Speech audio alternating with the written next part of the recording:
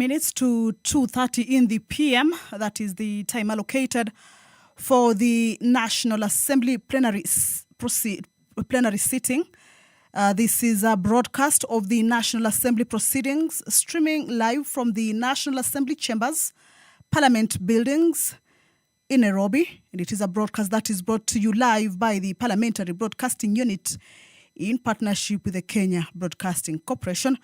A warm welcome to you, and we are glad that you are joining us for these proceedings. Currently on your screens, that is inside the National Assembly chambers. Of course, members are getting in to get ready for the business that is lined up for consideration this afternoon.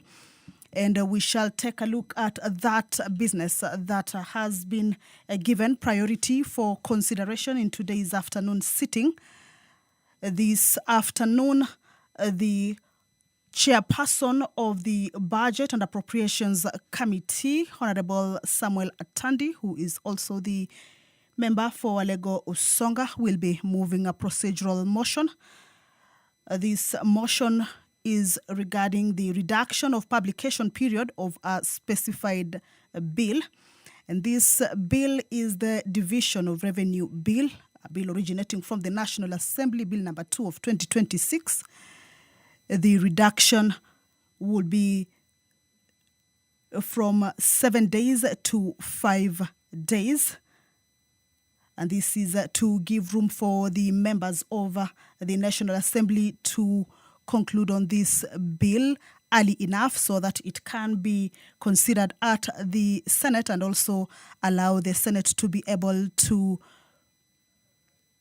formulate the county allocations of Revenue Bill 2026. Remember, this is within the budget cycle for the next financial year. So this is the bill that the Honorable Chairperson for Budget and Appropriations Committee will be seeking to have the House resolve that its publication period be reduced from 7 days to 5 days. And of course, this is pursuant to provisions of Standing Order 120 to be able to have the bill considered early enough for the House to be able to conclude on it and give its counterparts at the Senate to also consider it and also come up with a county allocation of a revenue bill. And this bill is also lined up for first reading. Of course, after this particular procedural motion, it is lined up for first reading before it comes up for second reading.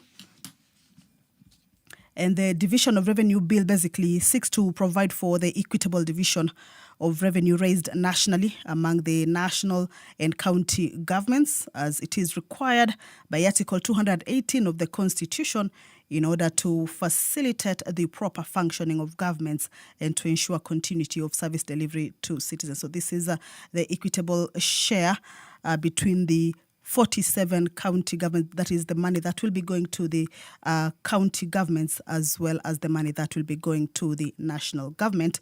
And regarding the county allocation of revenue bill, this is the money that now will be shared among the 47 counties. So that is a bill that this afternoon is coming up for first reading. Of course, after this particular procedural motion that the House seeks to reduce its publication period from 7 days to 5 days. This is the National Assembly proceedings. The House is about to commence. That is 2:30 in the PM. As you can see, members getting ready for the business, and we shall continue to take a look at that particular business that they will be considering. The members of the National Assembly will also this afternoon consider the report of the Committee of the Whole House on the Judges' Retirement Benefits Bill, a bill originating from the National Assembly, Bill number 27 of 2025. And this is a bill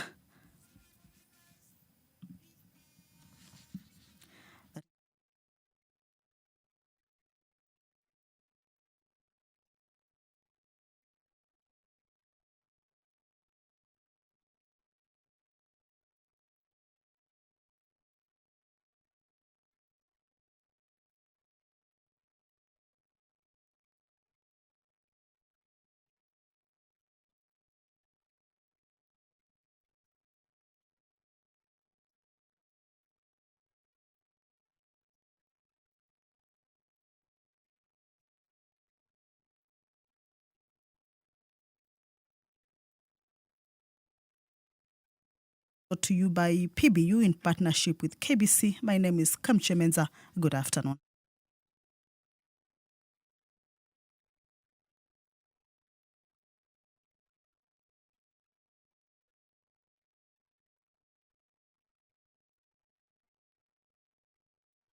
Sisi watumishi wako ambao wameridhika kutuita tutekeleze shughuli muhimu za jamhuri yetu.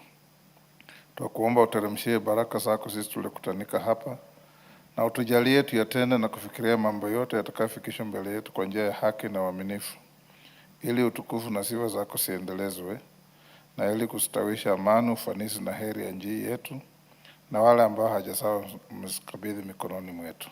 Amen.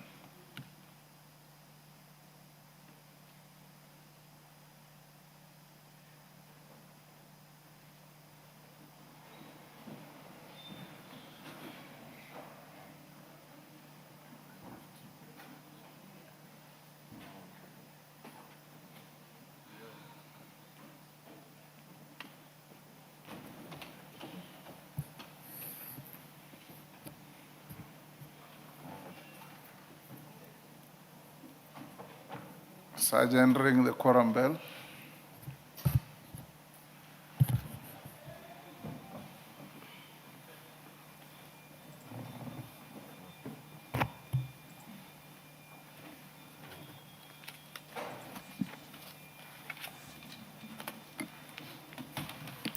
Well, the prayer has been said and the chair taken. The House is about to commence.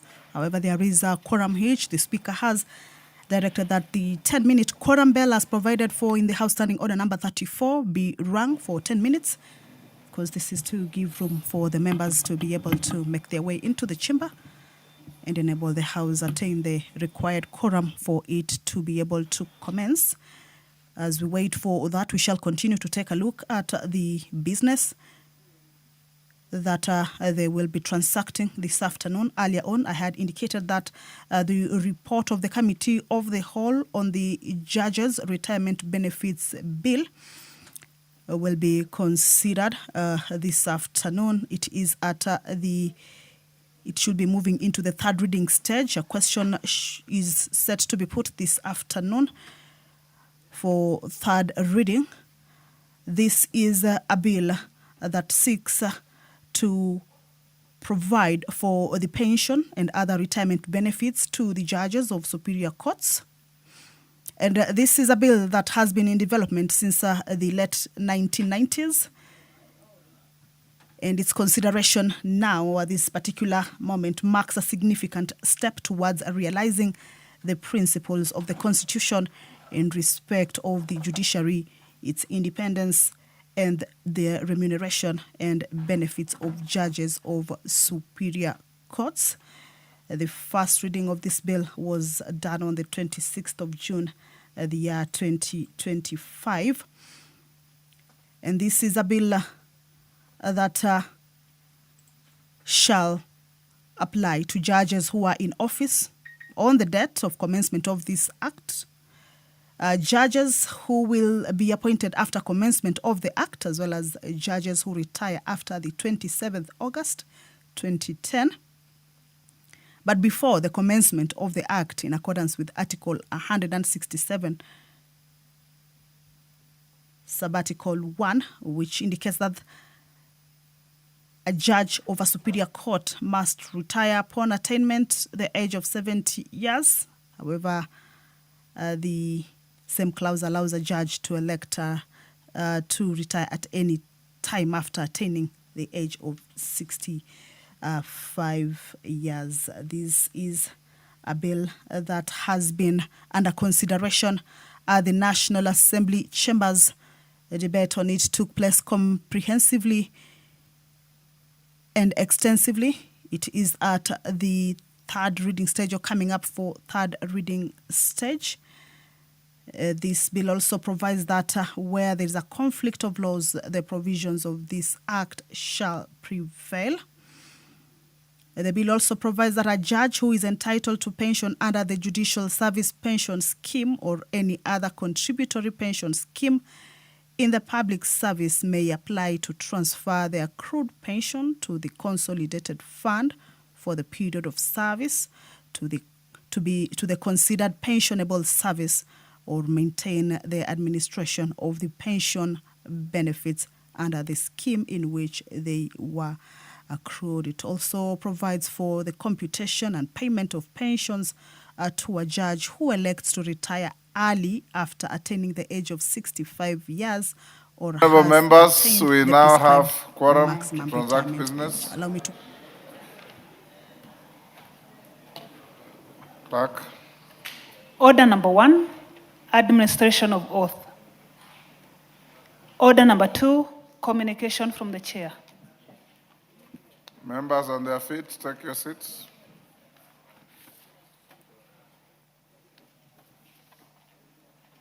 Honorable Teresia, take the nearest seat.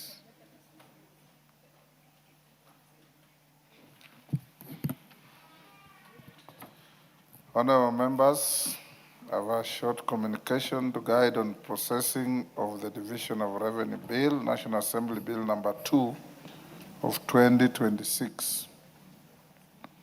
Honorable members, you recall that on Thursday, 19th February 2026, the Division of Revenue Bill, National Assembly Bill number 2 of 2026 was read a first time and subsequently committed to the Budget and Appropriations Committee for consideration and public participation in accordance with the provisions of Article 118 of the Constitution. Honorable members, my attention has since been drawn to the fact that the said bill, having been published on 19th February 2026, had not met the 7 days maturity period for first reading as required under Standing Order 121. Further, I know that no resolution was made pursuant to Standing Order 121C to shorten the maturity period to allow the first reading of the bill. In this regard, the listing and subsequent first reading of the bill in the supplementary order paper on Thursday last week was inadvertent. In view of the foregoing and cognizant that the Division of Revenue Bill is a critical legislation in the budget-making process, I have directed that the first reading of the bill be retaken in compliance with the applicable procedural requirements under Standing Order 120. To this end, honorable members, you will notice that at order number 8 of the order paper for today, Tuesday, 24th February 2026, the chairperson of the Budget and Appropriations Committee is scheduled to move a procedural motion to reduce the publication period to allow the bill to be read a first time. This will be followed by the first reading of the bill when we reach order number 13 in the order paper of today. Thereafter, the bill will stand committed to the Budget and Appropriations Committee for consideration. The committee is expected to consider the bill within statutory timelines and report back to the House to enable it to proceed with the subsequent stages of consideration, including bicameral process on the bill. The House is accordingly guided. I thank you. Next.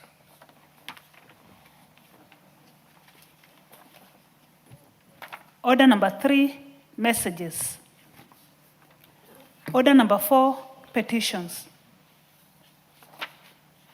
Order number 5, papers. Majority Leader. Thank you, Honorable Speaker. Honorable Speaker, I beg to lay the following papers on the table of the House today, Tuesday, 24th February 2026. A, the following legal notices, explanatory memorandum, certificates of compliance, advisory from the Kenya Law Reform Commission, and public participation reports from the Ministry of Roads and Transport. A, legal notice number 11 of 2026 relating to the traffic school transport rules 2026. B, legal notice number 12 of 2026 relating to the traffic drink driving rules 2026. Legal notice number 13 of 2026 relating to the traffic motor vehicle inspection rules 2026. And D, legal notice number 14 of 2026 relating to the National Transport and Safety Operation of Commercial Vehicles Regulations 2026. B, reports of the Auditor General and financial statements for the year ended 30th June 2025 and certificates therein in respect of 1. Asal Roads Project Credit Number CK 11701H, Kenya Rural Roads Authority. 2. Commodities Fund Staff Mortgage and Car Loan Scheme. 3. De-risking Inclusion and Value Enhancement Pastoral Economies Drive in the Horn of Africa, credit number 7139 KE, Kenya Development Corporation. 4, Eastern and Africa Regional Transport Trade Development Facilitation Project, IDA, CR number 5638 KE, Kenya National Authority. 5, Eastern Africa Transport Trade and Development Facilitation Project, credit number 5634 KE, IDA, State Department for Roads. 6, Enable Youth Kenya Program, grant credit number PKEAAZ 014, ADF loan number 21 00 15 00 388 95, State Department for Agriculture. 7, Fish Levy Trust Fund. 8, Horn of Africa Gateway Development, Isiolo Mandera Corridor, Elwak Ramu Road upgrading, Kenya National Highways Authority. 9, Horn of Africa Gateway Development Project, National Transport and Safety Authority. 10, Horn of Africa Gateway Development Project, State Department for Transport. 11, Horn of Africa Gateway Development Project, loan number 6768 KE, Kenya National Highways Authority.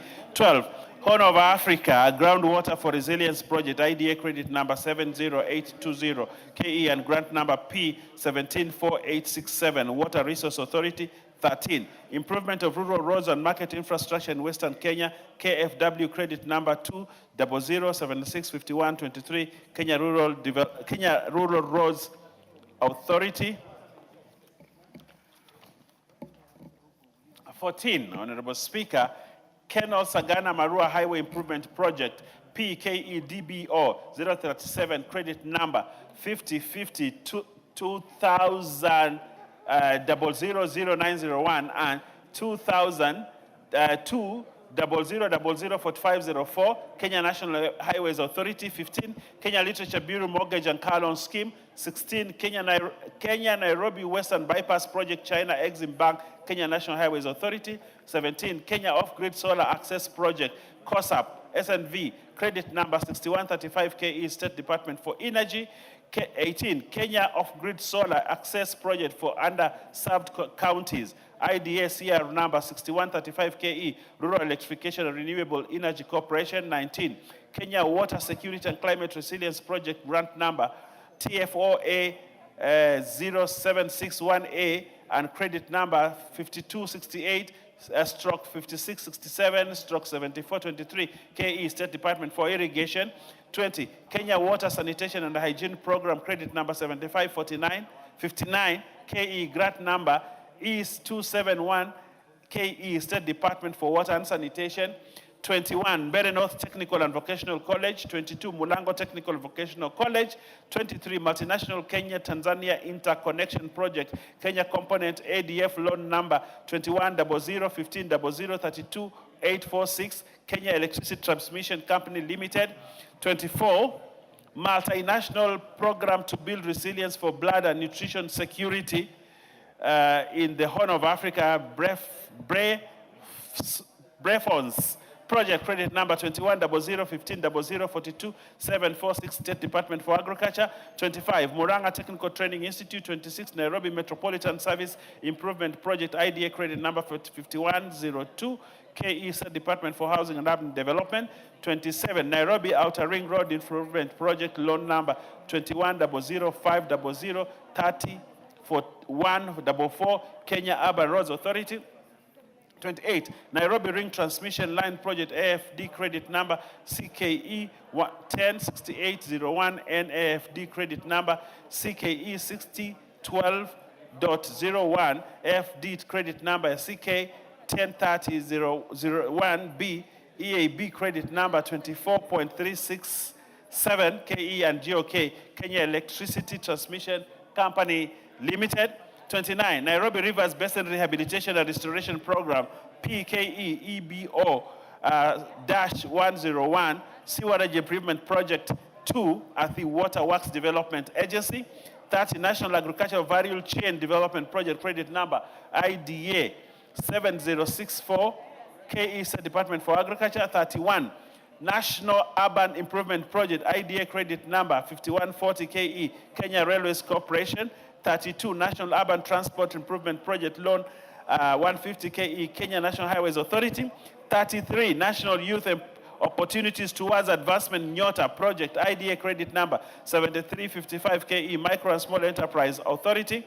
34, Northern Collectors Phase 1 and National and Additional Rehabilitation and Development of the Network Project, credit number CKE 107401 KE, Athi Water Works Development Agency. 35, Office of the Controller of Budget, Staff Mortgage and Car Loan Scheme Fund.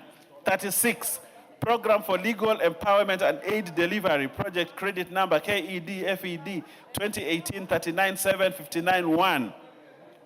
Office of the Attorney General and Department of Justice. 37, Second Kenya Devolution Support Program, IDA credit number 7447 KE, State Department for Devolution.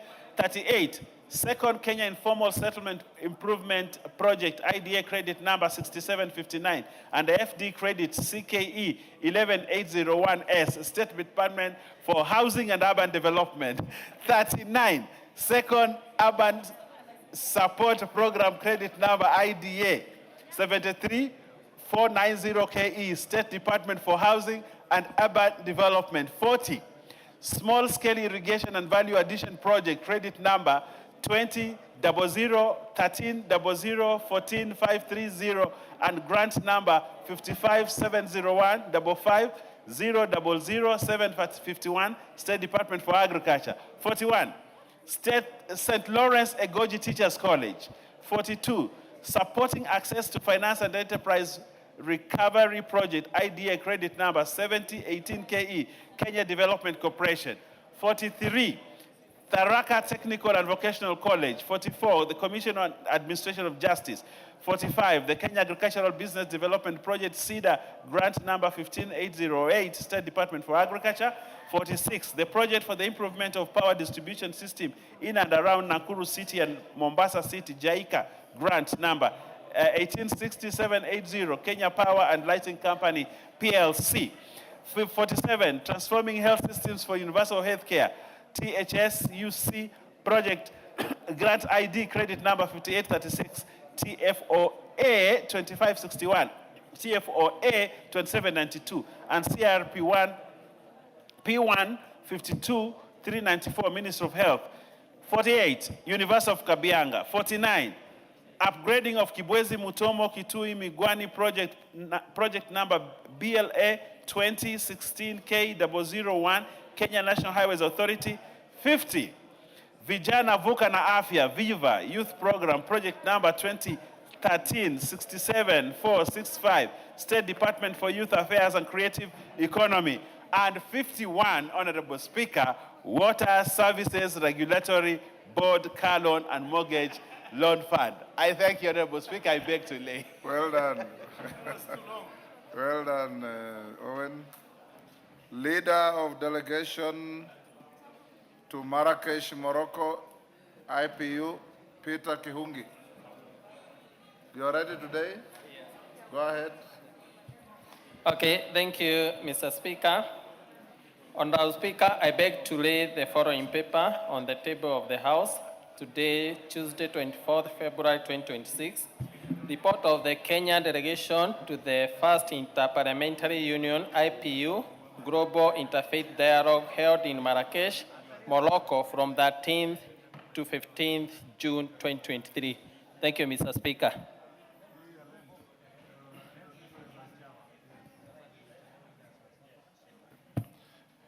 Chairperson, Departmental Committee on Labor, Ken Chonga. Thank you, Speaker. Honorable Speaker, I beg to lay the following paper on the table of the House today, Tuesday, 24th February 2026. Report on the Departmental Committee on Labor on the approval hearing of Mr. Francis Major for appointment as Chairperson of the Public Service Commission. Thank you, Mr. Speaker.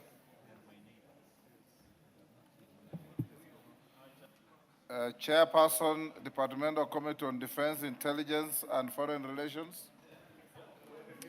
Thank you, Honorable Speaker. Honorable Speaker, I beg to lay the following paper on the table of the House today, Tuesday, the 24th February 2026. That is a report of the Departmental Committee on Defense, Intelligence and Foreign Relations on the approval hearing of Canon Dr. Ida Betty Odinga, EGH, for the appointment as a permanent representative of the Republic of Kenya to the United Nations Environment Program, UNEP. Leader of delegation to IPU, John Kiarie. Honorable Speaker, I beg to lay the following paper on the table of the House today, Tuesday, 24th February 2026. And this is the report of the delegation to the 147th Assembly of the Interparliamentary Union and related meetings that were held in Luanda, Angola, from 23rd to 27th of October 2023, Mr. Speaker. I thank you. Thank you. Next order.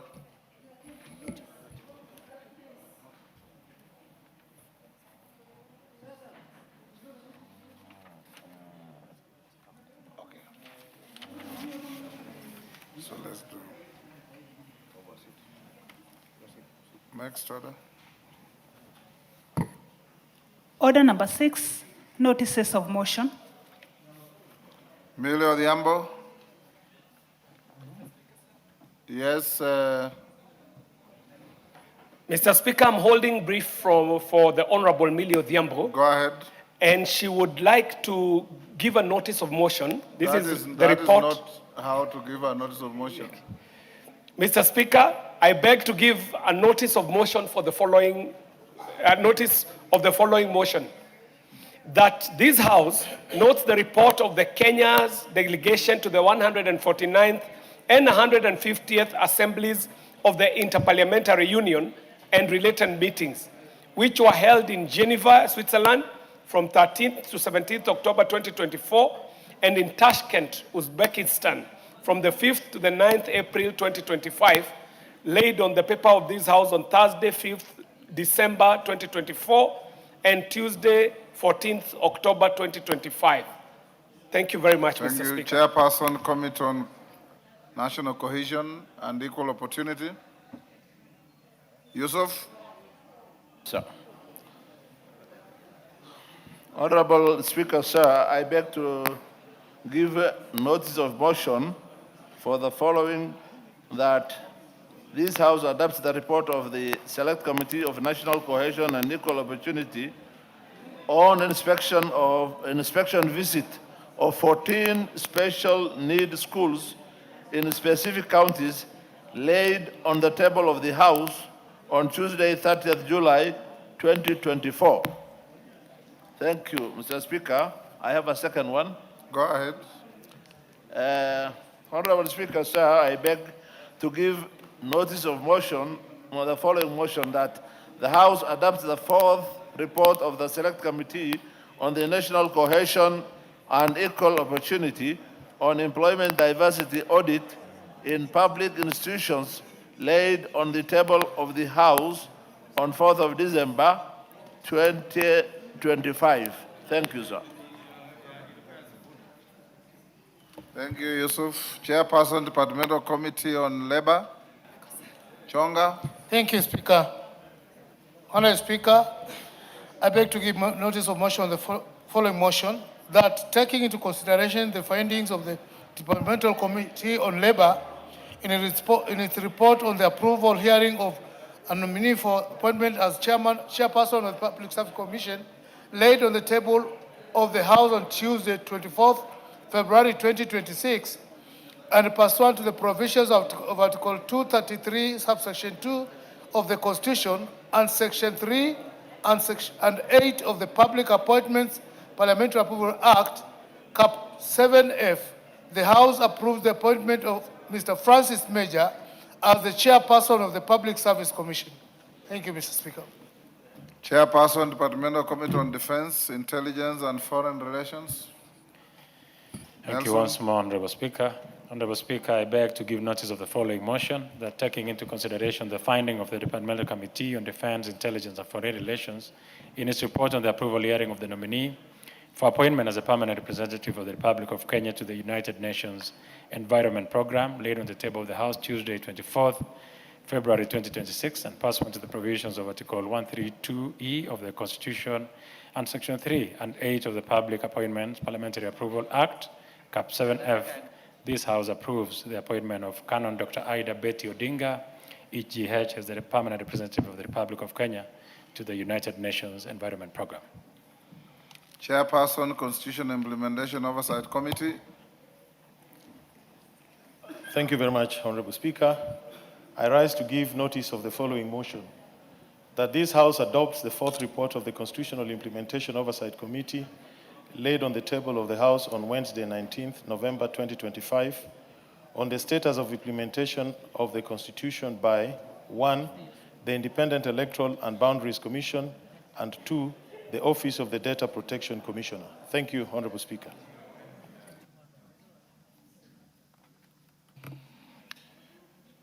Leader of Delegation to IPU, John Kerry. Mr. Speaker, I stand to give a notice of motion, and Honorable Speaker, I beg to give notice of the following motion: that this House notes the reports of the Kenya delegations to the 147th and 148th Assemblies of the Interparliamentary Union and the related meetings that were held in Luanda, Angola from 23rd to 27th October 2027, and in Geneva, Switzerland from 23rd to 27th March 2024, laid on the table of this House on Tuesday, 24th February 2026, and Wednesday, 18th September 2024, respectively. I thank you, Mr. Speaker, as leader of this delegation. Thank you. Before I call Honorable Gikaria, allow me, honorable members, to acknowledge in the public gallery Naivasha Sub-County Education and Cluster leaders from Naivasha constituency, Nakuru. And in the speaker's gallery, Koru Girls High School from Horoni, Kisumu. I've been requested by Honorable Muya. I give you a minute to welcome the Naivasha team and 2 members, Honorable Oroni and Honorable Justice Kemei, to welcome Koru Girls on behalf of Honorable Koyo. Muya, you have a minute. Thank you, Honorable Speaker. On behalf of Honorable Jane Kihara, Member of Parliament for Naivasha, I welcome the team. This is the Sub-County Education Cluster leaders from Naivasha who have been working on matters of education. I welcome you to the National Assembly, and we recognize you. Most of the members are working with education stakeholders. Thank you very much. See how the debate is going on. In one of the business, there is petition on TSC upon teachers who handle the special education, and many of such debates have been going on in this National Assembly. Welcome. Thank you, Honorable Speaker. Oron. Thank you, Honorable Speaker, for giving me the opportunity to welcome Koru Girls High School from Moroni in Kisumu County. Honorable Speaker, on behalf of Honorable Koyo, I'm taking this opportunity to welcome you, Koru Girls. Koru Girls is one of our best schools in the county, one of the best in the constituency, and one of the best in the county. To the students, this is an opportunity to observe. Thank you, Mr. Speaker, for the opportunity you have given me to also welcome Koru Girls Secondary School in Moroni constituency on behalf of Honorable Koyo. This school, Mr. Speaker, is one of the best performing schools in the region and attracts students from both Kericho County, Kisumu County, and other parts of the country. At one stage, Mr. Speaker, this school sent almost all the students to the university. And as Sigawetsoen constituency, I've been invited on 2 occasions by Honorable Koyo to go and watch what's happening in that school. And we borrow a lot from Koru Girls in terms of improving our academic strategies in Sigawetsoen constituency. The deputy principal called me today to take the opportunity to welcome the girls. And may I inform you girls that I welcome you on behalf of Honorable Koyo and on behalf of my colleagues in Parliament. Thank you, Mr. Speaker. Thank you, Justice. On my behalf and on behalf of the House, we welcome Koru Girls School, their teachers and those accompanying them to the House of Parliament. We also welcome Naivasha Sub-County Education Cluster leaders to the House of Parliament. Enjoy your stay. Honorable members, we'll go back to order number 5. Call out Honorable Gikaria. Thank you, Honourable Speaker. I beg to lay the following paper on the table of the House today, Tuesday, 24th February 2026, a joint report of the National Assembly Departmental Committee on Energy and the Senate Standing Committee on Energy on consideration of the Field Development Plan and the production sharing contracts for blocks T6 and T7 in South Lokichal Basin in Turkana County. Thank you, Honourable Speaker. Thank you. At order number 6, Gikaria. Thank you, Honourable Speaker.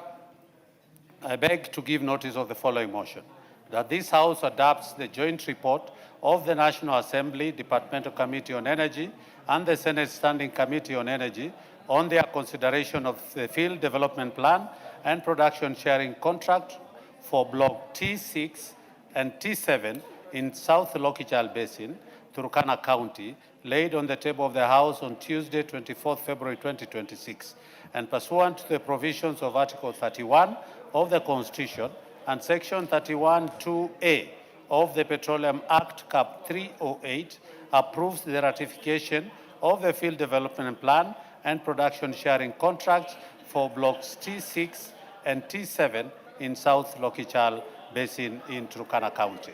Thank you, Honourable Speaker. Thank you, Gikaria. Next order.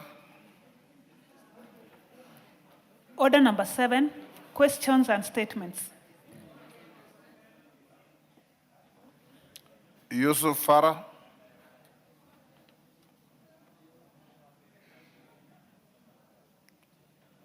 Honorable Yusuf Farah, member for Wajir West. No, I don't think that's for tomorrow. Sorry. Member for, is it Suna or Nyatike, Odeke?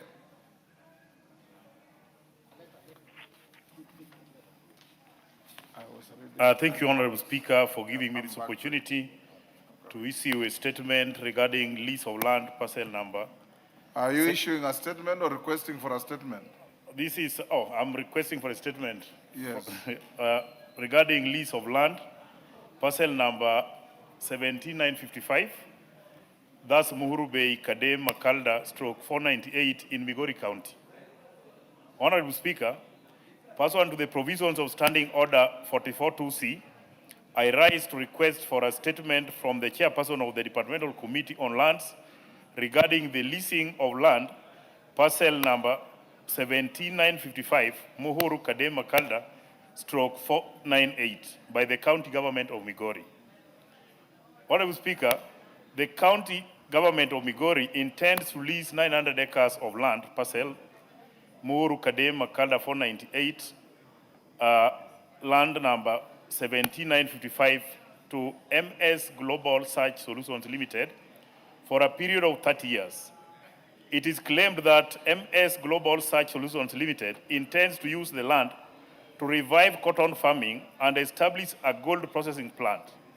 The Makalda Gold Belt is rich in precious minerals, particularly gold, making it a strategic national resource that ought to be exploited for the benefit of the nation, the local communities, and future generations in line with Article 69 of the Constitution. Honorable Speaker, the land proposed to be leased to MS Global Search Solutions Limited is part of the 6,165 acres of Makalda Forest, which was gazetted as a forest by the Cabinet Secretary for Environment, Climate Change and Forestry via Legal Notice 85 of 2023, published in Kenya Gazette, Volume C25, number 190 of 25th August 2023. Article 62(3)(f) and G of the Constitution defines public land to include land with minerals and mineral oils and government forests. The said article further provides that such public land shall vest in and be held by the national government in trust for the people of Kenya and shall be administered on their behalf by the National Land Commission. Honorable Speaker, it is against this background that I seek a statement from the chairman of the Departmental Committee on Lands on the following. 1. The circumstances under which the county government of Migori intends to lease land parcel LR number 17955 Muhuru Kadema Kalas 498 to a private entity despite it being gazetted as a public forest under the jurisdiction of the national government in terms of Article 62(3)(f) and G of the Constitution. Number 2, a report on the role, involvement, and processes required to be undertaken by the National Land Commission, if any, prior to the leasing of public land under the national government by a county government. Number 3, clarification on whether the leasing of land parcel LR number 17955 of Muhuru Kadema Kalda stroke 498 by the county government of Migori are there to the provisions of Article 62(3)(g) of the Constitution relating to the administration of public land under the national government. Number 4, the measures by the NLC to safeguard the said parcel of land from being leased by the county government of Migori. I thank you, Honorable Speaker. Thank you very much. Zainab, member for Migori, you wanted to joyride on that? Thank you, Honorable Speaker. Honorable Speaker, I stand here to support Honorable Dege's request for statement. Honorable Speaker, I am a resident of Nyatike sub-county, exactly where the parcel of land being mentioned, the land that is being given out to one individual, and the certificate, registration certificate, indicates that the parcel of land is being given to one former governor's wife, Helen Obado, wife to former governor of Migori County. And as a resident of Nyatike, imagine I am going to be a tenant of a non-resident of Nyatike because the land is not for cotton. We all know that Nyatike is very rich in gold and copper. And the intention of leasing this land for 30 years, Honorable Speaker, 30 years, someone will be mining gold under the pretense of doing farming for cotton. In history of Nyatike and Migori as a whole, we have never, ever harvested cotton in that area. All we do is mining. So I request that this matter should be looked into thoroughly and make sure that that individual who is being given that land is stopped. He can do sugarcane in his area. We have never gone to take his land for sugarcane growing. But our land for Nyatike, we will defend it by blood and water. Thank you, Honorable. Masara. Thank you, Mr. Speaker. Mr. Speaker, one, I want to be rational. We need investors, but the right procedure needs to be followed so that our people can benefit. If this land, the survey, the research has been done that it can produce cotton, it can produce sisal, what is there is proper public participation and then take in consideration of the current resident and the impact of the same. Otherwise, we want to say that if this land is being given to somebody for political mileage or for whatever reason, and the public are not involved, and it is not for the public interest, then it will be wrong. But if it is for the public interest, the right procedure is followed, and then the right research is done, and the public are shown the benefit, like the rice, which is now in Nyatike, is okay. But if it is for gold mining, then we are going to reject it in totality until the truth or the details of the matter is shown to the public. Thank you, Mr. Speaker. Chairman Lands Nyamoko, when can you bring a response? Give Honorable Nyamoko the mic.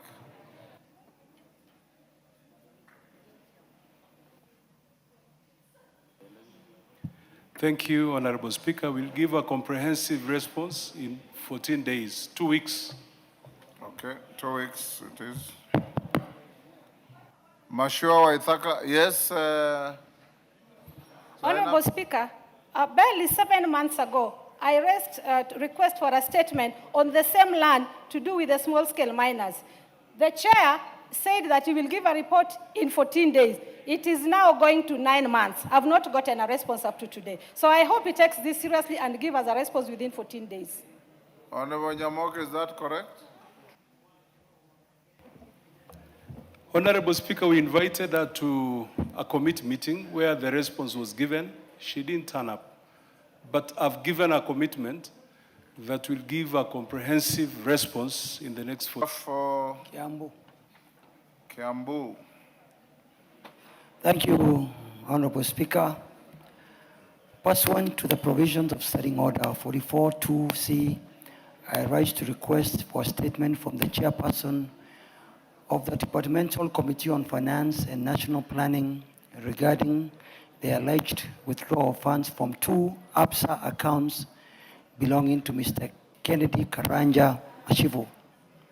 Honorable Speaker, on 15 September 2025 at approximately 8 p.m., Mr. Kennedy Karanja Mashivo of ID number 18661 received multiple transaction alerts indicating that a sum of approximately 3 million had been withdrawn from his 2 ABSA bank accounts without his knowledge or authorization.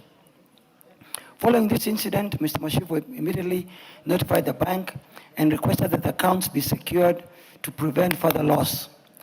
He subsequently launched a formal complaint with the bank and reported the matter to the Nairobi Central Police Station under OB number 81/16/09/2025. Mr. Mashivo has been a customer of ABSA Bank for close to 39 years and has had the sole mandate of operating both accounts personally and never authorized any third party to conduct transactions on his behalf. Despite numerous follow-ups, he has not received a satisfactory explanation regarding the circumstances under which the withdrawals were affected, nor clarity on the status of investigations, including recovery of the funds.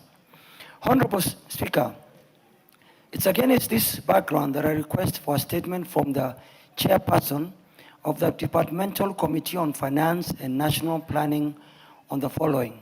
1, a report on the status of investigations into the alleged withdrawal of funds from the 2 bank accounts belonging to Mr. Kennedy Karanja Mashivo. 2, the specific actions taken by ABSA Bank following the reported incident, including internal investigation undertaken. 3, steps taken by relevant investigative authorities to ensure that Mr. Mashivo is compensated for the loss and specific timelines. And 4, measures put in place by the Central Bank of Kenya to ensure that financial institutions adhere to their statutory and fiduciary duty of care in safeguarding customer funds and preventing unauthorized transactions. I thank you, Honorable Speaker. Thank you. Chair Finance. Chair Finance. Owen, can you inform the chair to bring a response in 2 weeks? Much obliged, Honorable Speaker. Stephen Mogaka, West Mugirango.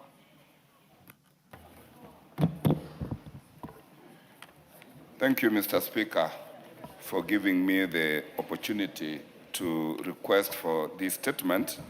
And Mr. Speaker, as I request, Nyamira County, the seat is in my constituency, and I have therefore maximum interest in the question I am putting to the chair. Honorable Speaker, pursuant to Standing Order number 44-2C, I wish to request for a statement from the chairperson of the Departmental Committee on Finance and National Planning regarding the suspension of World Bank-funded programs in Nyamira County. Honorable Speaker, on the 15th day of December 2025, the National Treasury suspended 3 World Bank-funded programs in Nyamira County, namely the Financing Locally Led Climate Action Program, FLOCA. Number 2, the Kenya Informal Settlement Improvement Project. And number 3, the National Agricultural Value Chain Development Project, due to alleged financial mismanagement, irregularities including unauthorized use of resources, unsupported expenditures, non-delivered activities, and governance failures. Noting that the programs are financed through the National Exchequer in collaboration with the International Development Association and the French Development Agency, there is great need for clarity on the circumstances surrounding the suspension and the measures being taken to safeguard public resources and to ensure service delivery. Honorable Speaker, it is against this background that I request for a statement from the chairperson of the Departmental Committee on Finance and National Planning on the following. 1, a report on the finding that led to the suspension of the 3 said World Bank funded programs in Nyamira County. Number 2, a report on the status of investigations into the alleged mismanagement of the project funds. Number 3, the expected timeline for the completion of investigations and subsequent reinstatement of the projects, if at all. Number 4, measures put in place to ensure officers found responsible for the alleged mismanagement of funds are held to account for those funds. And finally, Mr. Speaker, the steps being taken to ensure continuity of services and mitigation of adverse effects on beneficiaries pending the reinstatement of the projects.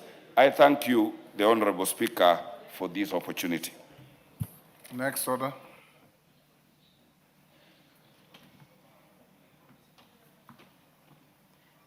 Order number 8, procedural motion, reduction of publication period of a specified bill.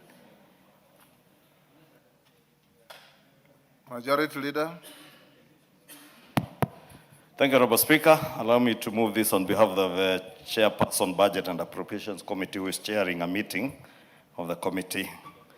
And I beg to move that pursuant to the provision of Standing Order 120, this House resolves to reduce the publication period of the Division of Revenue Bill, National Assembly Bill number 2 of 2026 from 7 days to 5 days. Honorable Speaker, as the motion says, a procedural motion to allow us to be able to consider the Division of Revenue Bill within the timelines, statutory timelines set out for the BPS, since this part of the BPS and budget making process.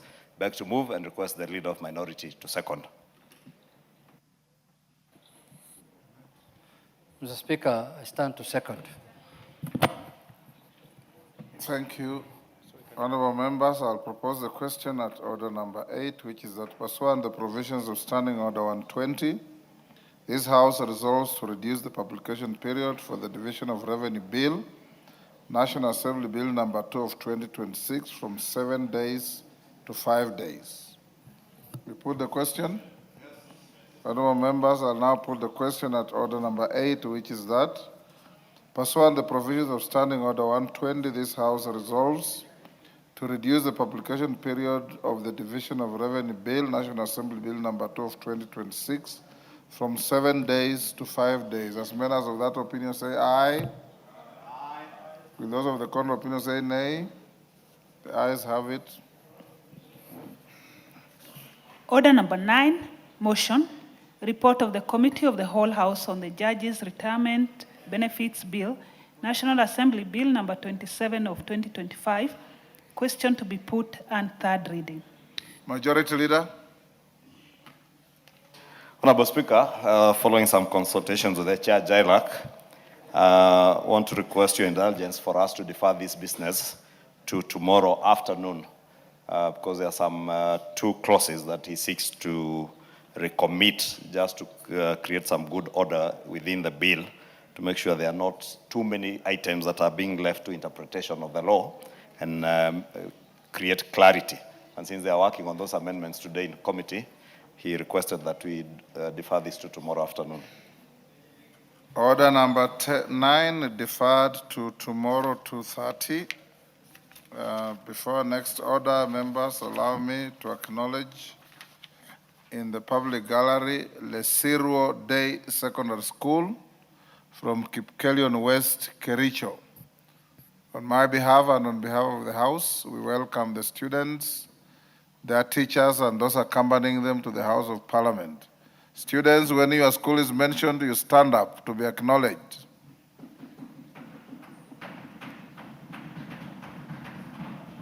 Thank you. Next order. Order number 10, motion, consideration of the privileges and immunities, the Global Center for Adaptation Order 2025. Question to be put. Members on their feet, take your seats.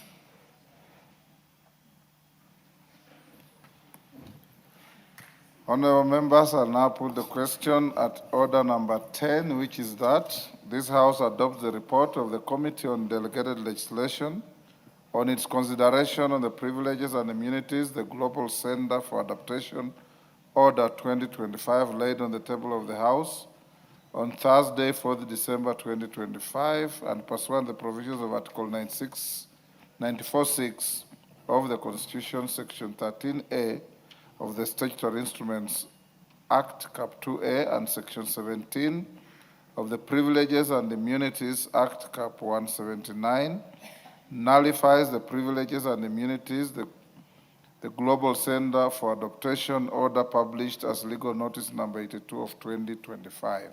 As members of that opinion say aye. Will those of the contrary opinion say nay? The ayes have it. Next order. Order number 11, motion, consideration of a petition regarding discrimination by Teachers Service Commission on career progression guidelines for special needs education teachers in Kenya. Mover to reply. Karemba.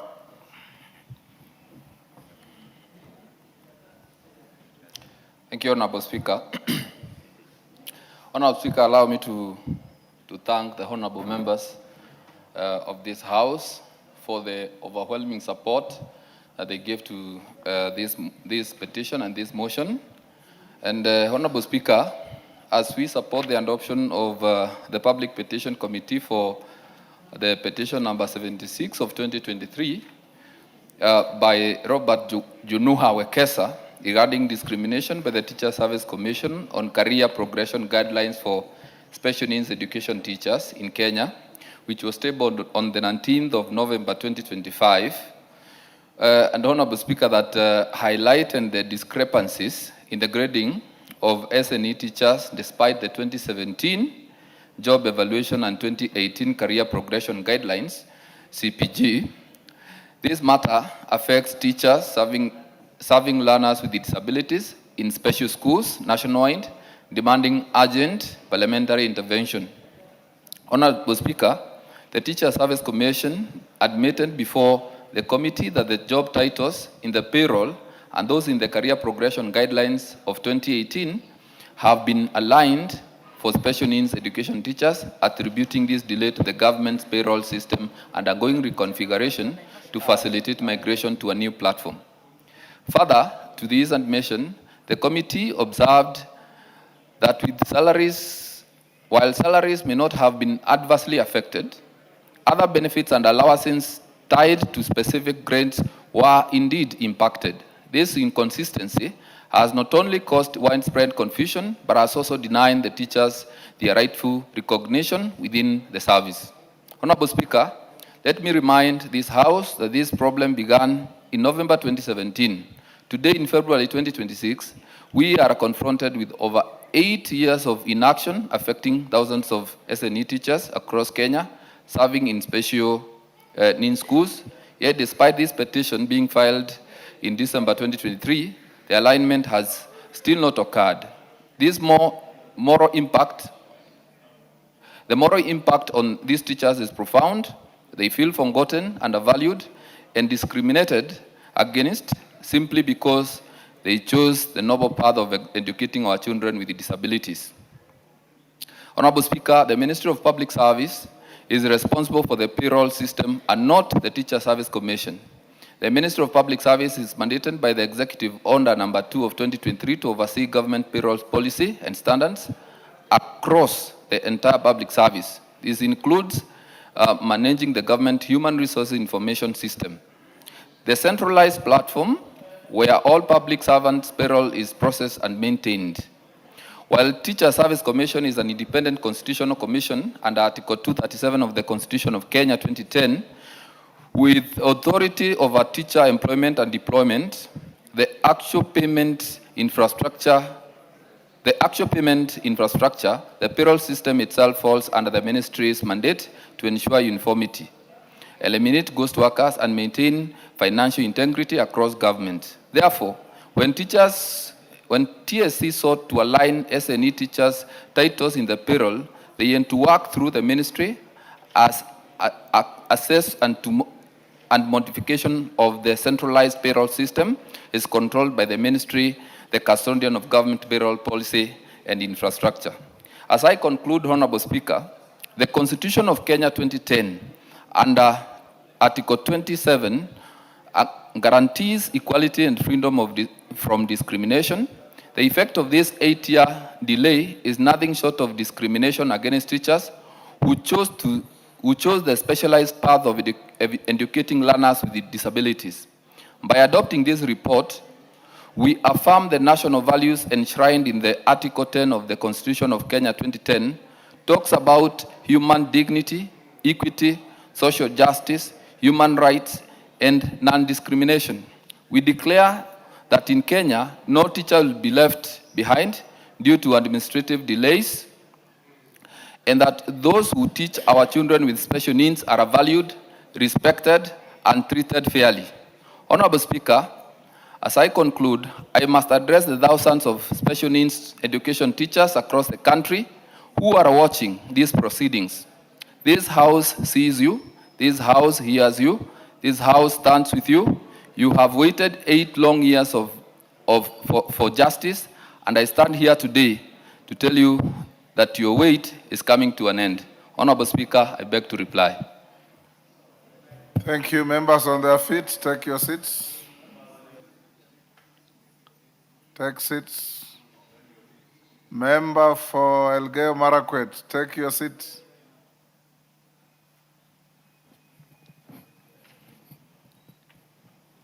Honorable members, I'll now put the question at order number 11, which is that this House adopts the report of the Public Petitions Committee on its consideration of a public petition number 76 of 2023 regarding discrimination by the Teacher Service Commission on career progression guidelines for special needs education teachers in Kenya, laid on the table of the House on Wednesday, 19th November 2025.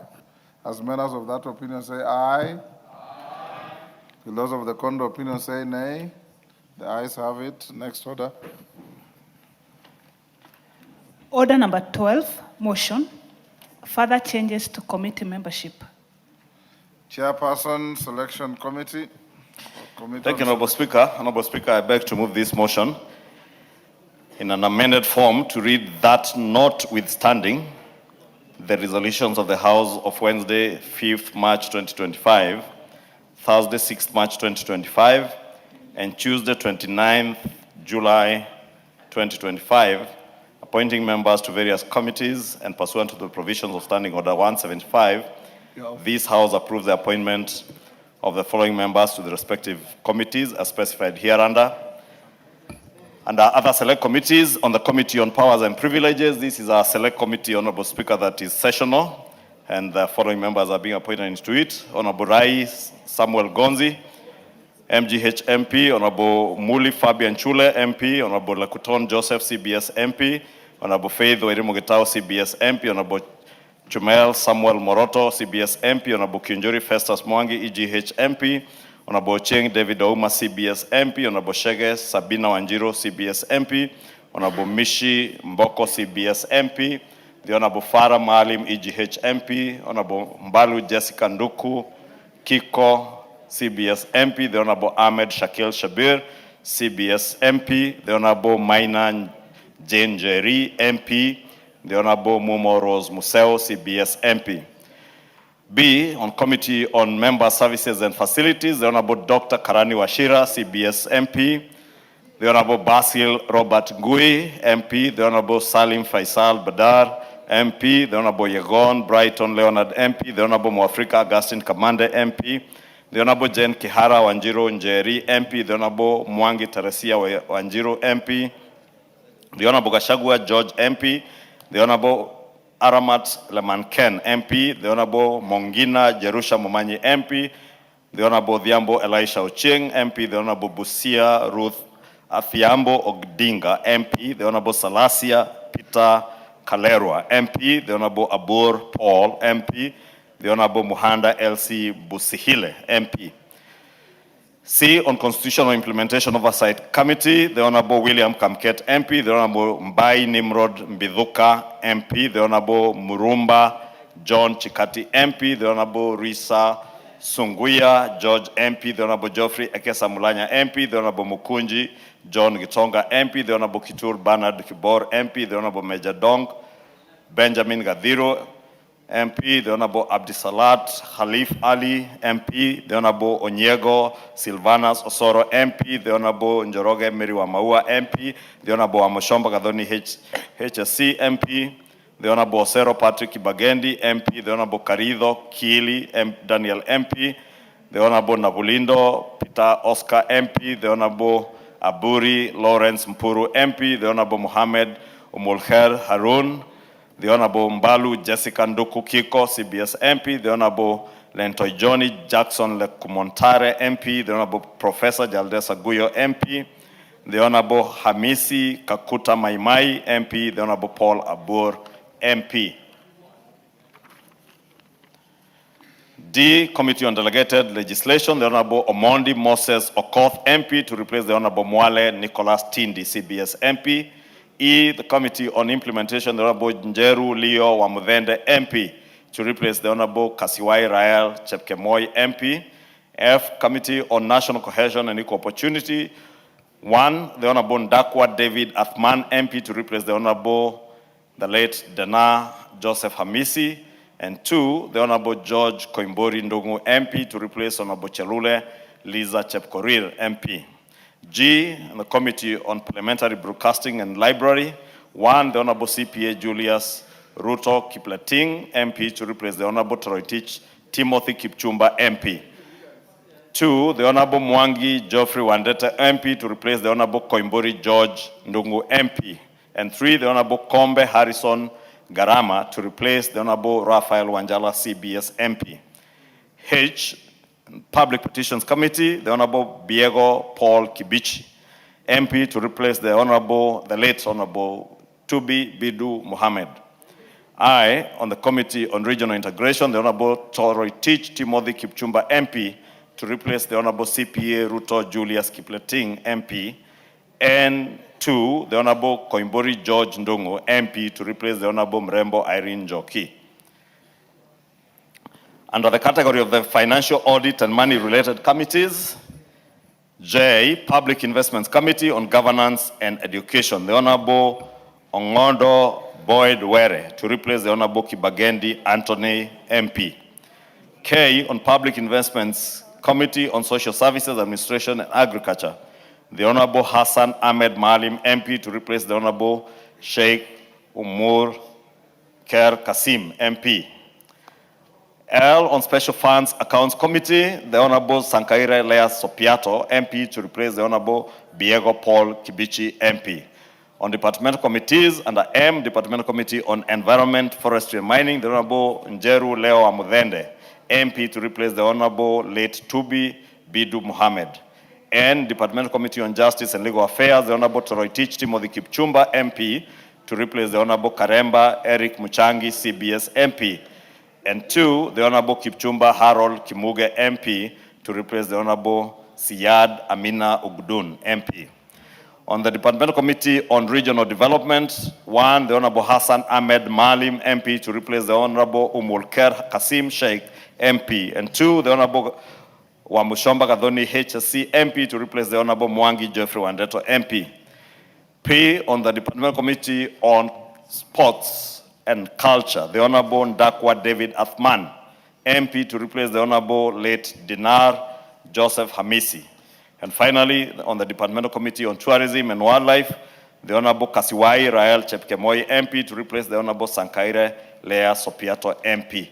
Honorable Speaker, these changes are occasioned by your call when we opened this House on the 10th of February to, one, reconstitute the two sessional committees, that is the Committee on Powers and Privileges and the Committee on Members' Welfare, that are sessional committees whose term had lapsed at the end of the last session. Honorable Speaker, also to accommodate the 6 new members who had no committees. Honorable Speaker, because we had 6 members who were absent from the House, we had a number of other members some who were holding more than 2 committees. And therefore, you notice there are those that we have taken away some of the extra committees that they were holding, including Honorable Chair. Honorable Speaker, sorry. I know, Honorable Speaker, you are very keen not to be referred to as a chair, but it's because I'm talking about chairmen and chairpersons. Honorable Speaker, I was saying, including chairpersons of committees who, in line with our own standing orders, Standing Order 174(3), Honorable Speaker, which says that except as the House may otherwise resolve on the recommendation of the Committee on Selection for reasons to be stated, a member who is a chairperson of a committee or a member of the Parliamentary Service Commission appointed under Article 127(2)(c) of the Constitution shall not serve in more than one committee. Therefore, we had chairs, case example of Honorable Tindi Mwale, Honorable Karemba Muchangi, Honorable Raphael Wanjala, who are chairs of committees, but they were also sitting in their committees.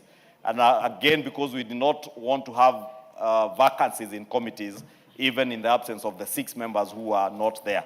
Now we have realigned to make sure that if you are chairing a committee, unless there are reasons that would be stated by the selections committee justifying that reason, we only have, I think, 1 vacancy now occasioned by the loss of the late Honorable Tubi, and whose by-election is slated for this Thursday in Isiolo South.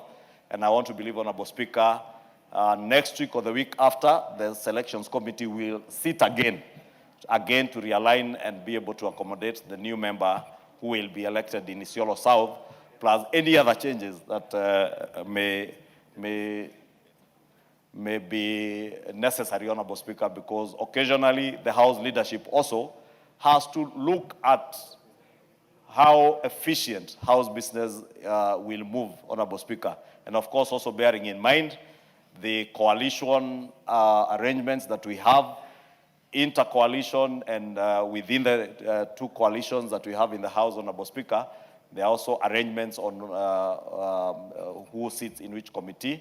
And again, Honorable Speaker, the arithmetics of the House has changed. For instance, Manisa constituency and Bere North were positions that were not previously held by UDA. One was held by the Democratic Party, the other one was UDM. UDA now has gotten those seats back. And therefore, the arithmetics of how we sit in committees also changes. Therefore, we have sat as a selections committee and tried to balance that in the consultation with the House leadership and pass those changes, which again have been adopted by the House Business Committee this lunch hour. And therefore, Honorable Speaker, I just want to note that because I know there are a few of us who are holding 2 committees, others 3. And it was necessary that time to fill those vacancies in those committees.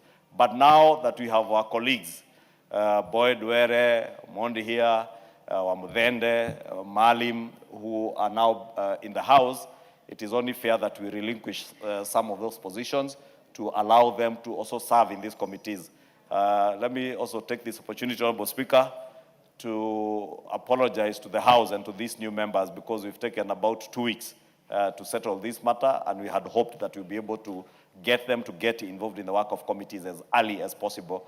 But I want to believe this is a matter that we can quickly expend with this afternoon so that from tomorrow, even those who are in departmental committees can start participating in the ongoing meetings of the budget-making process under BPS so that they get to understand, especially for our new members, what goes on in the House. since I don't have a lot of time, Honorable Speaker. With that, I beg to move and I want to request the Leader of Minority, the Honorable Junet Mohammed, to second. Thank you, Mr. Speaker. Mr. Speaker, I rise to second the motion on the reconstitution of committees. Mr. Speaker, as you are aware, and the members are aware that we had a mini general election. We had, an election in 6 constituencies at the same time. Mr. Speaker, because the IEBC was not constituted in time to conduct those elections. So now, after the elections, the members came to the House and they expect to serve at least in 1 committee as per the standing orders. So the Committee on Selection had a meeting this morning and looked at the reconstitution of the committees. And there were members who were sitting in 3 or 4 committees, Mr. Speaker, and we managed to reallocate a few committees to the new members who have arrived so that they can also, in line with the standing orders, serve in 1 committee at least in the House, Mr. Speaker. But Mr. Speaker, this issue of committees, I think there is also, in the next reconstitution, there's an issue that we need to look at. There are members who are serving in committees but who are not attending committee sittings, Mr. Speaker. And they are holding those positions when there are other members who will have served better, Mr. Speaker. So, Mr. Speaker, we need to look at the attendance, and when we want to liaise with the office of the clerk so that the clerks of those committees can be requested to furnish to the whip's offices the attendance of every committee member. Mr. Speaker, sometimes this morning I met one of the government officers on the corridors of the House, and I asked him, have you finished the committee meeting? And he told me, no, we are waiting for quorum. And Mr. Speaker, that committee has enough numbers to form quorum.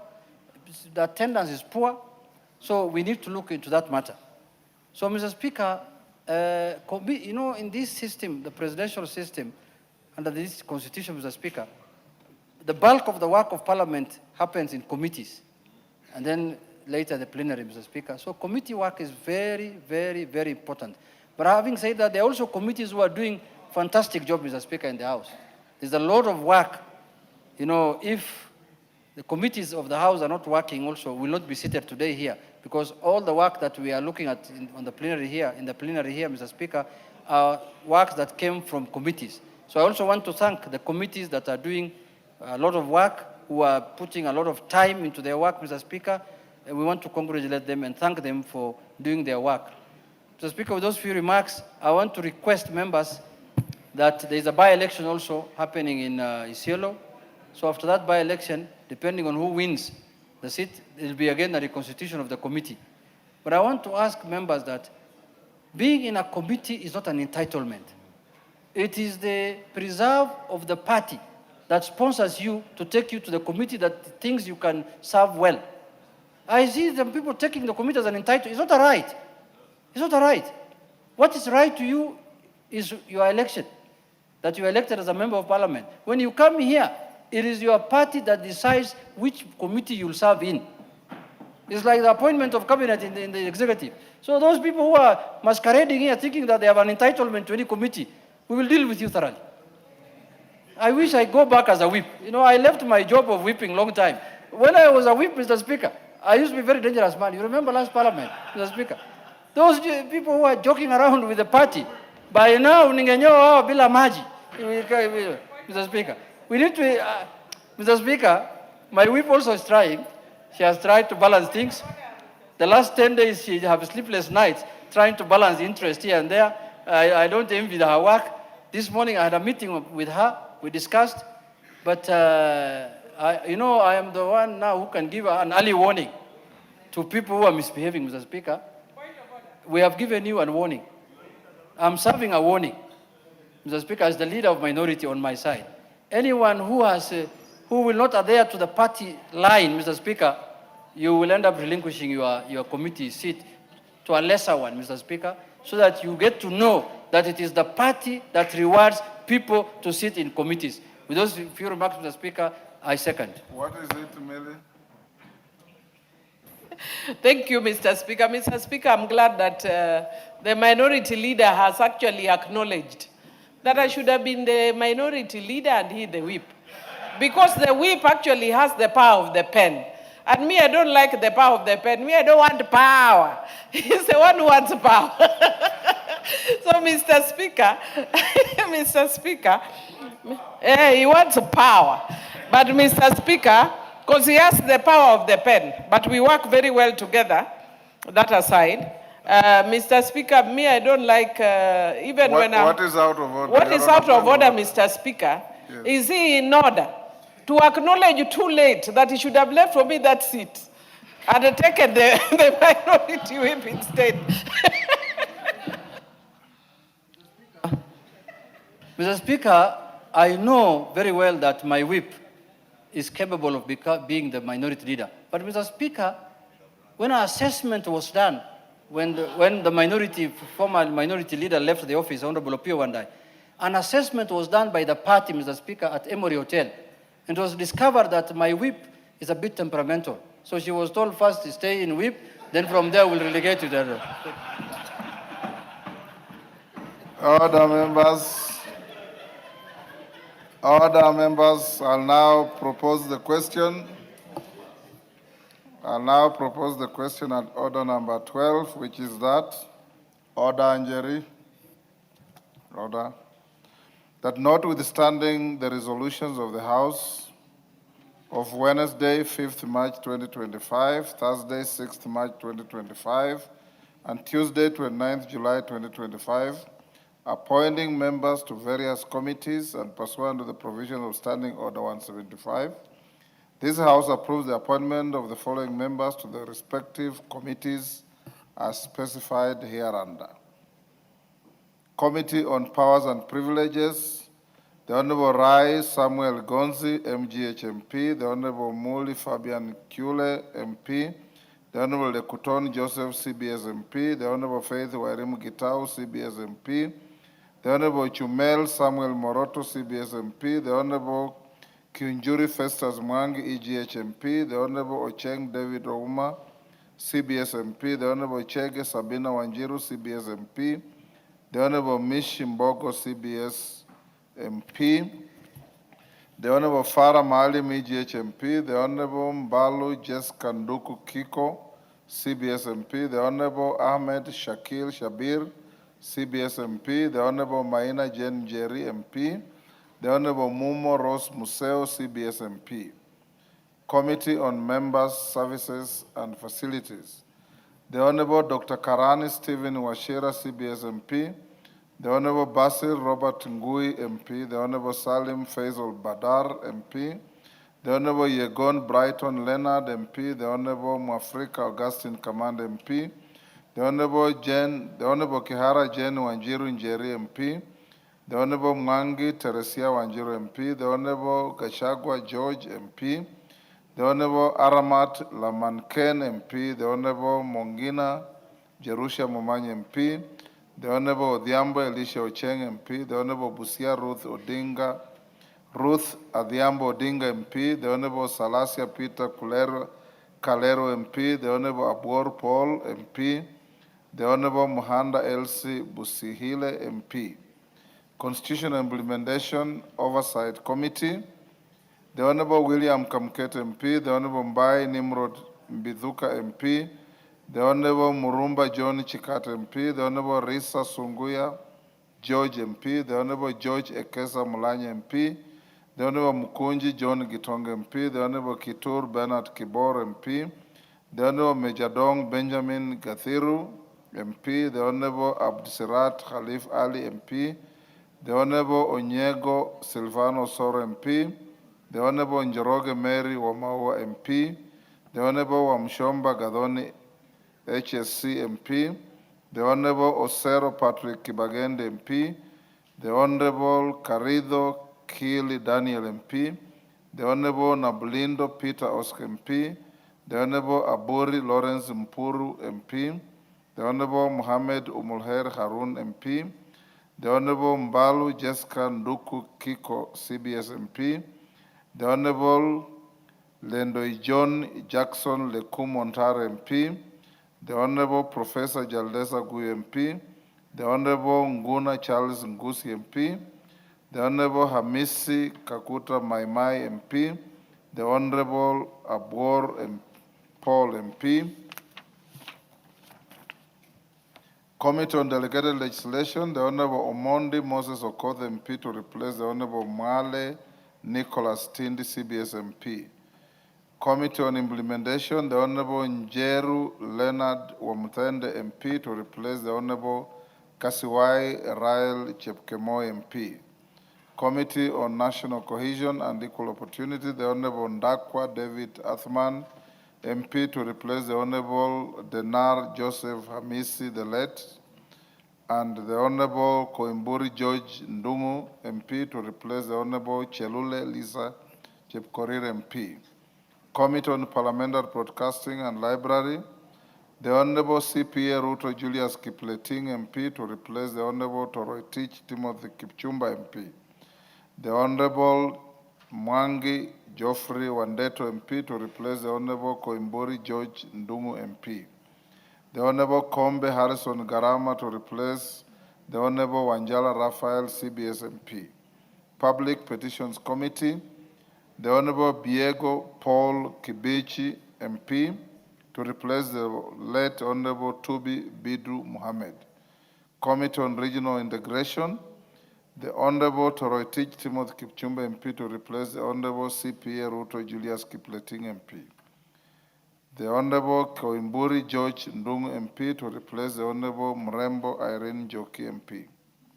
Finance, Audit, Money-Related Committees, Public Investments Committee on Governance and Education, the Honorable Ongondo Boyd Were MP to replace the Honorable Kibagendi Anthony MP. Public Investments Committee on Social Services, Administration and Agriculture, the Honorable Hassan Ahmed Maalim MP to replace the Honorable Sheikh Umulher Kasim MP. Special Funds Accounts Committee, the Honorable Sangaire Lea Sopiato MP to replace the Honorable Biego Paul Kibishi MP. Departmental Committees, Departmental Committee on Environment, Forestry and Mining, the Honorable Njeru Leo Wamthende MP to replace the late Honorable Tubi Bidu Mohammed. Order, Honorable Ruth, take your seat.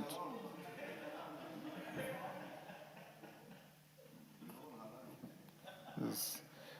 Departmental Committee on Justice and Legal Affairs, the Honorable Toroitich Timothy Kipchumba MP to replace the Honorable Karemba Eric Muchangi CBS MP, the Honorable Kipchumba Harold Kimunge MP to replace the Honorable Siad Amina Udgon MP. Departmental Committee on Regional Development, the Honorable Hassan Ahmed Maalim MP to replace the Honorable Umul Her Kasim Sheikh MP, the Honorable Wamshomba Gadoni HSC MP to replace the Honorable Mwangi Geoffrey Wandeto MP. Departmental Committee on Sports and Culture, the Honorable Ndakwa David Athman MP to replace the late Honorable Denar Joseph Hamisi. Departmental Committee on Tourism and Wildlife, the Honorable Kasiwai Rael Chepkemoi MP to replace the Honorable Sangaire Lea Sopiato MP. Do I put the question? Yes, Mondi, what's your point of order? Rise under Standing Order number 147, sub-article 3, and 176 of our standing orders. Let me start with the first one, which is 174, sub-article 3 of our standing orders. 174, yes. 3B in particular, and I'll read them for the benefit of the members. A member who is a chairperson of a committee or a member of the Parliamentary Service Commission appointed under Article 127(2)(c) of the Constitution shall not serve in more than one committee. I've been chair of CIOC, so have been serving only in that committee. I used to be a member of the Sports Committee. In the list that has been circulated, my name appears nowhere. And I know under our standing orders, I'm entitled to sit in one committee. So I would like to get clarification on that point. The second one is Standing Order 176(1), discharge of a member from a committee. A party may discharge a member from a select committee after according the member an opportunity to be heard. 2, the party whip of the party that nominated a member to a select committee shall give notice in writing to the Speaker of the intention to discharge a member from a select committee. 3, the Speaker shall, within 3 days of receipt of the notice under paragraph 2, inform the member of the notice. 1, my understanding of the word discharge in legal, as a matter of legal definition, is to be released, to be terminated, or to be discontinued as a member of a select committee, which has happened in this case because my name has been excluded in the membership of the Constitutional Implementation Oversight Committee. I have not been accorded an opportunity to be heard. Neither has the Speaker informed me that he received a notice. Neither has the party whip shared with me a letter where she is recommending that I be removed from that committee. In terms of Article 35 of the Constitution, I would like to get 1, a letter from the whip, 2, notice as well from the Speaker. Yeah. Thank you. I'll leave it at that for the moment, and then I'll come back on some other issue. Thank you. Yes, Majority Leader. Honorable Speaker, the Honorable Karoli Omondi is clearly misleading the House because the whip is true, has not discharged him from the committee. I did allude to the fact that there are people who are members, who are chairs of committees, who are holding other committees. Honorable Karoli Omondi was one such member who was chairing the CIOC committee and is also a member of the Sports and Culture Committee. So to say that his name is not there is first very misleading because if he goes to the list that is already published, even on the website, you will see he's a member of the Sports and Culture Committee. 2, Honorable Speaker, most importantly, and if you can protect me from his heckling, Honorable Speaker, Honorable Speaker, just protect me from the heckling. I am making very clear points. I was very quiet when the member was raising his point of order. He can be quiet and wait for the response because you cannot mislead the House. I did state also that following the small general election of November last year, UDA gained positions even in committees that we did not hold. This is one such committee where we are, because of the size of the committee, we have taken an extra slot in line with our standing orders on how we share positions. Therefore, Karoli cannot claim that he has been discharged. It is true, and Millie Odhiambo, the minority whip, has not discharged you. Honorable Karoli Omondi, last week, Honorable Speaker, and I did state it here on Thursday, went on national TV to threaten this House that we want to remove him from a committee. I don't know for what position. I am not involved in ODM affairs myself, Honorable Speaker. And I have no business other than my name that looks close to Ichungwa. For those who call me Ichungwa, looks close to Chungwa. I have no other business with ODM other than them being my good partners in the broad-based government. But as much as we have the broad-based government, we also have coalition agreements that we adhere to. We have standing orders, as you clearly put out, that we have to follow. And therefore, if positions are shared out pro rata on the basis of the number of seats that you have in the House, definitely, if we gain more seats, like we did in the last small general election, there are positions that we will take that may have been in the minority, Honorable Speaker. Honorable Speaker, I want to leave it at that and ask the Honorable Karoli Omondi, if you are to be discharged from a committee by the whip will do a letter to you, as you have stated, but this time you have not been discharged. That position has just been lost by the minority in that particular committee. If you look at that committee, it's one of the largest committees in this House, and therefore it is one of the positions that have been lost by the minority yes, side. Junet. Mr. Speaker. Let's hear Junet, then I'll give you. Mr. Speaker, I want to bring, having been a whip for many years, very many years, Mr. Speaker, I want to bring to the attention of the House that the situation that is before the House now is different from what Honorable Karoli is describing. Mr. Speaker, when you are being discharged from a committee and the whip needs to write to you and give you notice of discharging you from the committee, you don't have to be taken to the selection committee. Mr. Speaker, a committee of the House sat this morning to reconstitute the committee of the House That committee has the mandate of reconstituting membership of committees of the House, Mr. Speaker. So we were invited to a committee of the House, which is a selection committee. The committee sat down, relooked in the composition of committees of the House, and in that process, they placed committees in different members in different committees, Mr. Speaker. But the one Honorable Carol is talking about is coming, Mr. Speaker. It's on the way. It's on the way, I can promise you as the leader. It's on the way, it is coming, Mr. Point Speaker. made. Yeah, it's coming. Yes, Caroli. Order. Mr. Speaker, I'm very happy we're having this debate because I'm sure, and it is not, it will be very beneficial to a lot of members. First, the moment I was elected chair of CIOC, automatically I ceased being a member of another committee, which was a sports committee. I did. And if you look at the records, I've never attended their meetings. I have never attended their meetings since I became chair. I went and I said bye. So I'm not a member of that committee. So the question that I've asked, if you are reconstituting the committees, and I'm entitled at least to be in one, so which one do I belong to? Because that discontinued the moment I was a member of CIOC. I became chair of CIOC. Secondly, my nomination from the party into CIOC did not come. You cannot then say, you know, the question the majority leader is raising is very fundamental. Whether the committees belong to the selection committee or to the parties. What he is saying and what the minority leader is saying are different. Because the person who nominated me has the power to discharge me. And the person who nominated me, that is the law, the person who nominated me to be member of CIOC was the whip of Azimio la Umoja coalition. Yes, that is it, Speaker. So that question has to be addressed. Article 176 has not been complied with. I mean, Standing Order 176 has not been complied with. Yes. And I reserve my right on that to challenge it. Thank you. Because I need to see a letter from Honorable Millie Odhiambo saying she has removed me from CIOC as a member.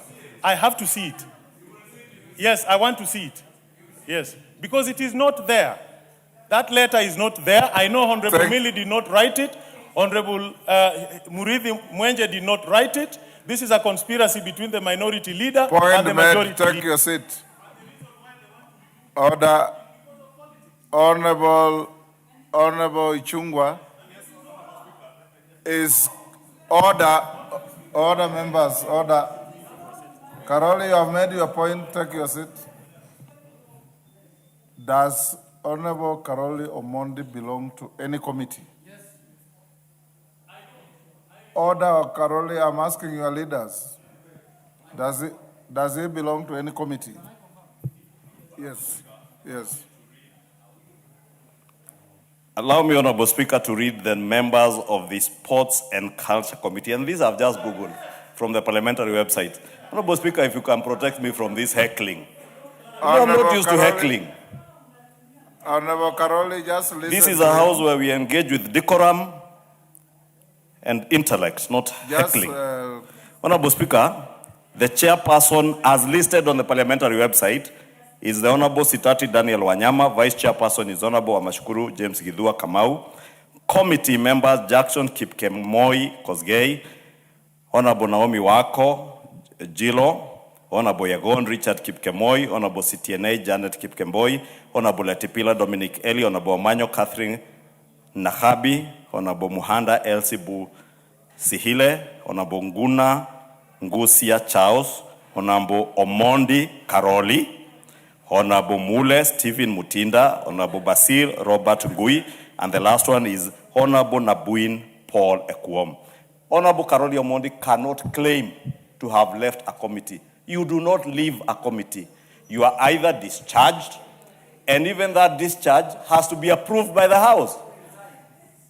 Or you resign. If you are leaving a committee, you write to the chairperson of the committee and to your whip and to your leader and offer your resignation from that committee.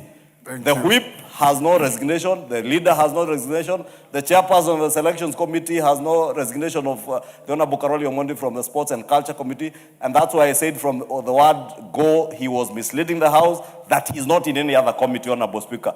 Honorable Speaker, I think you should take action. Honorable Karoli Omondi, what I'll direct as follows. But Honorable Speaker,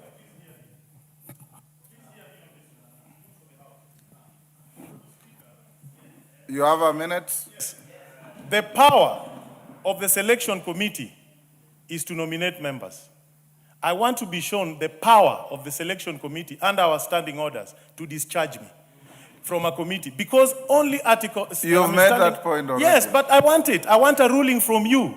I want to encourage you to retire, not make and research and give us a ruling on these matters. It is for the benefit of the members, because members have been mistreated in this house, where political differences are brought into this house. They don't want me to chair CIOC because I'm going to oversight general elections. They want to rig the elections. That's why they don't want me in CIOC.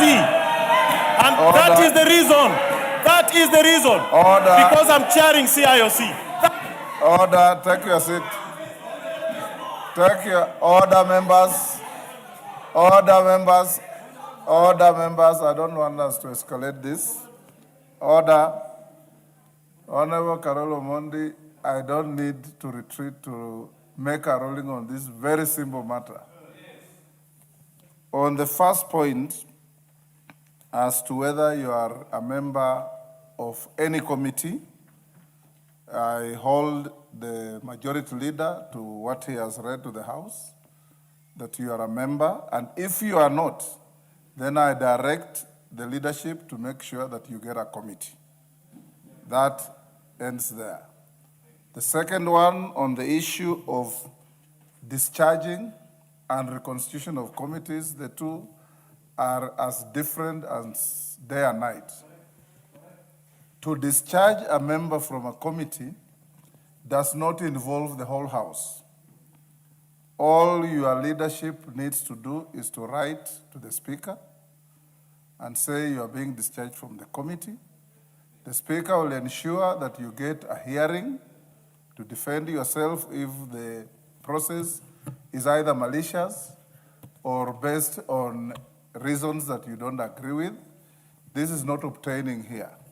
What is obtaining here is a reconstitution of committees, changes to committees. And if you look at the motion is rescinding previous decisions and saying, notwithstanding, we are moving away from part of what we had agreed. And it goes on to say the following members have now been allocated committees. So to my mind, and is a very sound legal mind, you have not been discharged. They simply have reconstituted the committee and omitted your name from the committee to which you are chairing. On the issue of whether you have a committee or not, I have directed already.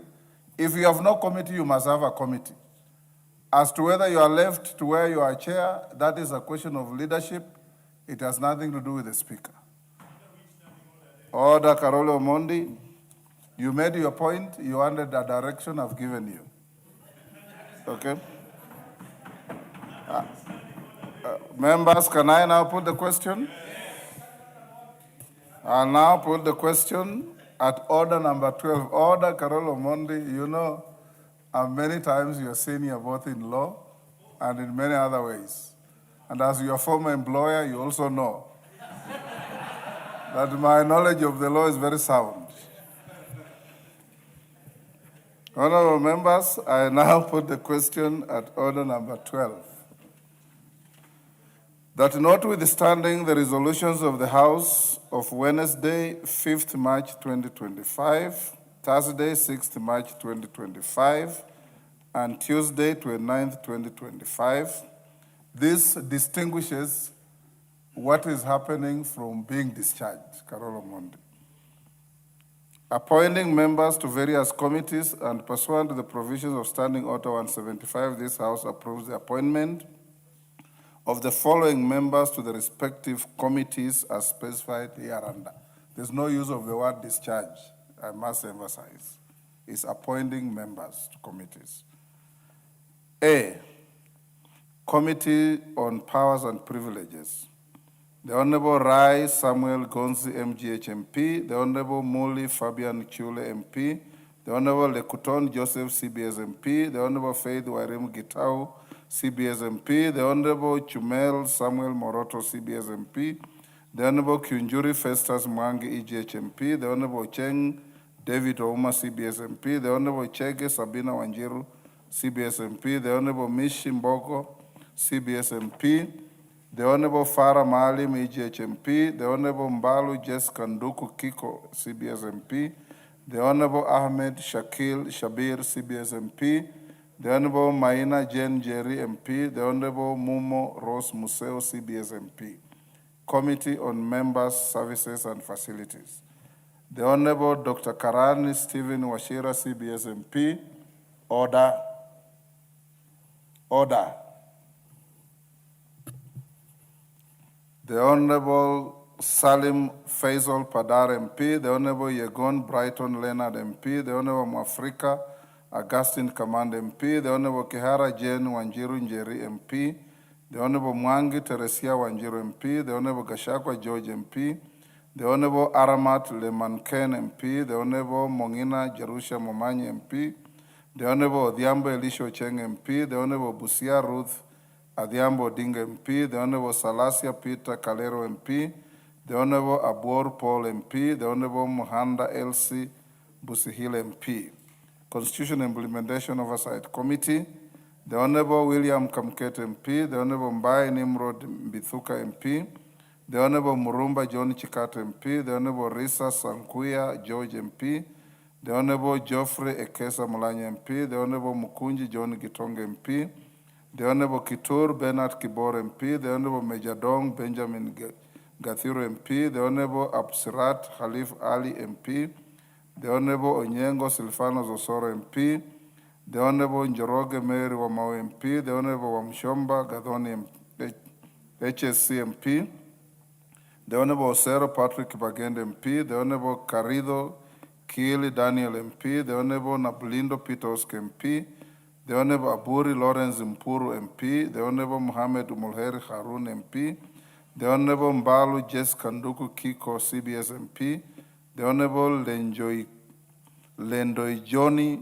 Jackson Lekumo Ntare MP, the Honorable Professor Jaldesa Gui MP, the Honorable Nguna Charles Nguzi MP, the Honorable Hamisi Kakuta Maimai MP, the Honorable Paul Abor MP,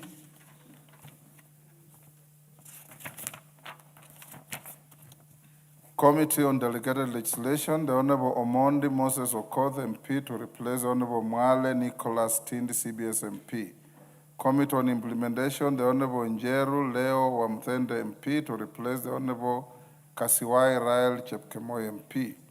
Committee on National Cohesion and Equal Opportunity, the Honorable Ndakwa David Athman MP to replace the Honorable the late Honorable Denar Joseph Hamis MP.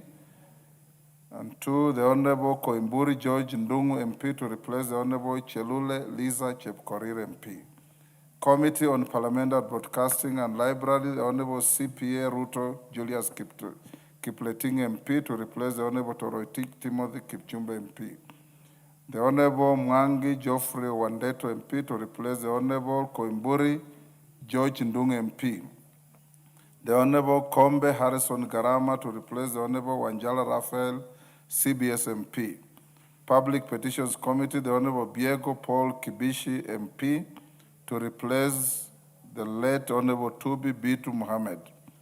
Committee on Regional Integration, the Honorable Toroitich Timothy Kipchumba MP to replace the Honorable CPA Ruto Julius Kipleting MP.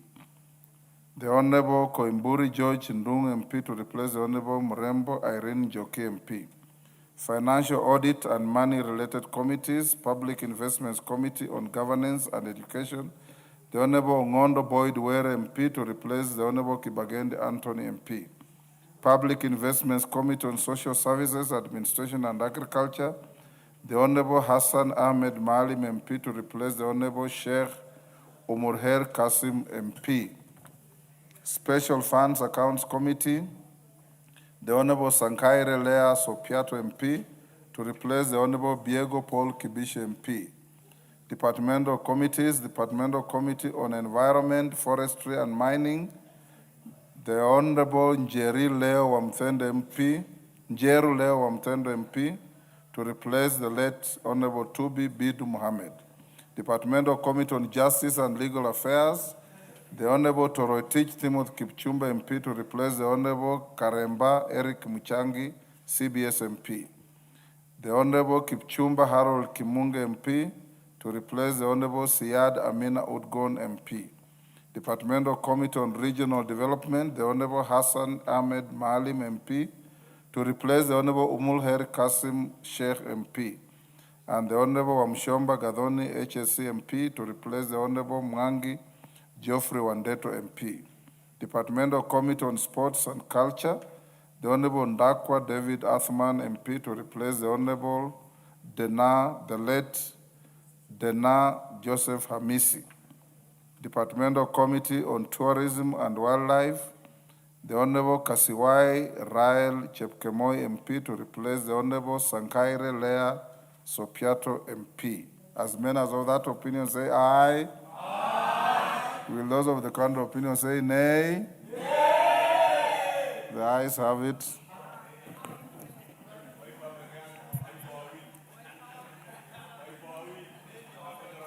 Next order.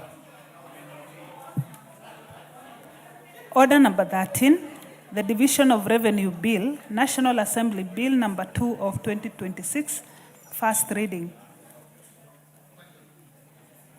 A bill for an act of parliament to provide for the equitable division of revenue raised nationally between the national and county governments in the 2026-2027 financial year and for connected purposes.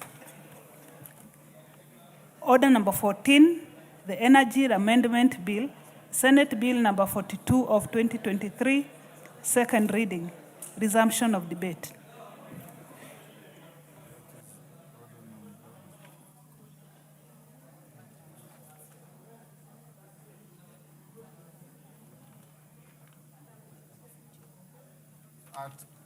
At order number 14, when we rose, nobody was on the floor. So I have Wilberforce Oundo on the screen. Are you for this? Speaker, I had spoken on this. I was the first person to speak on it. You spoke on this? Yeah. The Honorable Zamzam Chimba, are you for this bill?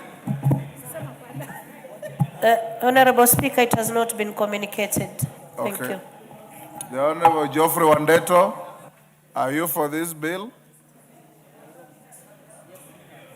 Wandeto?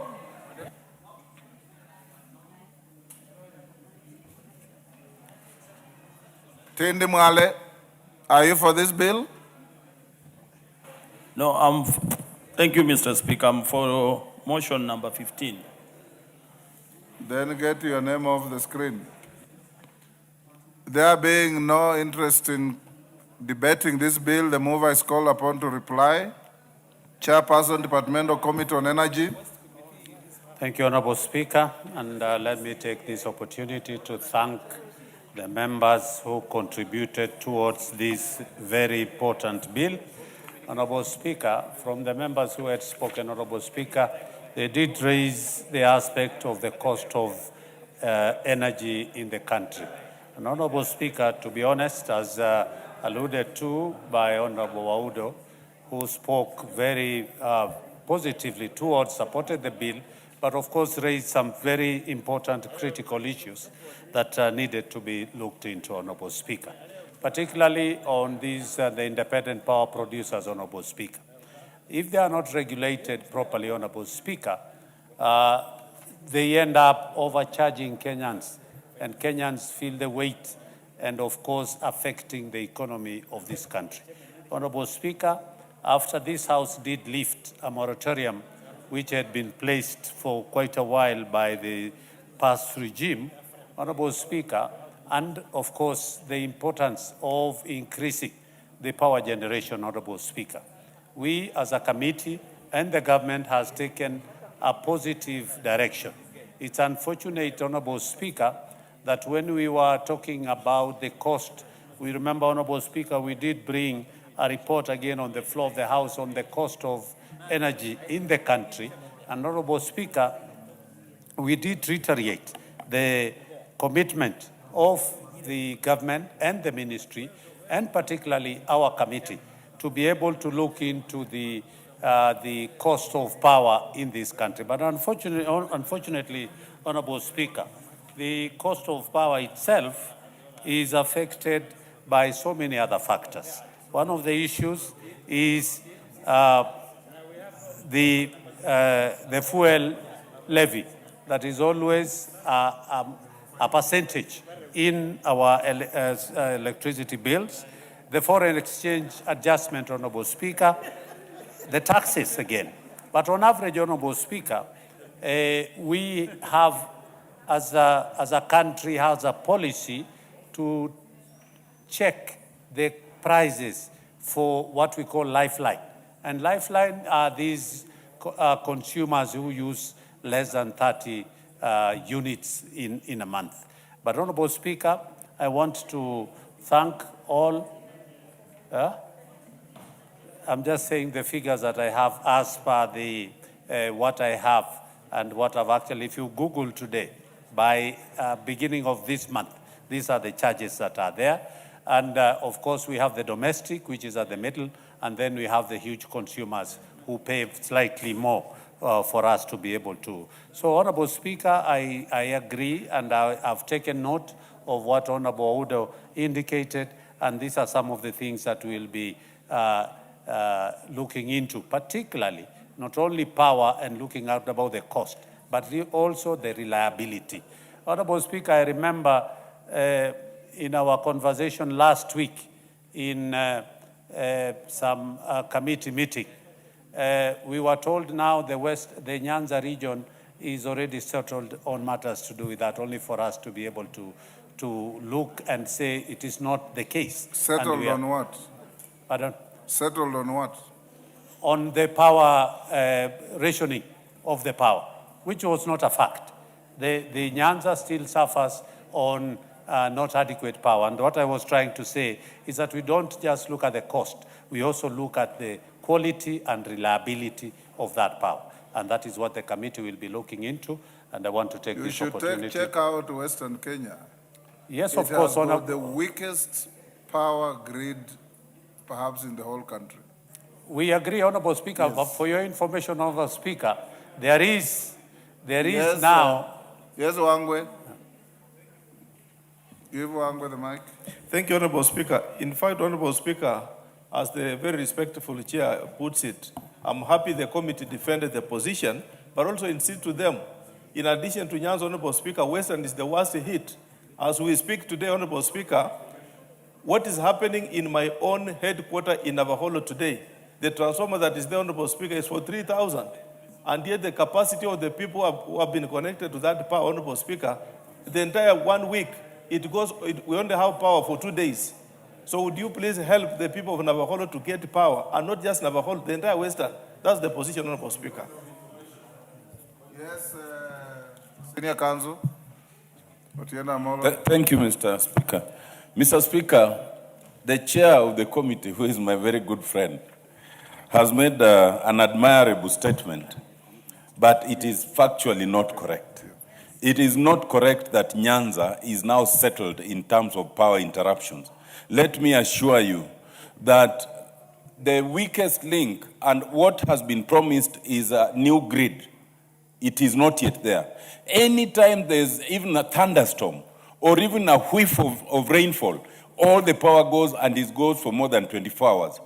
That coupled with some transformers, which I think are defective, because every time the transformers are brought, we complain, then they are brought, and then within a month or two, they are down again. So while we laud the effort by the CS, we laud the effort by the department, we laud the effort by the committee, let it be on record that the question of power outages in Nyanza, particularly in Siaya and in my constituency, is far from settled. Thank you, Mr. Speaker. Yes, Zamzam. Mheshimiwa Spika, nimemsikiza chair akizungumza kwa wale matumizi ya power kuwa kwa mwezi ya token kwa mwezi ni units 30. Mheshimiwa Spika, kwanza mimi nataka nikujuze chairman, hizi smart meters ambazo zimeletwa, hizi ambazo zimekuja sasa, kwa nyumba yangu tu, wacha hata jirani wamelalamika, nyumba yangu mimi natumia na shangaa kwa siku moja 40 units.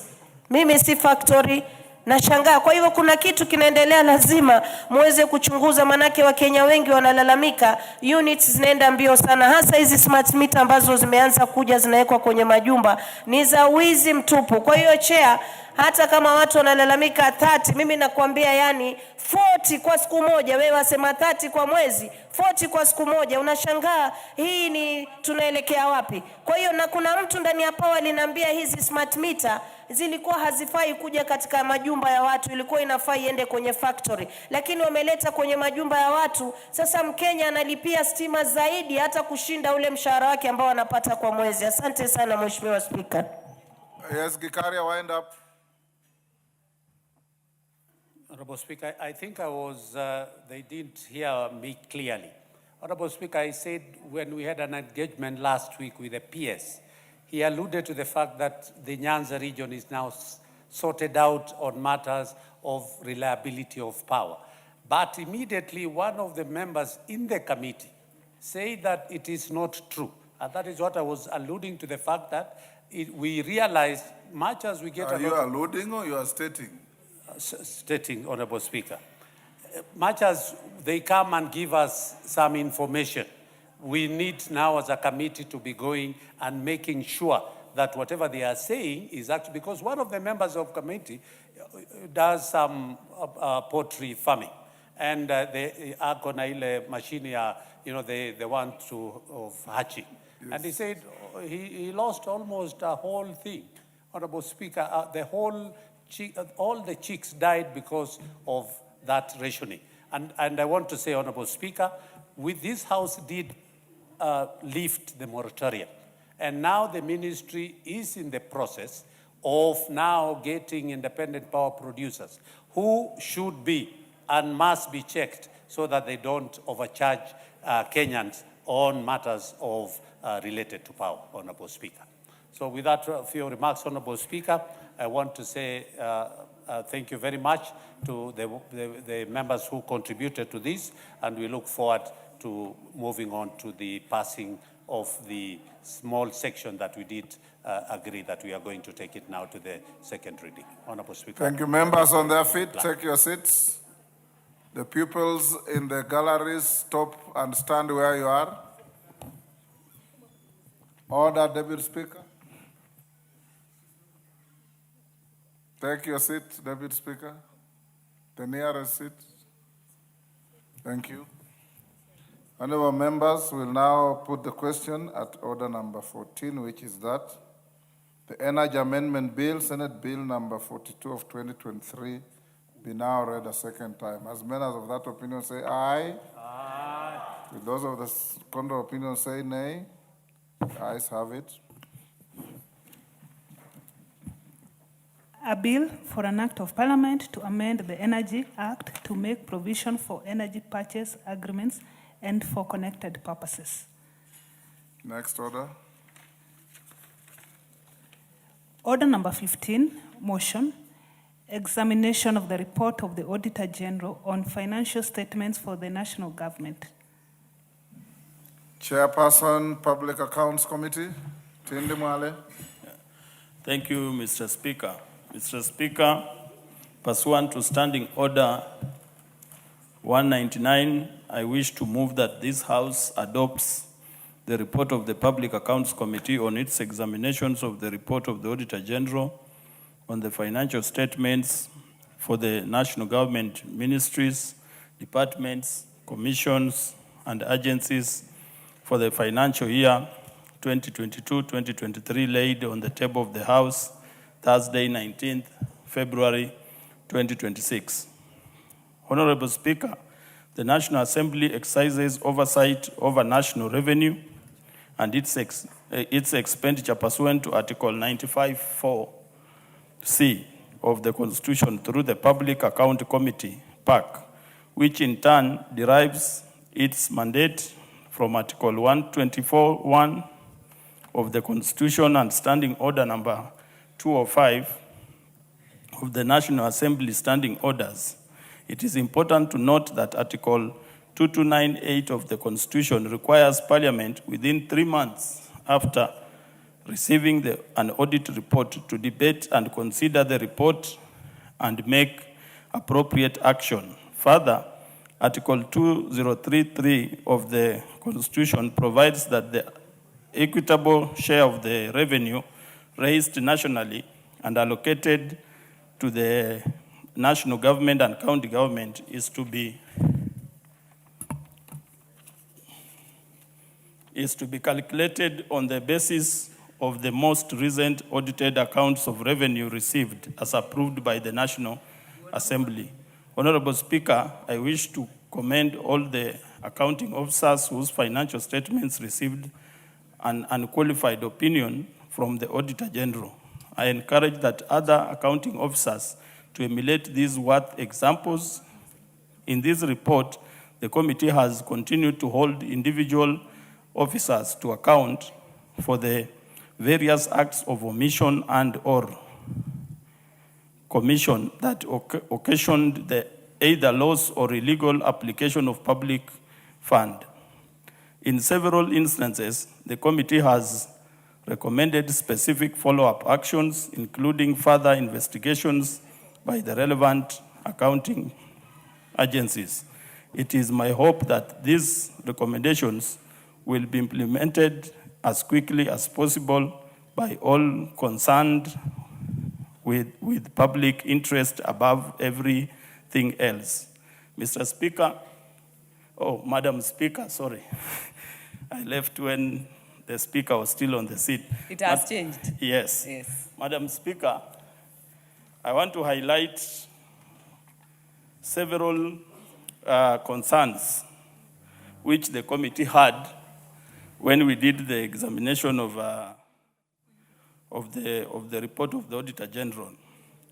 Madam Speaker, you will find that some observations and recommendations emanated from how the accounting officers would present themselves, the responses that they would give, and also the interrogation that members gave different responses.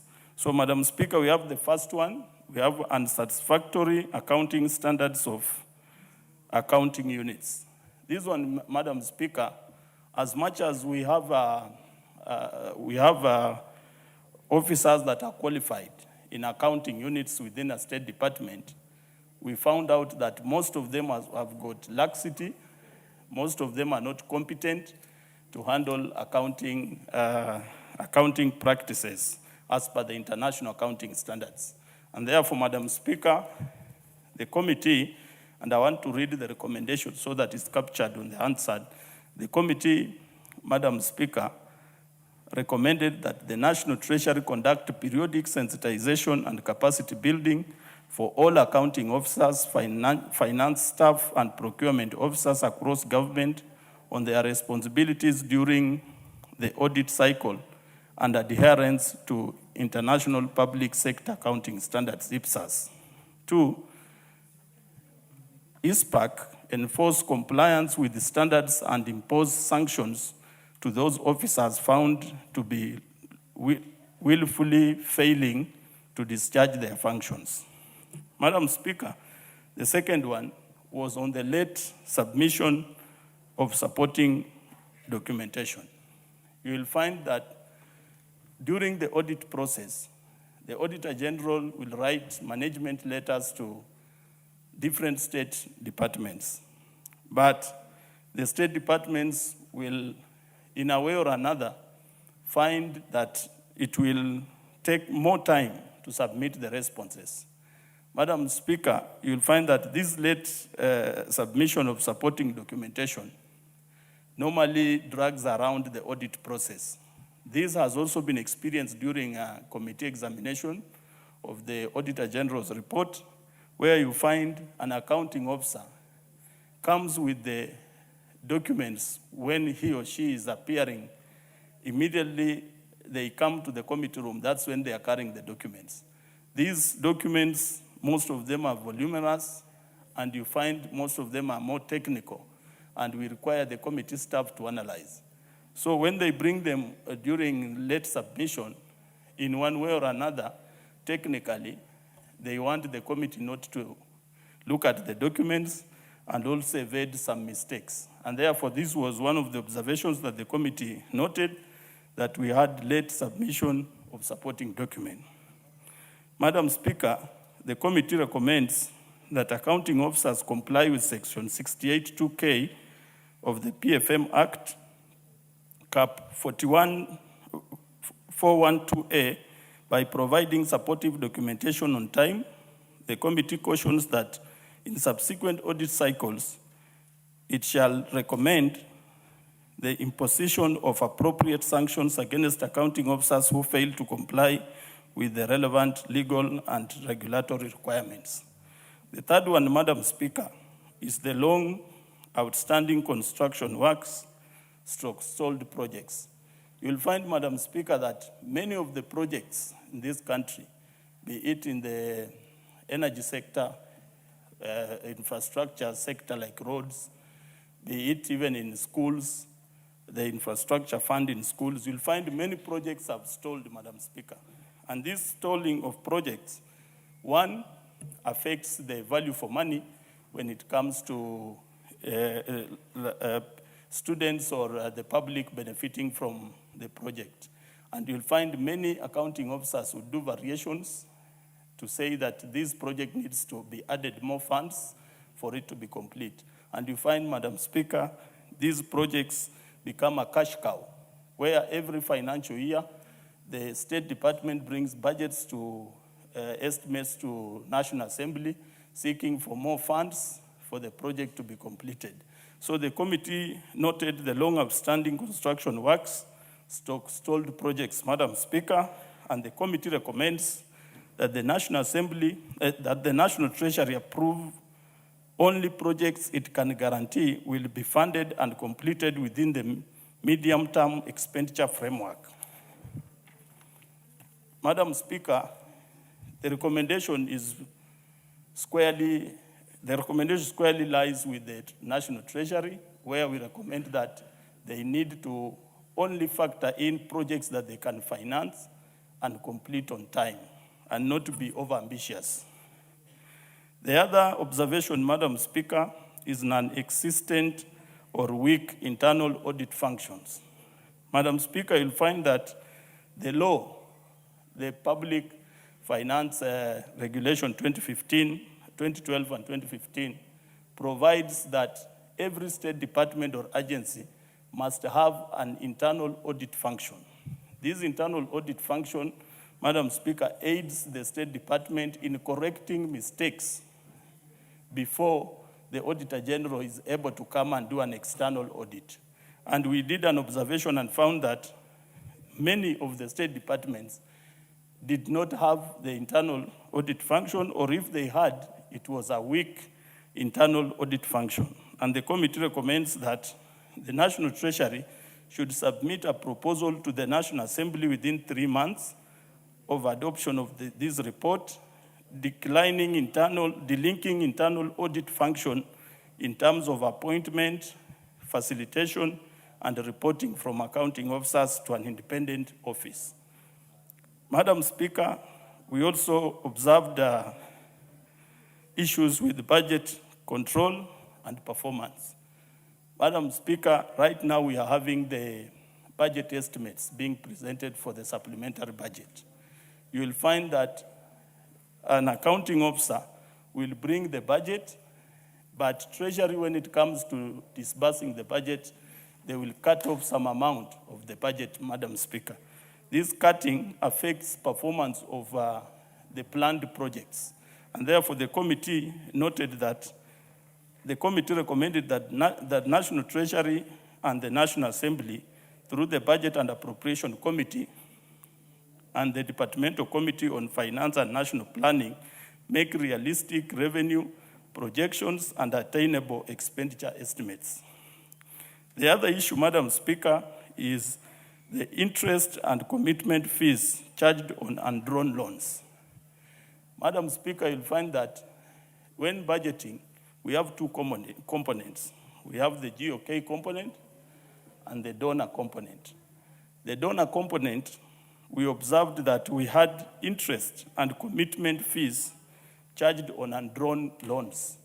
You find government goes and requests for the donor funded or loan, but they don't use the loan, but they did the commitment. So you find the donor is already charging interest on a loan that has not been used, Madam Speaker.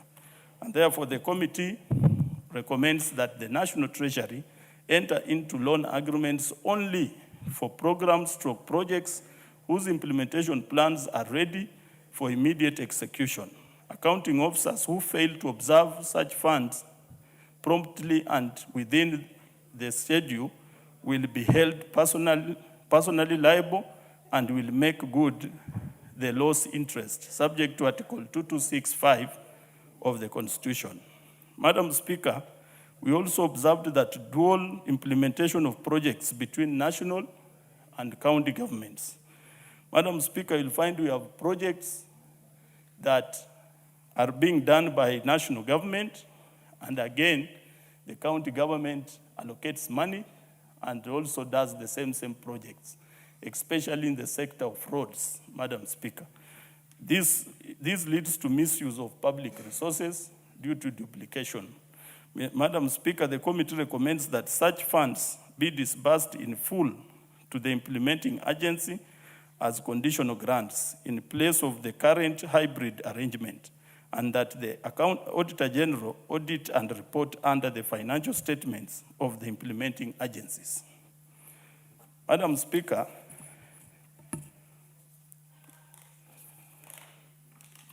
the second last observation is delay to compensate landowners promptly. Madam Speaker, you'll find government initiates projects where it doesn't own all the land or even part of the land. And they go for compensation, like for example, the electricity lines being done by Ketraco. You'll find the government goes for way-leave compensation. These way-leave compensation, Madam Speaker, you'll find the electricity lines are erected before even the owner of the land is compensated. And this one was an observation by the committee, that the committee recommends that implementing agencies prioritize compensation of land acquired by projects promptly and before projects commence, as provided for under Section 111, 115, and 117 of the Land Act. And that's why, Madam Speaker, we have even a special audit on way-leave compensation, because we have so many Kenyans, especially in Nakuru County, where you come from, who have a very big problem of not being compensated, and yet government has already used the land. Last, Madam Speaker, on observation was the non-compliance with the 1/3 rule of basic salary. Madam Speaker, we noted that this issue of compliance with 1/3 rule of basic salary affected all state departments. And we discovered that as much as the problem arose from, or the law dictated that it was the accounting officer to make sure that they comply with the 1/3 rule of basic salary, the problem emanated from also it emanated from Parliament, who had come up with the law, Madam Speaker. And therefore, Madam Speaker, the committee recommends that the Public Service Commission reviews and submits to the National Assembly amendments to this law within 3 months of adoption of this report. Madam Speaker, last was the commingling of funds in projects. Commingling, Madam Speaker, is the mixing of project funds. They use technical language in accounting, commingling. And we found that many government agencies were prone to mixing government funds from different projects to the other.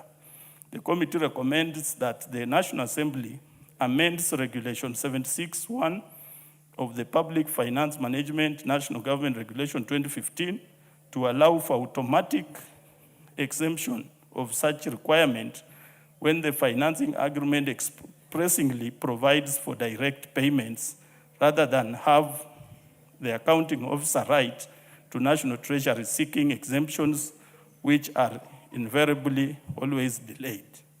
So, Madam Speaker, these observations and many more in the report, I'm not saying that these are the only observations, no. We have done a very comprehensive report. We have given very strict and important recommendations. In some cases, we have even reprimanded accounting officers.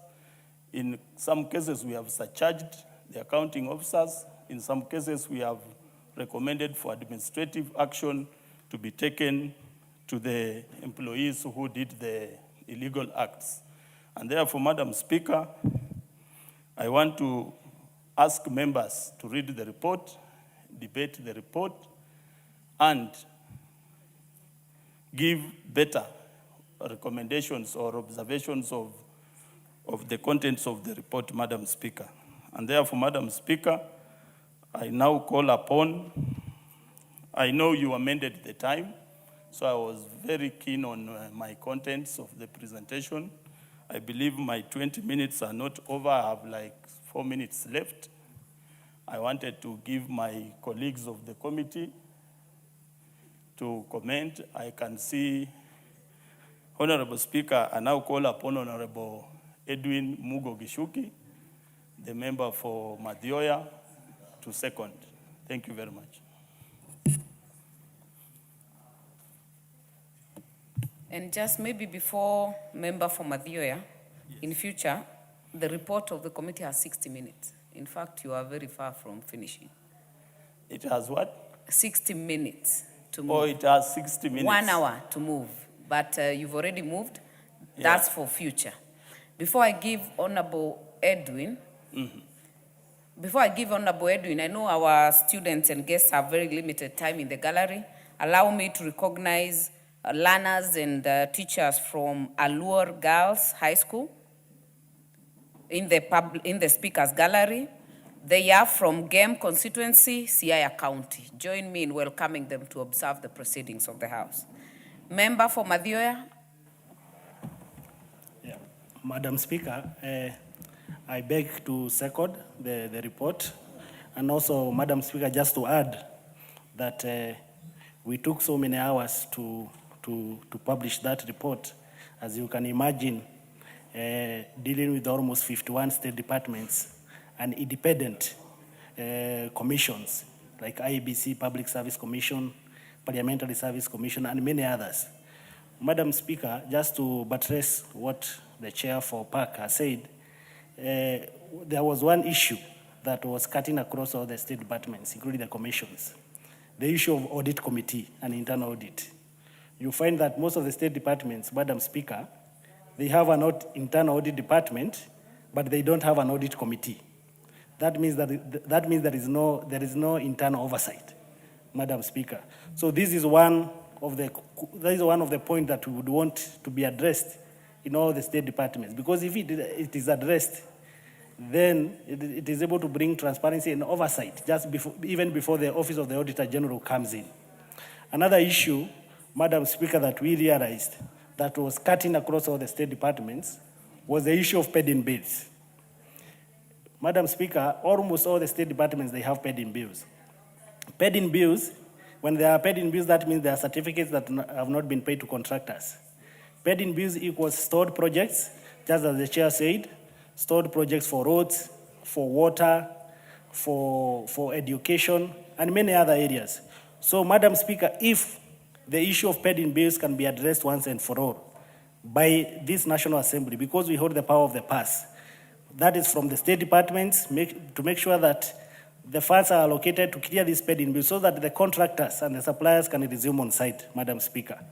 Because paid-in bills from the first charge, if this can be addressed, Madam Chair, Madam Speaker, we will be able to bring justice and we will make sure that the services, including water, roads, education, and many other services are brought closer to back to the people in this country. Madam Speaker, the other issue that came clearly from the State Departments and public commissions, Madam Speaker, it was the issue of the state officers or the accounting officers not following the Public Finance PFM Act. You find that, Madam Speaker, some of the queries that we were dealing with, it was the issue of insufficient documentation, where the auditor goes to the State Department to do the audit, but they are not furnished with these documents. Then you find that when now the accounting officer is coming to the committee, this is the time that they are bringing these documents. And then you start wondering, Madam Speaker, what were they hiding? Because once the financial year ends, all the accounting officers, they have 3 months up to September to prepare for this audit. You find they bring the documents after the audit. And Madam Speaker, this is one of the issues that we brought as a committee to say that audit ends at the Office of Auditor General. Whenever now these queries come to our committee, we have to make very, very serious recommendations because we don't know why they never brought those documents to the auditor. Probably once maybe they get all this time, 6 months, 7 months, they can manufacture these documents, Madam Speaker. Madam Speaker, the purpose of audit, as we all know, is accountability, transparency, and oversight. And I would want to say, Madam Speaker, accountability delayed, transparency delayed, oversight delayed. Is accountability denied, transparency denied, and oversight denied. The reason I'm saying this, Madam Speaker, what we are presenting today is for the year 22-23. That means we are far much behind as a committee with 2 financial years, 23-24 and 24-25. And Madam Speaker, we would want also to request the panel, the Speaker, you as a Madam Speaker and the rest of the team, that when we request that we sit even when you are on recess, that you grant the committee that time so that we can be up to date, so that we can ensure that the oversight is up to date. It does not date back to 22-23 because, Madam Speaker, we are already on 25-26. With those few remarks, Madam Speaker, I beg to second.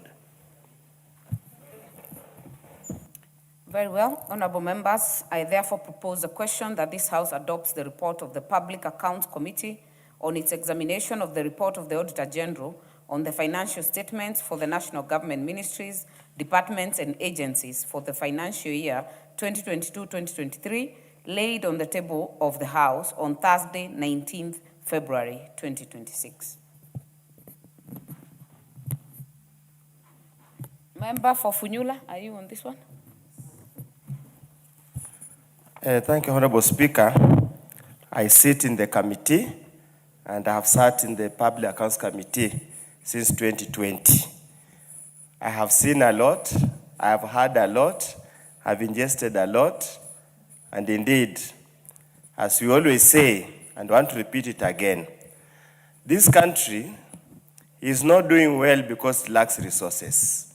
This country is doing badly because those charged with managing public resources are not interested in making better use of those public resources. Honorable Speaker, in any jurisdiction, the report by the Public Accounts Committee should be earth-shaking, should cause tremor, and should surely focus or set public discussion and public discourse. We just hope and pray that the Kenyans, wherever they are, they will read this report and ensure that there is adequate public discourse. Honorable Speaker, Article 95 of the Constitution of Kenya gives the National Assembly the authority to appropriate funds to the various state departments, to the counties and everywhere. Secondly, Honorable Speaker, naturally it follows that once you appropriate, we must oversight and call to account those who have been charged with managing these resources to account to the people of Kenya through the National Assembly after being reviewed by the Office of Auditor General. Honorable Speaker, there is some systematic cross-cutting issues in respect of management of public resources. As the chair has clearly put it, one of the first things, it would seem most of the accounting officers find audit process tedious, onerous, and irritant. Why do I say so? Many a times, Honorable Speaker, the report of the Auditor General would normally indicate the following documents were never made available. When they come for the Public Accounts Committee, that's the time now they want to provide those documents.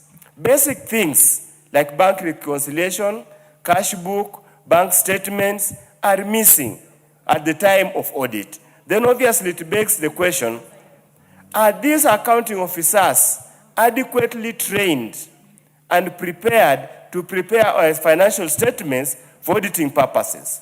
And we have challenged this in the National Treasury that if they post the accounting officers or accountants to the various departments, there must be a concerted effort to ensure that whoever is sent there is somebody who has got the relevant qualifications.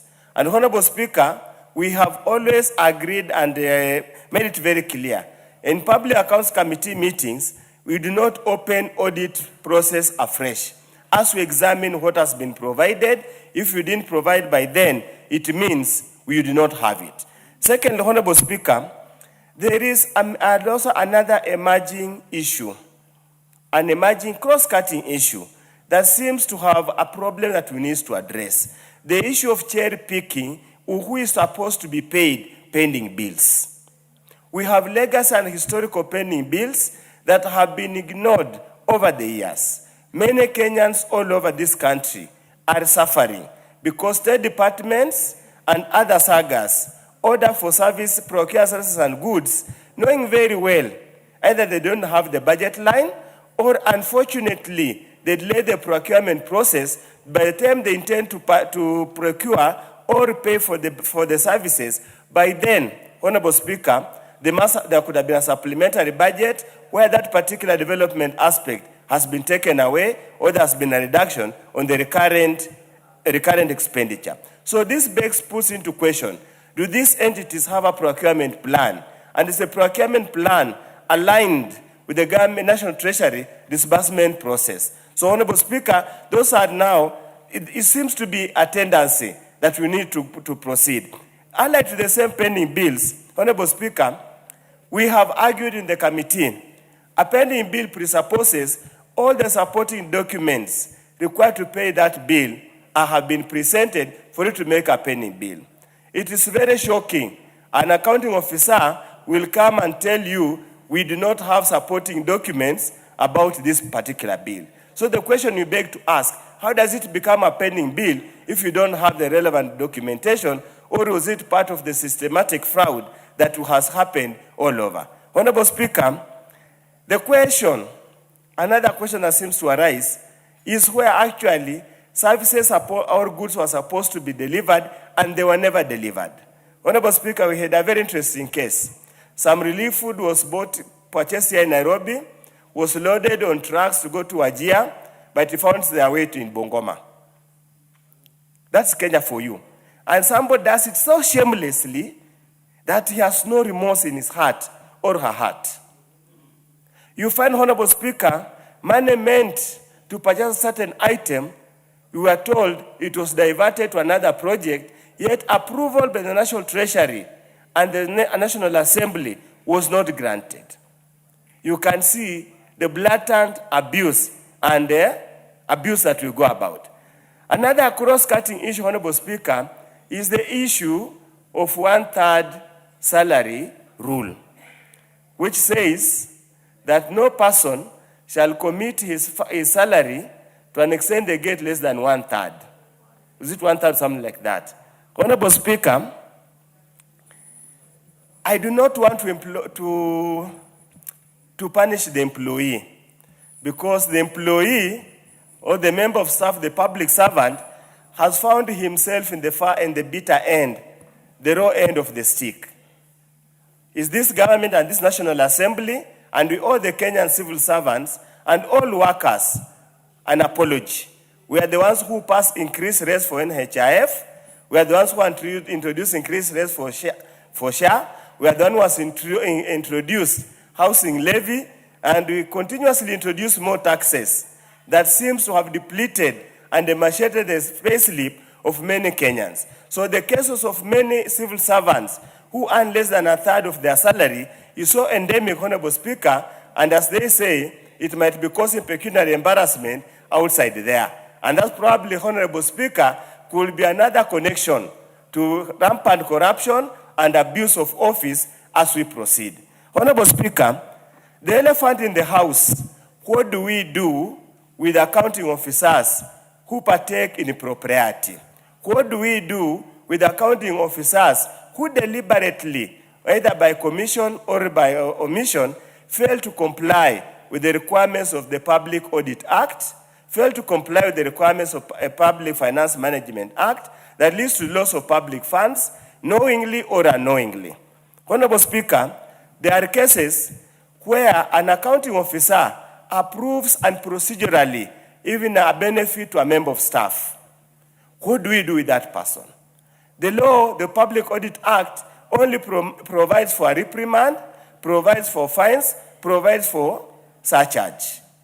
How much that is ever achieved is a matter that needs to debate. And I wanted to challenge the Committee of Implementation, if they were here, that is now time that they should look at every audit report by the National Assembly and make sure the recommendations of the National Assembly are adhered to and are implemented without any favor or in whatever it is. Honorable Speaker, you find that in every subsequent audit report, that what they call prior year matters.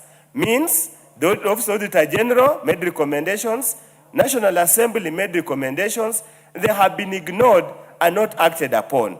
And that's why I'm saying, Honorable Speaker, I'm a member of the committee, and at times some of our recommendations and some of our actions probably are too accommodative, they are too meek to make, so that to an extent, the accounting officer do not take the recommendation of the National Assembly that serious. And that's why you find, Honorable Speaker, the Council of Governors can have the audacity and the temerity to say they will not appear in the Public Accounts Committee. After the Council of Governors is the PSS, who are going to be the next, say they don't want to appear before the Public Accounts Committee and the other oversight committees simply because they're being harassed and they're being asked to make sure they comply. Finally, Honorable Speaker, the period provided for in the Constitution for purposes of scrutinizing this report is expressly clear. We are behind time, and literally speaking, Honorable Speaker, this particular report is just for formality purposes. It has got no constitutional or legal effect other than the one for sharing revenue. Without ECOMAS, Honorable Member for Kibwezi West. Thank you, Madam Speaker. First, I wish to laud the Public Accounts Committee, my former committee, through its chair, the Honorable Tindi Mwale, for tabling this report for the 2022-2023 financial year. Madam Speaker, as you know, and as I begin, Parliament exercises its oversight through its audit committees.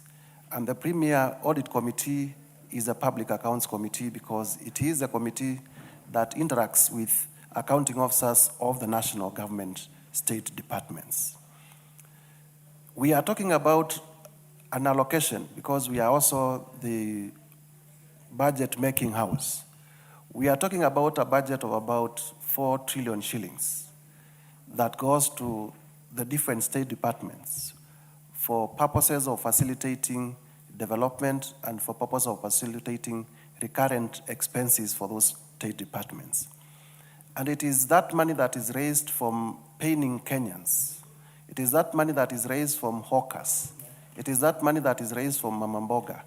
It is that money that is raided from pay slips of poorly paid civil servants, and other workers that funds government functions, and it is that money that is audited by the Auditor General and brought to the National Assembly to the Public Accounts Committee for purposes of ascertaining how transparently the money or not has been spent or not. And therefore, there is no gainsaying in the fact that this is a very important function, a constitutional function of this House. And therefore, through the chair, I pass my appreciation to the members. I have been a member of the Public Accounts Committee, and I know for sure that one of the busiest committees, if not the busiest committee of this House, is the Public Accounts Committee. The committee sits almost every other day that the House is not sitting, and many times, with the approval of the Speaker, the committee also sits. And even when members are on recess to work in their constituencies, many times, members of the Public Accounts Committee are sitting so as to consider the reports of the Auditor General. Madam Speaker, I spoke about the budget allocation of 4 trillion to state departments to draw the importance of this audit, because we are talking about underdevelopment. Every member here, and earlier we were debating about the amendments to the Energy Act. Every member here wants electricity done in their constituencies. Every member here wants roads. Every member here wants water. And we have always argued that while we may have a resource deficit, we have also been living in largesse. We have also been misappropriating the little resources that are available. We have also been wasting the resources that are available.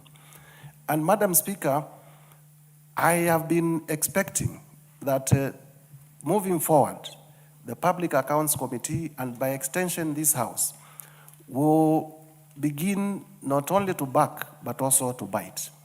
It is important, Madam Speaker, that where accounting officers do well, they are rewarded. But it is also important that those who misappropriate, those who use public funds in a manner that is against the law, in a manner that is wasteful, it is also important that they are punished. We have many times just recommended that they be reprimanded. And I wanted to urge my former committee that we now raise the bar so that we can surcharge. And just like the Ethics and Anti-Corruption Commission each year publishes a report saying, this year we have recovered stolen public funds of this amount, we would expect that the Office of the Auditor General each year will be publishing a report to say, pursuant to the report of the Auditor General that was approved by the National Assembly for this year we have surcharged the following public officers and we have recovered the following monies. Because that way, and by making it painful... Are you on a point of order, Chair? Is it a point of order? Okay, you have the floor. Thank you, Madam Speaker. Madam Speaker, I want to thank our former colleague in the Public Accounts Committee. And I also want to assure you, and even when I did the moving, I also stated that we did not... That cannot be possibly a point of order. No, because he said we did not surcharge. So I wanted to give him... Chair, it's a kindly point of take information. note. When you will be replying, those are the issues you deal with. Okay. Go on, Thank you. Member for Kibwezi West. Thank you, Madam Speaker, for protecting me. My former colleague and now Chair Public Accounts Committee probably did not understand. I was saying, and I think I am in tune with what the contributions that have been made before, that we now need to raise the bar of accountability so that we recommend surcharge. And I know the committee has recommended surcharge. But we need to go ahead and monitor that surcharging so that just like the Ethics and Anti-Corruption Commission would publish an annual report saying this year we have recovered the following public resources that had been stolen. Also, the Office of the Auditor General each year can publish, pursuant to the approved report by this National Assembly, can also publish the amounts of monies that have been recovered as a result of surcharge. Number two, Madam Speaker, in terms of raising the bar of accountability resultant from the reports of the Public Accounts Committee, it is time has come that Parliament exercises its power to bar public officers who are involved in misappropriation of public resources from holding public office in the future. I want to urge my good committee, because I know they are men and women of integrity who wish the best for this country, that moving forward, where we realize that an accounting officer has notoriously been involved in misappropriation of public funds, we should not shy away from recommending that that public officer should never hold public office in this country. Because as you know, as elections approach, it is those public officers who have misappropriated public funds and amassed wealth who will be the competition on the ground, because they will have money to bribe voters, and voters may never understand where some of this money comes from. Madam Speaker, as I conclude, under Article 203, Sub-Article 3 of the Constitution, and you know we have two levels of government. The revenue sharing formula between the national government and the county governments is determined, the amount to be shared, rather, is determined based on the amounts of the last audited accounts as approved by the National Assembly. Madam Speaker, I therefore agree with those who have spoken before me to say that we therefore have to fast track the audit process so that we are on time, so that when we are sharing resources between national and county governments, because this is our system of governance that we have bequeathed to ourselves by virtue of the 2010 Constitution. When we are sharing resources, we are also sharing resources based on the current realities. Today we are debating the report of the Auditor General of the year 2022-2023. We began the budget process this week with the budget policy statement. And therefore, when we shall be dividing resources between the national and county governments later this session of Parliament before April, when the estimates come before us, we shall be basing it on this report. We shall be basing it on the figure, the audited figure under this report. We will be talking about resources, budget resources for 2026-2027 financial year, relying on the audited accounts for 2022-2023, and as you can see, that in itself is an injustice. I know it is not about the Public Accounts Committee not being able to burn the midnight oil to do this, so that Parliament, just like has been requested, has to get creative to find ways of fast-tracking the audit process. As I conclude, Madam Speaker, I wish to urge that as we do financial accountability through the reports of the Auditor General, let us also move ahead and do performance audits.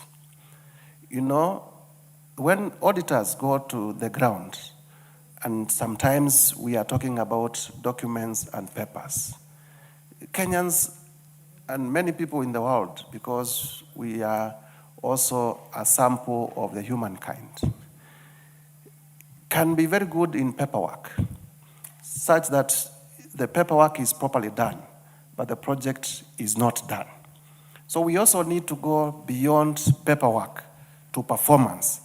Where we say a road has been done, we see that that road has actually been done. It is not just a file showing procurement and accounting procedures have been followed. We also see that that road has been done, and that way we shall cause value for money for the taxpayer. Madam Speaker, I reiterate my congratulations to the Chair and the Committee on Public Accounts, and urge that we debate this report knowing that it means a lot to the people of Kenya, and it is the beginning step for fighting corruption by concealing the loopholes that where public resources are wasted and stolen. I thank you, Madam Speaker. Very well. Member for Mombasa, Honorable Zamzam.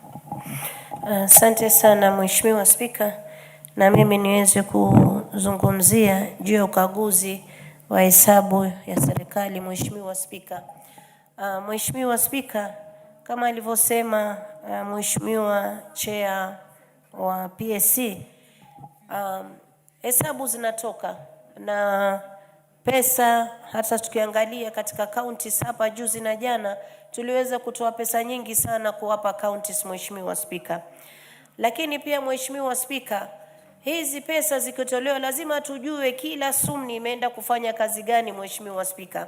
Na kuna dockets ambazo ni muhimu sana, hasa nikizungumzia Mheshimiwa Spika katika kaunti ya Mombasa. Mheshimiwa Spika, kwa sasa hivi tunavyozungumza, Coast General Hospital ina matatizo makubwa sana Mheshimiwa Spika, kwa sababu inasemekana hakuna madawa, hakuna vifaa vya kufanya kazi, wakati ambapo pesa zinatoka national government, zinapita vizuri, zinakwenda mpaka kule, lakini tunashangaa kwa nini kuwe na ukosefu wa huduma kwa wananchi. Mheshimiwa Spika, juzi na jana kumetokea kuwa wagonjwa wanalalamika, na si ya jana tu, muda mrefu wanalalamika kutopata huduma ya matibabu, Mheshimiwa Spika, katika hospitali yetu ya Coast General, Mheshimiwa Spika. Lakini pia baada ya kutoka utetesi mpaka mmoja akaja akapoteza maisha yake, Mheshimiwa Spika, tumekuja kufahamu kuwa Coast General, sijui kama Auditor General anajua hili, na nataka kujua ikiwa kama wanatoa pesa za kwenda kutoa huduma katika counties, huduma gani naangaliwa mwanzo na muhimu, Mheshimiwa Spika? Mimi nafikiri huduma ya afya na elimu ni muhimu sana katika jamii, Mheshimiwa Spika. Lakini unapata wagonjwa wanaenda hospitali, hakuna dawa, hakuna nini, na nimeona hata Mheshimiwa Seneta wetu amesema kuwa miaka mitatu, 3 financial years, Coast General haijawahi kupata hata sumni ya kuweza kuangalia namna ya kuweza kurani ile hospitali, Mheshimiwa Spika. Nataka niulize, pesa ambazo zimekuwa zikitoka kila mwaka zimeenda wapi? Tuulize Auditor General, wewe unafanya kazi yako na unatuletea report vizuri, lakini muhusika mkuu ni nani mpaka hata Coast General iweze kukosa mgao wao miaka mitatu na pesa zinaingia county, mpaka wagonjwa wanakosa madawa, ICU haizifanyi kazi, wagonjwa wakienda pale hawezi kuhudumiwa. Na hata cha kusikitisha zaidi, Mheshimiwa Spika, sisi ndani ya Mombasa County tumewekwa nambari 1 kwenye kukusanya pesa za SHA. Watu wanalipa mpaka Mombasa imewekwa nambari 1. Lakini ikifika kwenye huduma, Mheshimiwa Spika, unapata yule ambaye alikuwa ni CEO wa Coast General ambaye sasa amewekwa kando, analalamika, anasema sahi yeye ana pending bills nyingi sana ambazo hazijalipwa na SHA. Karibu takriban milioni 700 hazijalipwa, wakati ambapo wananchi wa Mombasa wamekuwa wakilipa pesa, Mheshimiwa Spika. Sasa hata wakati huu kuna sintofahamu kubwa sana ndani ya Mombasa County, kwa sababu huduma hakuna, hasa huduma ya hospitali hakuna. Kwa hiyo mimi nataka niulize leo, wakikagua hizi hesabu, mimi nataka nijue, manake hapa tuliletewa pia utafiti ambao ulikuwa umefanywa na tukaletewa ripoti kuwa hospitali kadhaa nyingi sana zimelipwa pesa za SHA. Nataka niulize hii Mombasa County, kwa nini mpaka leo wanadai milioni 700? Yule daktari ama yule CEO anaweza kuendesha vipi hospitali kama hana pesa? Moja. Pili, katika ugavi wa funds, Mheshimiwa Spika, miaka mitatu Coast General haijapata pesa. Mimi najiuliza kwa nini katika hizi hesabu ambazo tunafanya, na niko katika Mheshimiwa Spika. Subiri Mheshimiwa Zamzam, kuna hoja ya nidhamu kutoka kwa Mheshimiwa Wafunyula. Thank you, Honorable Speaker. Please don't tell me to speak in Kiswahili. Kiswahili sio kidomo changu. But I'm just raising on a point of order on the issue of relevance. Whatever we are debating here or discussing here on the floor of the House is the accounts for the national government entities. What our honorable member is talking about is literally like account government, probably something that can be discussed account government, Public Accounts Committee. Thank you. I hear you, honorable member, but I also think SHA and SHIF are the national level. Thank you.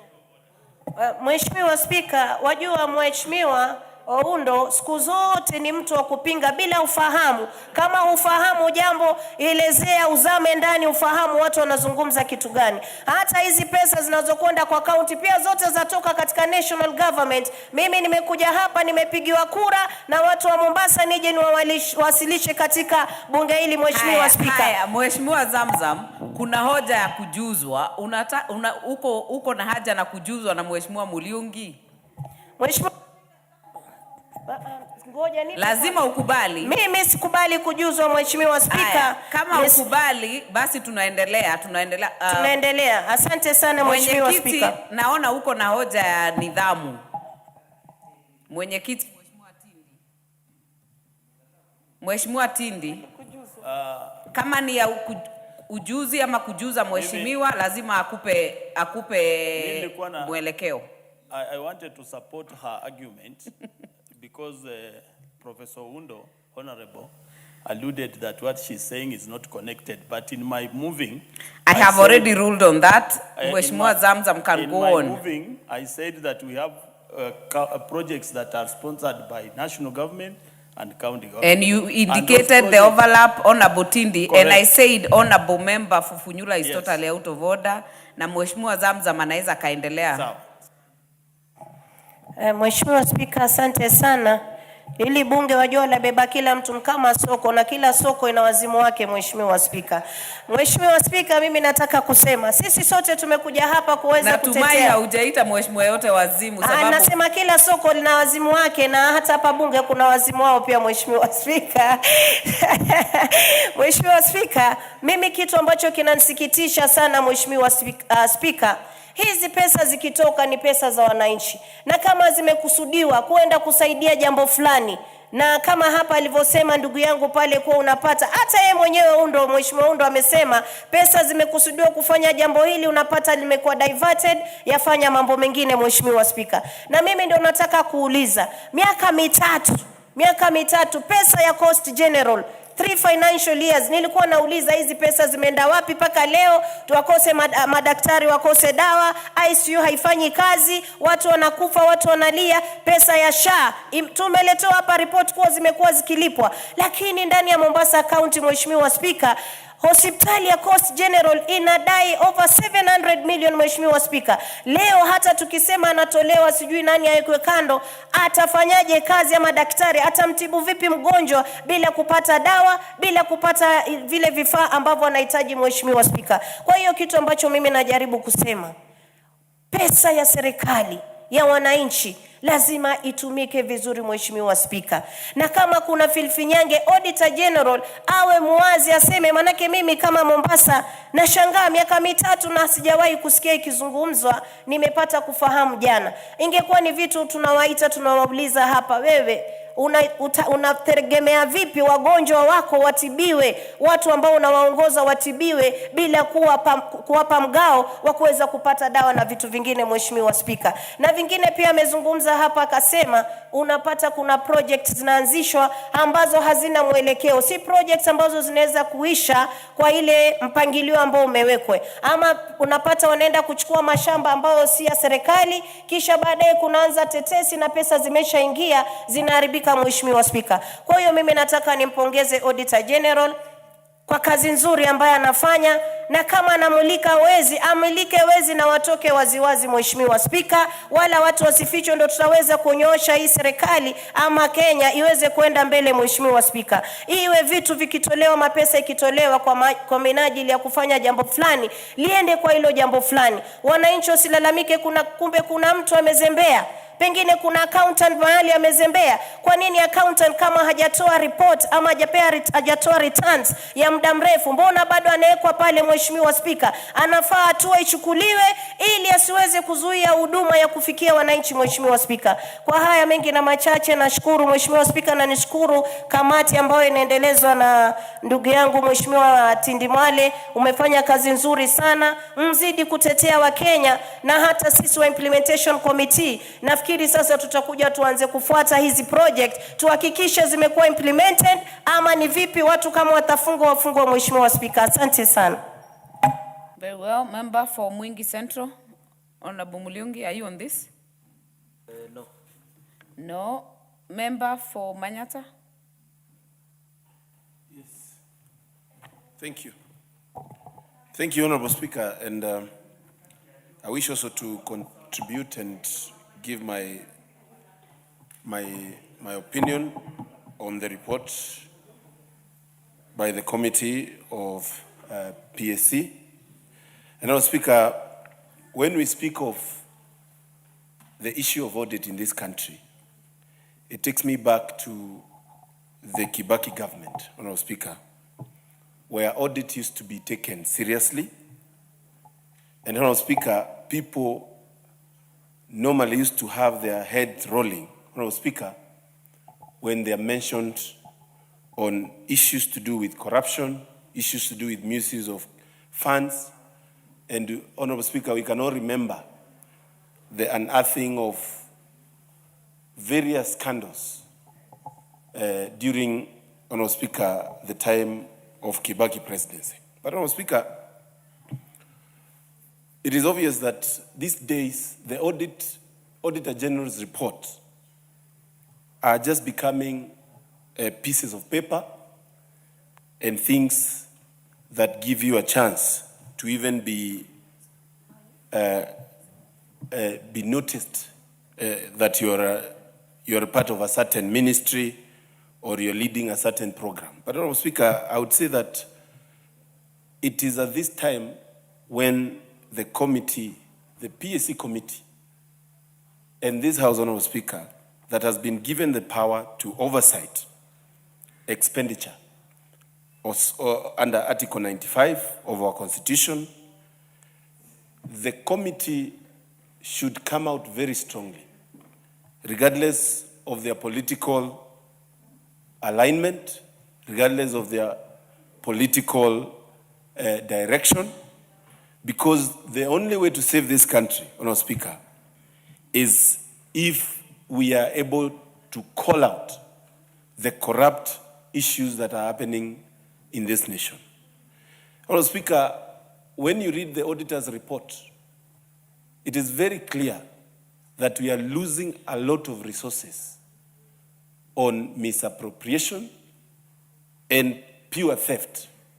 We have seen audits coming out saying that almost 11 billion on SHA, Honorable Speaker, cannot be located. We have seen issues being brought, Honorable Speaker, on issues to do with even Talanta Stadium, that we have a ballooning expenditure on a stadium that was supposed to be done with a few billions, Honorable Speaker. And these issues, Honorable Speaker, should actually make this House step in and make sure, Honorable Speaker, people are not losing resources that they are actually painfully paying as taxes. And I call upon the Chair of PAC to lead the way and make sure that his position is well felt when it comes to scrutinizing this report, making sure that the MDAs answer to questions on the usage of public resources. Honorable Speaker, it will be unfair for this House to actually make auditor's report to not mean anything. And the push, mostly from the executive, and even as my sister from Mombasa is claiming, even from governors, we have seen a rebellion against oversight. We can clearly say that there is a huge rebellion against ensuring that we oversight as this National Assembly. And Honorable Speaker, I can also say we have allowed it, because many of us, we have passed bills here and it ends with the committees just being numb on issues to do with oversight, which is actually our core mandate. Honorable Speaker, I have seen even funds that are being distributed in cash in government. The liquidity, the use of cash, hard cash, has increased, because you find the empowerment programs moving around the country, giving people 2,000 or 3,000, being done in cash. And you wonder, Honorable Speaker, did we pass this budget in this parliament? These are questions that we must ask ourselves. Did we pass resources that we are seeing being used around? Is there somewhere where we have a loophole when it comes to usage of our public resources that are being painfully paid by Kenyan? Or even, Honorable Speaker, being paid through taking up of loans that would actually be paid by our children in future. And Honorable Speaker, we look and we seem like we are passing a budget in this house. Then there is another budget by the executive that actually, Honorable Speaker, this house cannot ask questions. I wonder, Honorable Speaker, when we securitize, when we have done securitization of levies, such as fuel levy, and these other levies that are being told they are going to be securitized, Honorable Speaker, did this house say that this is one of the source of revenue? And I call upon this house, Honorable Speaker, to ensure that there is no usage of money outside the budget that we pass in this house. We are here, Honorable Speaker, talking about an infrastructure fund that is going to sell our assets. Safaricom, KPC, huge assets that actually, Honorable Speaker, have given dividend in this country. And they should continue to give dividend. But we are selling them. But Honorable Speaker, it seems like that fund is going to be a fund that can be directed outside this house without questions to be asked from this house. And I would call upon, Honorable Speaker, this house to step up. This is the house of the people, the first voice of the people of Kenya outside them speaking on the ballot, Honorable Speaker. It is this house. And they should not be cowed, they should not be threatened, they should not be put aside when it comes to doing their mandate, Honorable Speaker. Thank you, Honorable Speaker. I wouldn't want to interfere with the debate of my good friend Wamkunji here, but is he in order to keep blaming this House for not playing their oversight role, while what he's saying is not even right, because we know that this House has been involved, the committee concerned has been involved, and we are doing the right thing, and he keeps blaming this House, and yet is part of this House.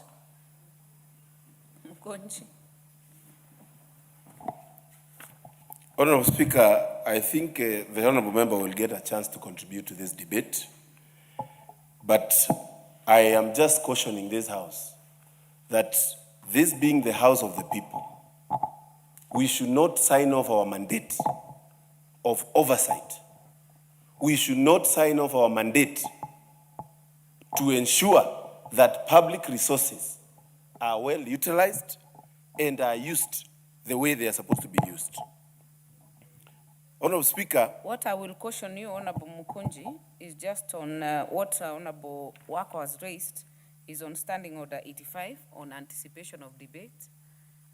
Until it's tabled on the House, then we do not debate it. Okay? Thank you. Thank you. So, as I conclude, Honorable Speaker, I would call upon the committee, the PSC committee of this House, to seriously scrutinize the auditor's report. Let it be the committee that ensures that the resources that are used in this, during this time, where every Kenyan is actually having it very difficult. We have almost increased our taxes, almost double, Honorable Speaker, because many of the people, many of the taxes that we used to charge have increased since this regime stepped in. We have increased pay, we have increased NSSF, we have increased almost everything, and this is the House that has passed those bills. I just want to caution that while a Kenyan is feeling the pinch, while a Kenyan is feeling the pain of paying the taxes, Honorable Speaker. Let this House also step up to ensure the funds are well utilized. Honorable Speaker, we have seen even from the other House, Honorable Senate, governors coming together to say they don't want to be asked questions. And Honorable Speaker, just the other day, I had a governor apologize because she diverted 10 million Kenya shillings and she said sorry to the House of Senate. This tells you, Honorable Speaker, when you give these people a chance, they can comfortably misuse the money, they think it is their pocket money, and you have nothing as a Kenyan to be proud about. If money can be diverted to a single event, for a boda event, without even giving these boda guys something, you are just organizing an event. Honorable Speaker, it tells you this House must step up.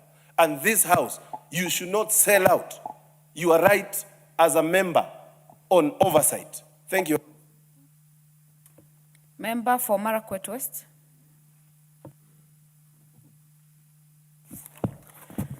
Thank you, Honorable Speaker, for giving an opportunity to contribute on this very important motion.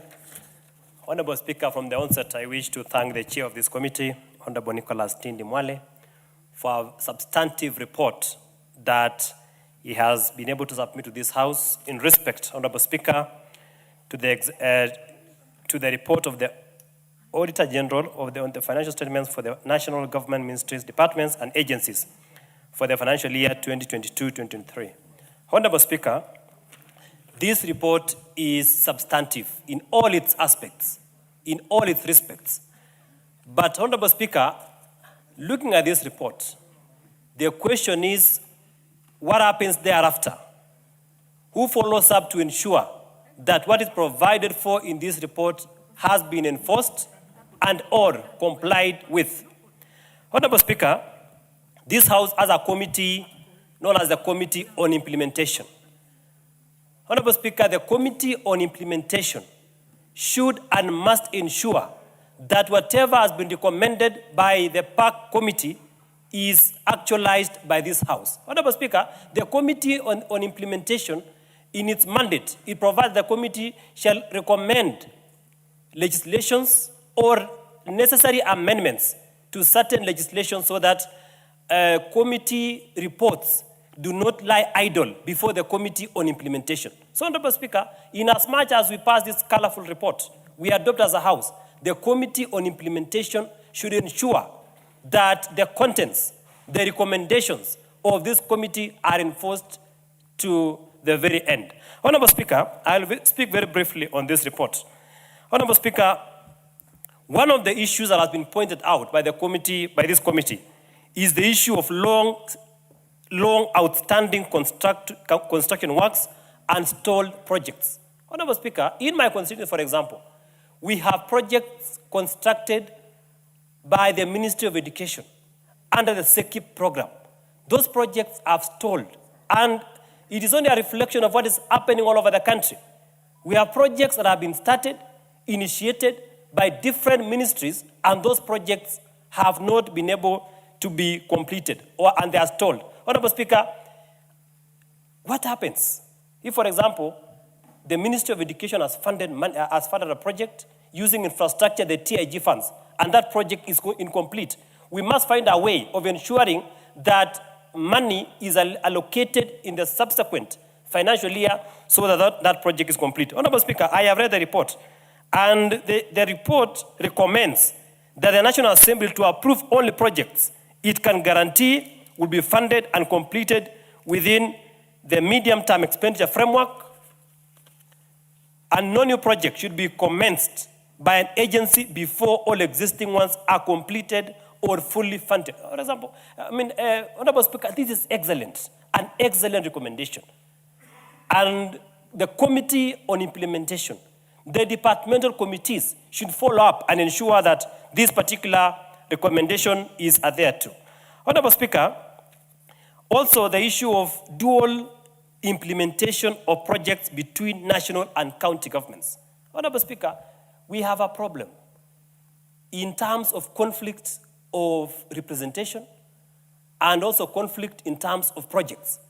Governors want to handle projects that ideally should be handled by the national government because of selfish competing interests. Honorable Speaker, this is something that we must be able to look at it as a house, and the committee has recommended that such funds be disbursed in full to the implementing agency as conditional grants in place of the current hybrid arrangement, and that the Auditor General and the Audit General reports under the financial statements of the implementing agencies. Honorable Speaker, we should avoid dual implementation of projects. We have a very progressive constitution. The fourth schedule, Honorable Speaker, of our constitution clearly highlights the distinct mandate between the county governments and the national governments, and the letter and the spirit and the intent of the constitution must be followed to the latter. Honorable Speaker, finally, on the issue of using money outside the budget, Honorable Speaker, that is an issue that we must be able to take up. And the committee has made several recommendations on that. Honorable Speaker, the money allocated must only be used within the budget. Honorable Speaker, finally, corruption is something that we must be able to check out as a country.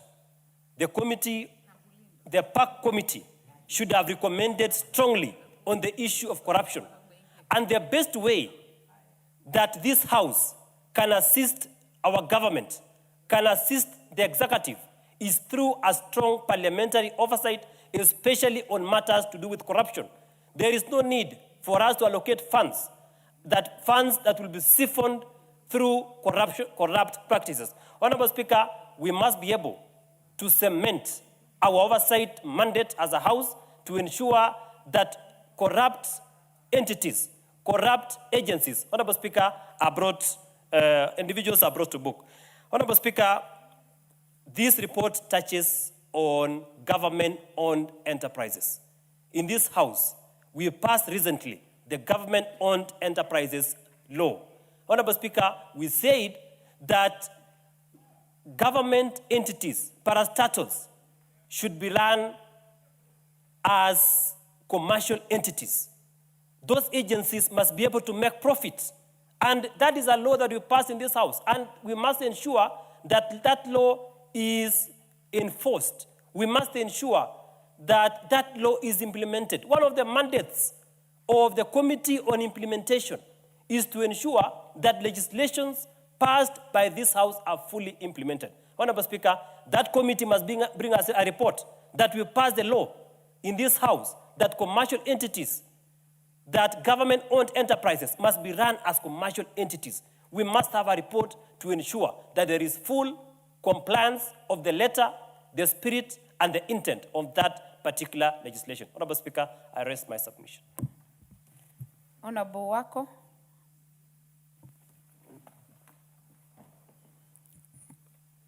Thank you, Honorable Speaker, for giving me the opportunity to contribute to this report, as I also congratulate the committee and the chairperson who gave this report or submitted this report to this House. Honorable Speaker, it is unfortunate when you read this report and see the things that the Auditor General has revealed, because it shows that accountability is not a priority to many of us. The different ministries ministries, departments, and agencies for the national finance, the agencies have not been doing what they are supposed to do, and that is why we land into such problems. I want to congratulate the Auditor General, who has brought out issues that need our attention. And it is my prayer that after tabling this report, we will not just debate and shelve the report, but we have to come up with ways that will solve the problem and rescue this country, because it is because of such practices that Kenya is in the problem that we are in today. Many projects, we have many unfinished projects. We have people who have won the tenders and they have invested, and we have a lot of pending bills which we may not even be able to pay as a country or as ministries just because of such problems. Honorable Speaker, when you see the report and the one is saying that unsatisfactory accounting standards of accounting units, in every government department, we should have qualified people to do what they are supposed to do. And it is unfortunate we have so many graduates today who are qualified for these positions, young people who are talented, who are passionate in serving the government, but unfortunately, because there are people, there are cartels who are already occupying those offices, and they are not even doing what they are supposed to do. Young people are out there, they are not employed, but those who are occupying those offices are also not doing the right thing. And as members of parliament, we should recommend that those officers who are not qualified, who are not able to produce the documents and who are not able to do the right thing, should leave the offices, who are incompetent, because it shows clearly that from the report, the procurement officers' non-compliance with the provision of the laws outlined above indicates incompetence or resistance. And this, Honorable Speaker, is something that has been there for years. Again, the report says the situation was most prevalent in donor-funded projects. It's unfortunate when even donor-funded projects suffer in the hands of different officers who occupy different offices in the ministries and departments, and at the end of the day, we are embarrassed. Honorable Speaker, again, another area that they have shown is late submission of supporting documentation. This is very unfortunate. How can a whole officer responsible enough, and we say that he or she is qualified for that position, submit documents without supportive documents? There is no way one can do that. And that is why in Kenya today, everybody says that corruption has been devolved. In fact, the same report we read here is what you see even in the county government. And people just, move on, misuse money,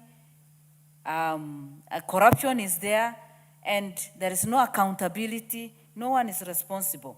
Again, I support this report because it has brought out the issue of long outstanding construction works and stalled projects. That is what I said as I was starting.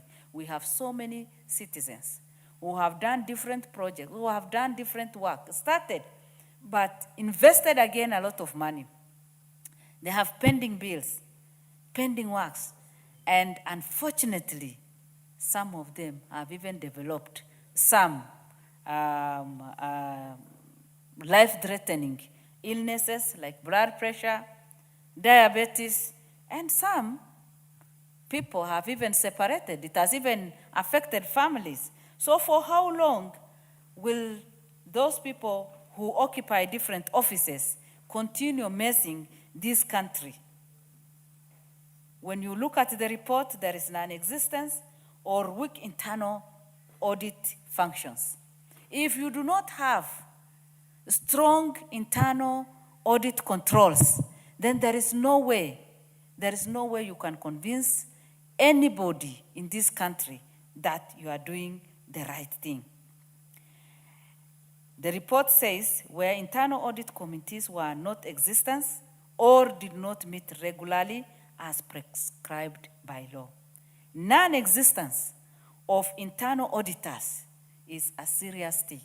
And this, as members of parliament, we must give our recommendation that if any office, any ministry, any department does not have or meet regularly as prescribed by law, then serious measures should be taken on them. Again, you can see that budgetary control performance is a real issue, And that is where we have all ministries, state department, and agencies experience budgetary underperformance. How can we account for the billions and billions, trillions that we pass in our annual budgets? And Honorable Speaker, you know very well how much we suffer in order to pass any budget, in order to pass any finance bill in this house.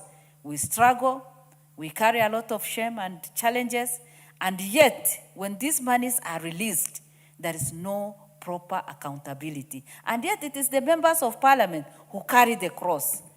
Honorable Speaker, it is high time that serious audit should be done in all the ministries.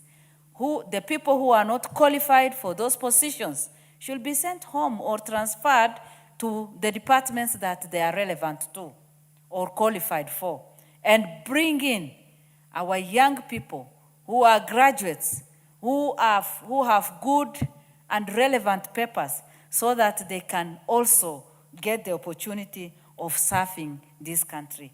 Honorable Speaker, it is unfortunate because in every department, in every ministry, everybody is crying because of corruption that is there. The practice of corruption is there, and accountability is no more. And there are people who have enriched themselves, and yet the poor continue suffering. It is high time for us to say no to all this, so that even as a government, we can be proud of this regime. Our president is doing a lot. He's doing a lot. He's looking for resources, and just to make sure that proper work is done and budget given, resources follow the budget, finances are given, and yet when it comes to accountability is not there. Honorable Speaker, it is good for all of us to be good stewards, and that is lacking in this country. Our president cannot do as much as he wants as long as we have all these problems. In order to support our president, we must get rid of all the lazy, unqualified people, cartels that are there in the ministries, so that we get the right people to the offices and service delivery be given. Thank you, Honorable Speaker. Very well, Member for Karachuonyo, Honorable Okwome. Thank you, Madam Speaker.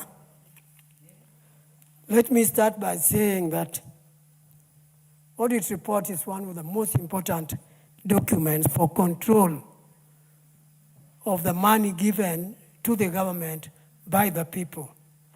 Because that money, though given by the people to the government, it is for the people, and it must be used to enhance the needs of the people.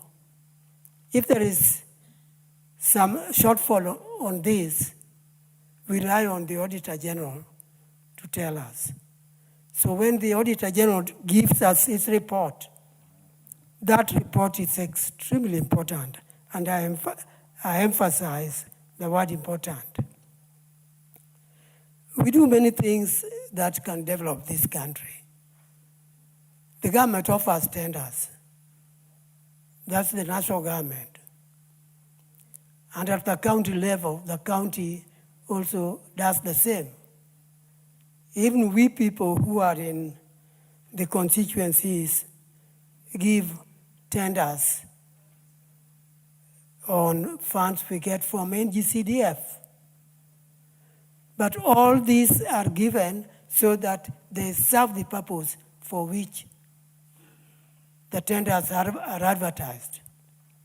If you find that some of the projects for which tenders are advertised are not even completed, and the auditors tell us this is the case, what happens, Madam Speaker?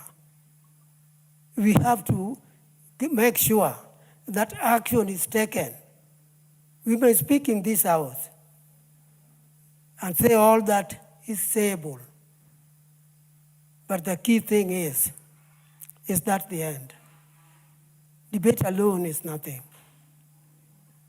The implementation committee must also do their work to ensure that whatever was not completed is completed. I know a colleague suggested that money can be provided even in the next or the following financial year for the completion. But we have to be careful. We have to know, because by the time the tender was advertised, there was money for it. I'll be surprised if somebody advertises a tender for which there is no money. But if there was money and the tender is advertised, where has the money gone? What has happened?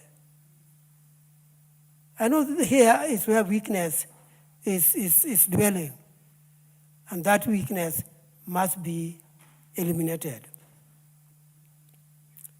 What I've said may relate to the national government, but it applies also to the county government.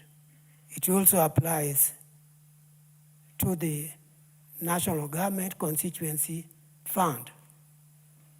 We must be action-oriented on the government money in terms of accountability. I know recently we were doing some public participation on the sale of government share in Safaricom. But I can tell you the main thing where the wananchi were putting us to task on is, if the sale is done, will the money go to where you are telling us? Mistrust is there.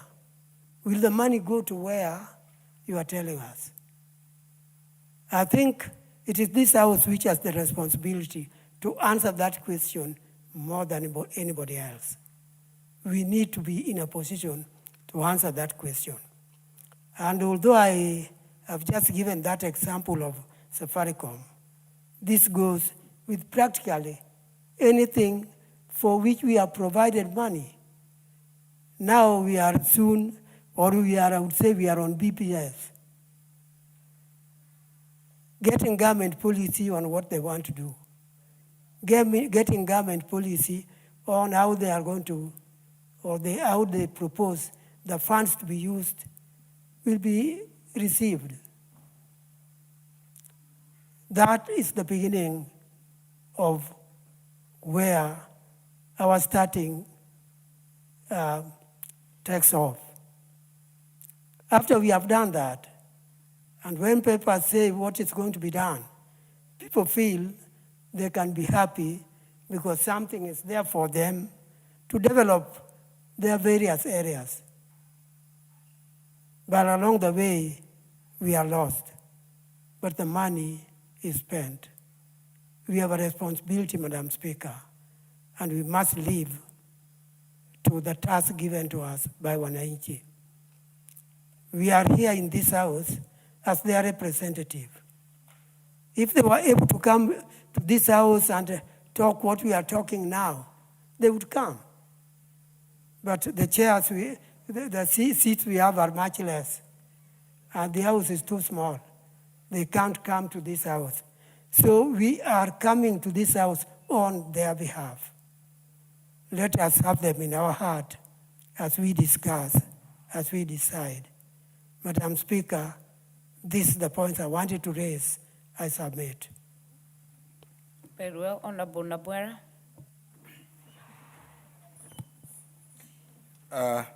Thank you, Madam Speaker.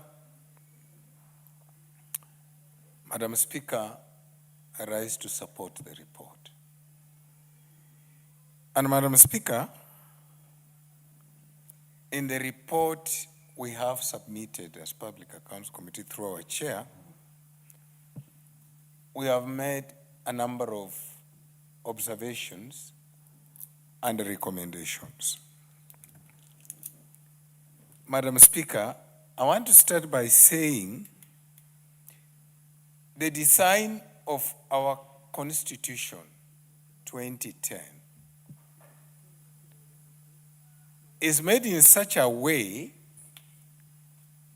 that for every cent you collect from citizens in terms of tax, or you get on behalf of the citizen as a loan or as a grant, must be accounted for in terms of either a project, a service,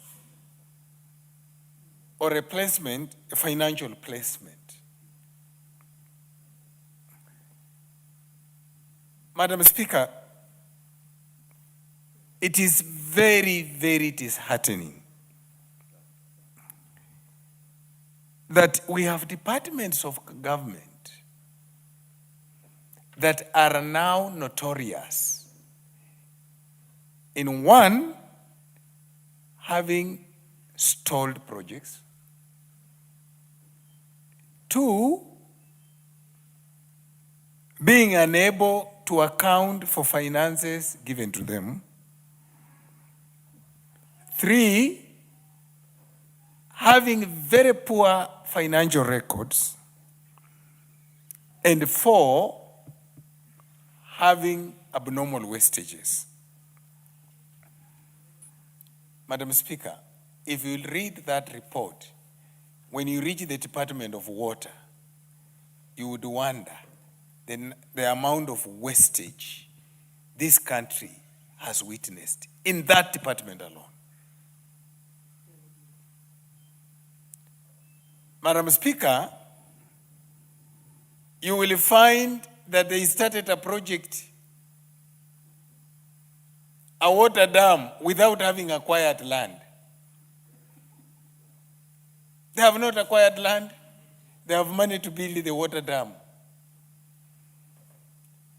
Madam Speaker, you will find that in between the years,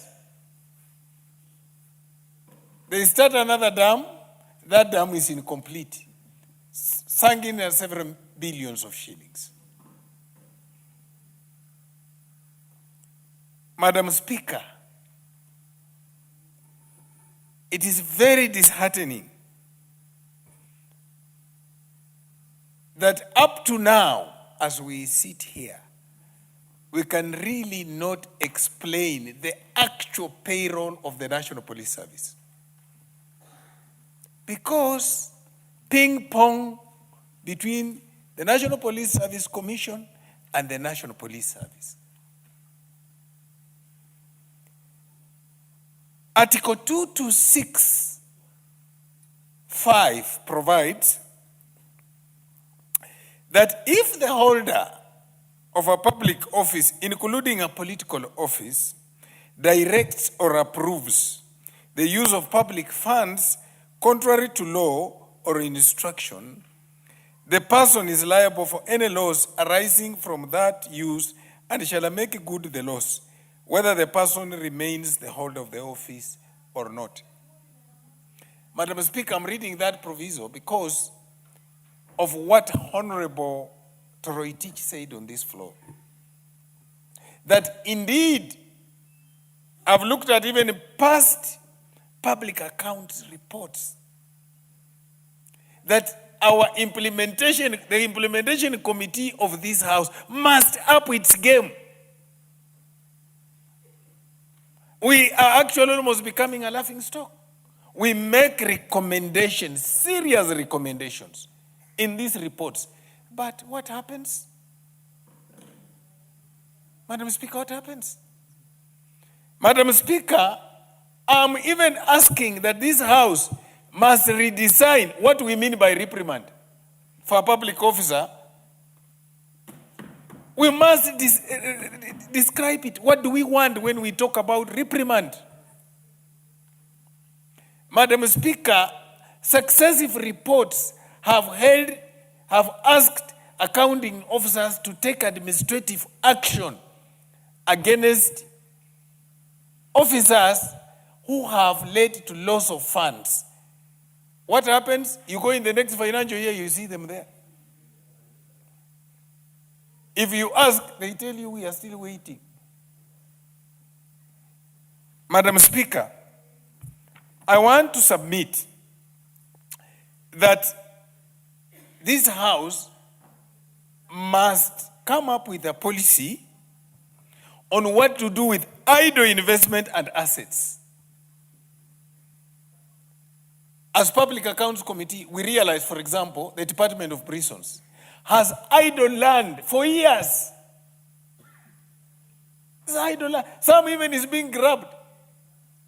The executive must tell us, what do we do with these idle assets? We require a lot of money to fund education. We require a lot of money to fund infrastructure. But here we are, having departments with idle land. Thousands of acres. Madam Speaker, one of the things the Public Accounts Committee is pointing out in the report is that many departments in this country do not even have an asset register. For God's sake, if you don't know your assets, why are you asking for money to acquire more assets? And why are we giving money for these people who don't know their assets to acquire more assets? Madam Speaker, I also noticed as we went through this that the 1/3 rule labor law is obsolete in the current setup. Why am I saying this? As much as we are insisting on the 1/3 rule, we are forgetting that it is this House that passes taxes that puts pressure on the pay slip of an employee. An employee whose pay slip is already mortgaged for other things, when you are putting there more taxes, you don't consult.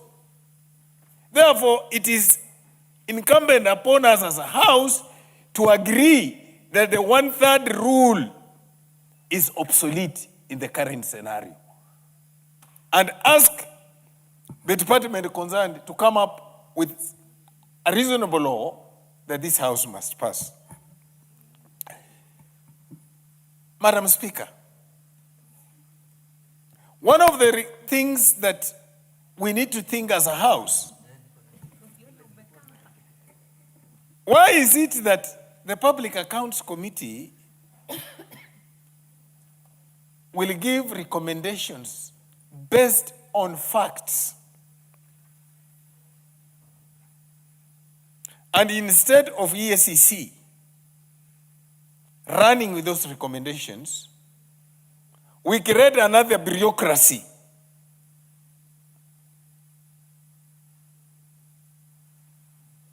elsewhere in other jurisdictions? As Public Accounts Committee is having a hearing, the people in charge are sitting there. You know, a thief is a very interesting character. He designs, he looks through the system and knows where there is a loophole. And in this country, I want to believe many accounting officers have discovered this loophole between a Public Accounts Committee, Implementation Committee, and then there must be some investigation agency, and they are using that to buy time. And therefore, they just squander public resources and no one takes charge. I want to summarize, Madam Speaker, by saying this.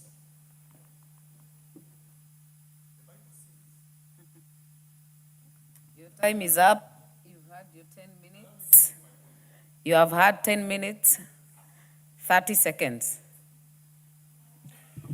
Thank you. The Bible says this: each one of us will be accountable for our own sins. However, for the public, you and I who sit in this House may be accountable for not doing the right thing when we had an opportunity to do it. Thank you. Thank you. Member for Luanda. Honorable Maungu. Thank you so much, Madam Speaker, for giving me an opportunity to also add my voice on a matter of such great importance and significance to this country. Madam Speaker, allow me first and foremost to applaud the committee chaired by my good brother, Honorable Tindi Mwale, for a report well done, and recommendations are quite in tandem with what we may need of a watchdog committee. Madam Speaker, this House is a house of laws. This House passed what we call Public Audit Act 2015 that guides on how public audit is conducted in our various institutions, on how public money is used. The same House, Madam Speaker, passed what we call Public Finance Management Act of 2013, which actually gives a framework within which every entity, organization, or department should actually conduct itself. And therefore, every other time, Madam Speaker, these agencies, accounting officers will appear before the House of Parliament to defend, or rather to present their budgets, Madam Speaker, for approval, Madam Speaker.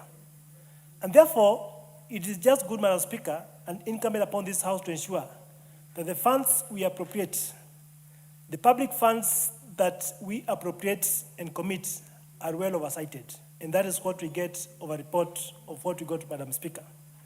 Madam Speaker, a few weeks ago, we had a section of governors somewhere saying that they can now choose to attend summons or not because the Senate Public Accounts Committee made summons and they were to appear before the same.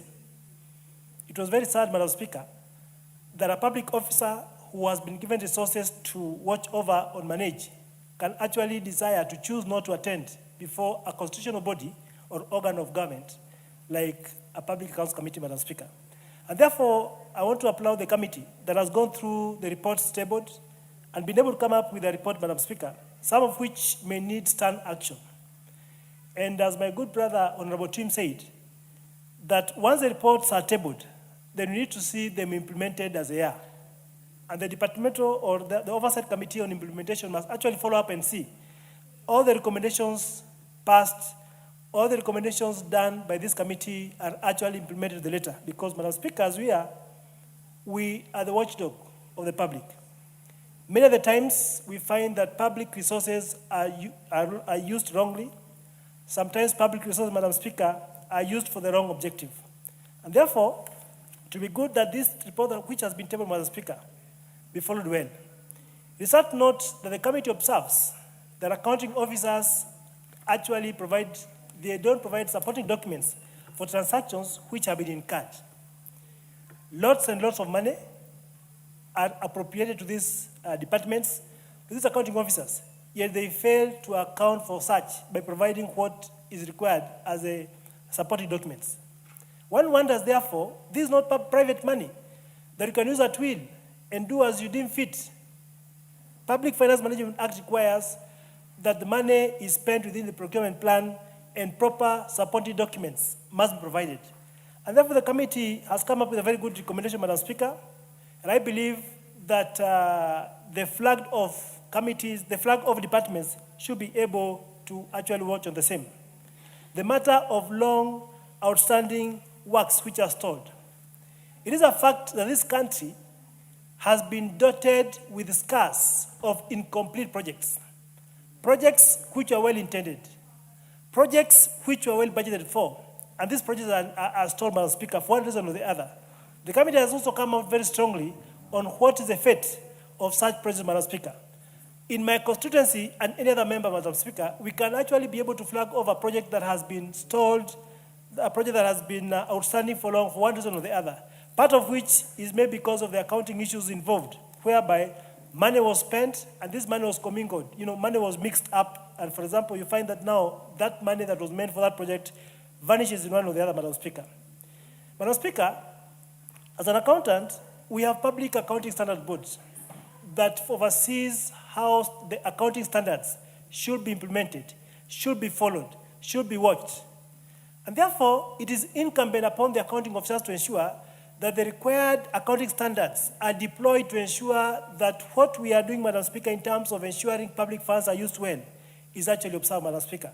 And therefore, the committee has observed that we may have some institutions, you may have some accounting officers who may opt not to observe the basics of the accounting standards as dictated by the Accounting Standards Board, which, Madam Speaker, would be very wrong. We live in an era where we have funds which are devolved to the county governments. In some instances, we have a situation whereby these projects, you may not even be able to establish who is actually doing these projects. A good example is the road subsector. The national government has been able to classify these roads. I mean, the Constitution of Kenya 2010 classifies our roads as either national roads or the county roads. We find that the road has been done. The county government proposed again to do the same road, Madam Speaker, and therefore we have road which has been has been implemented twice or from two different fronts.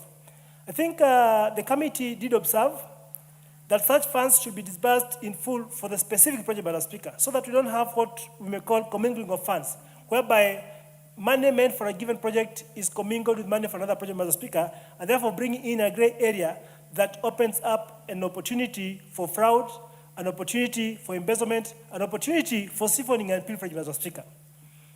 Madam Speaker, it is on record that our sitting president once said that Kenya loses close to 2 billion shillings every other year, every other day, Madam Speaker. Looking at that kind of money, it is colossal amount of money.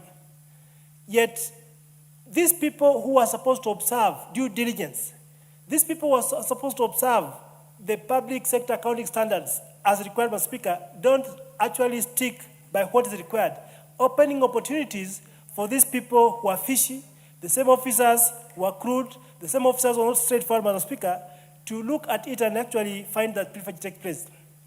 A good example, Madam Speaker, I sit in the Education Committee in this House.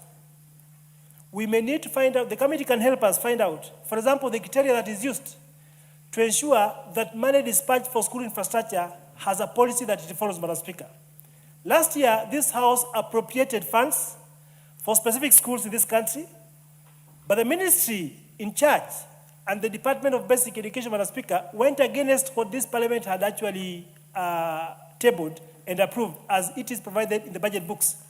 This is an area, Madam Speaker, that I may call upon the department and the Office of the Auditor General to dig deep and see how can an accounting officer superimpose a schedule, superimpose a distribution list that is different from what was appropriated, what was captured in the budget books and has been sanctioned or approved by the House.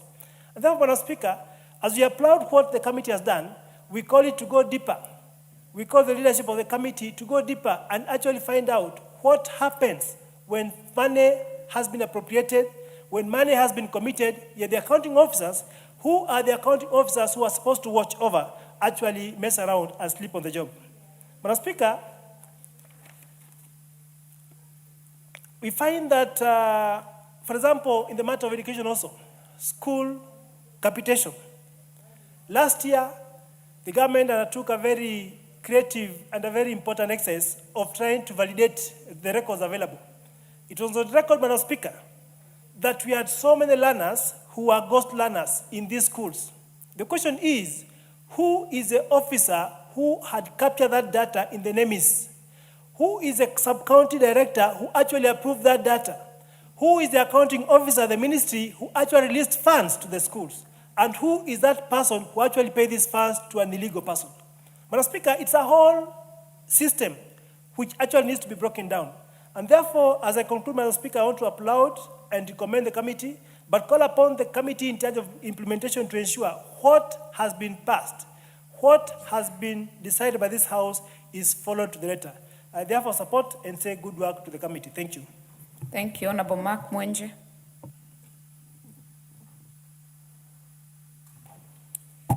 Thank you, Honorable Speaker. From the onset, Honorable Speaker, let me congratulate the chairman together with this committee for a job well done.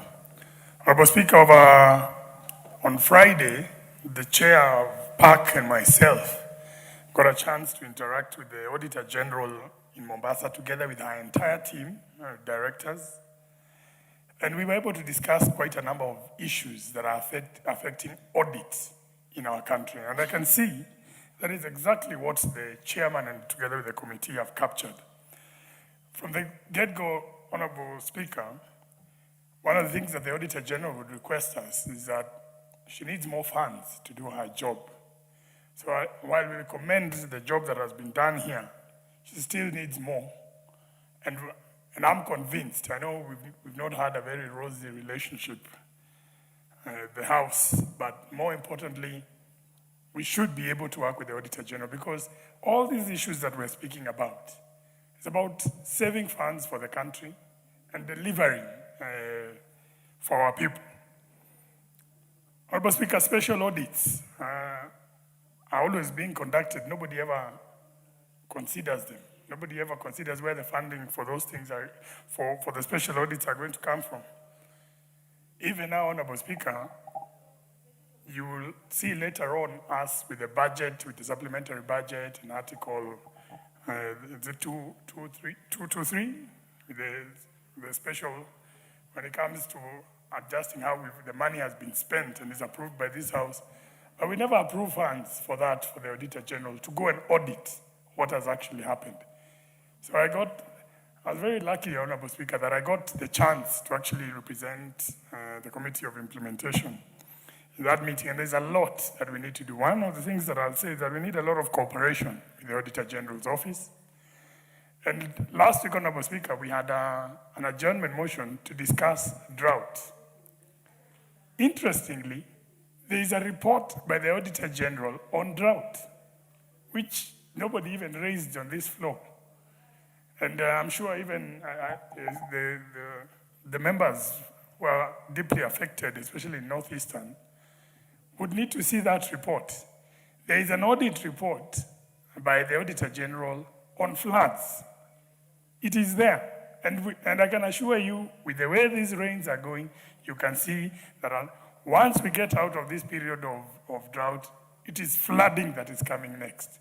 So we really need to support the Office of the Auditor General and see what is in those reports and implement that. Honorable Speaker, when I look at this report, the issues of poor accounting standards are cross-cutting everywhere. Honorable Speaker, I had the privilege of sitting in the PIC committee as well on governance and education, and I can tell you with universities and TVETs, this is the order of the day. The losses, in my opinion, are in billions. And I actually thank the wisdom of the 12th Parliament splitting the PIC committees as they did, because with one big committee, they couldn't interrogate all these reports for universities and TVETs. Now that we have a special committee, we've been able to go through quite a number of these institutions that have never been audited. In fact, some of the people who appear before us don't even understand what they're there to do. So that is something that is cross-cutting, and we must deal with it because we're losing a lot of taxpayers' money. I also noticed the issue of late submission being raised. And that is the order of the day. And at times, Honorable Speaker, I want to be open that I believe this is a ploy by certain accounting officers to deny the Auditor General an opportunity to interrogate what has actually happened. It's rampant. You see documents are brought in late, and even then, the auditor still has to request for additional documents. I mean, there is room, I don't want to accuse anyone, but there is room for doctoring some of these documents if that's the trend. And it seems it's not just in the committee, I see it's cross-cutting everywhere. I was happy that the Honorable Member, Nabi, when he spoke on the issue of reprimanding officers. Now, Honorable Speaker, this is one of the biggest issues in audit committees. We have to choose the language that we use, because there's language that you use in the report. And especially if you're not dealing, and the House needs to know that we have 3 months. Once the Auditor General submits the reports, you have 3 months to adopt those reports. Otherwise, what happens later on is that whatever you do, you say you've reprimanded or this person should be surcharged and all that, they just run to court and say that the constitutional timelines have expired. So we really need to know how to deal with this issue, and we need to support the Auditor General that all these reports come on a timely basis, because once the period expires, then that disappears. these officers, we need a language. We need a language on how to reprimand them. This is something that is key to all these audit committees, not just the park committee. Honorable Speaker, stalled projects. Now, I don't think we've been, out of all the universities and TVETs that we've been auditing, I think about 80% have stalled projects. And another issue that is coming through with this EGP, and one of the things that I'll never support Honorable Mbadi, the Finance Cabinet Secretary, on is pushing down this EGP, despite this House nullifying EGP. Now this is going to lead to the highest number of stalled projects that you've ever seen. As long as he insists that EGP is there, despite us nullifying it in this House, 1 year from now, you'll see all these institutions, whether it's universities or whatever government institutions, they'll have funds, they'll not have utilized those funds, and they'll not have implemented those projects. So you'll just have projects and you'll have money sitting there. Well, that is one issue that I believe we really need to sort out. Apologies, Honorable Speaker, somebody's calling. Poor funding as well. Poor funding, that's the order of the day to all these institutions. When you go to Moi University, and poor priorities, when you go to Moi University, there are projects, Honorable Speaker, that even by the World Bank were started in the 90s, and they're still there, not completed. Moi University is the perfect example of a university where you'll go and see stalled projects in every corner. From when Moi was president, at that time, Honorable Speaker, some of us were in primary school. Yeah? Kibaki when he was president, Uhuru was president, and now we have Ruto as president. You just have stalled projects, ongoing. It's a perfect example because there's poor funding and poor planning. That is something that we really need to address, Honorable Speaker. And we must encourage some of these institutions, if they can get alternative funding, some of these institutions that can generate funds on their own, let us allow them to generate funds and implement. And rather than relying on exchequer releases, and we all know we never have enough money to release to some of these institutions. Honorable Speaker, the issue of internal audit, this one goes to, especially like in the Ministry of Education.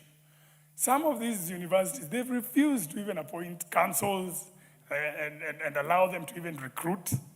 So what happens? You have shortages all over, and these people who are there cannot fully account on the funds that are actually being spent there. Most of these institutions have actors, yeah? Everybody's acting. You have an acting finance director, an acting CEO, an acting what? So obviously we have a problem there. I'd encourage especially the CS, education, and the PS. They need to respond to all the queries to these universities. And I know that this issue now goes even to the other institutions that are beyond the peak committee that I've spoken to. Finally, Honorable Speaker, I want to speak on this issue on dual implementation that has been raised. Now, as a member of Parliament of Nairobi, Honorable Speaker, this is one of the biggest concerns we're going to have. The other day, the government signed a cooperation agreement. The Auditor General was not involved. She just saw this thing being signed. And while we know we want to help the people of Nairobi want roads, schools, hospitals, and all those things the county should do. If we are not careful, a lot of funds, there'll be a lot of duplication, a lot of money will be lost. And I just want to caution the park committee that if they don't get involved in it now, this is going to be a monstrosity that they'll have to deal with. Otherwise, Honorable Speaker, let me just congratulate the committee for the job they've done, and also thank the Auditor General for also the good job that she's also done. Thank you, Honorable Speaker. Thank you. Member for Kirinyaga, Honorable Njeri. Thank you, Honorable Speaker. Honorable Speaker, we are just at the center of a conversation of our young people going to Russia, Ukraine, being lured to fight a war that is not theirs. And when you look at the report before this House, it is clear that as the National Assembly, we have failed the young people of Kenya, and dare I say, the Kenyan people. Honorable Speaker, Article 95 of the Constitution of Kenya empowers this House and ensures that one of the primary duties is oversight, Honorable Speaker. And we have seen these reports. We have heard them. Is it merely our job to debate them? What more can we do as the only institution that is empowered by the Constitution of Kenya, expressly so, to oversight the national government, to oversight expenditure and ensure that any and all funds are applied as intended and that monies are not looted? Honorable Speaker, there's a proverb, an African proverb, that says, let the young man in his desperation go out to hunt. If he kills an elephant, poverty ends. If an elephant kills him, poverty ends. That is where we have gotten the young people of Kenya.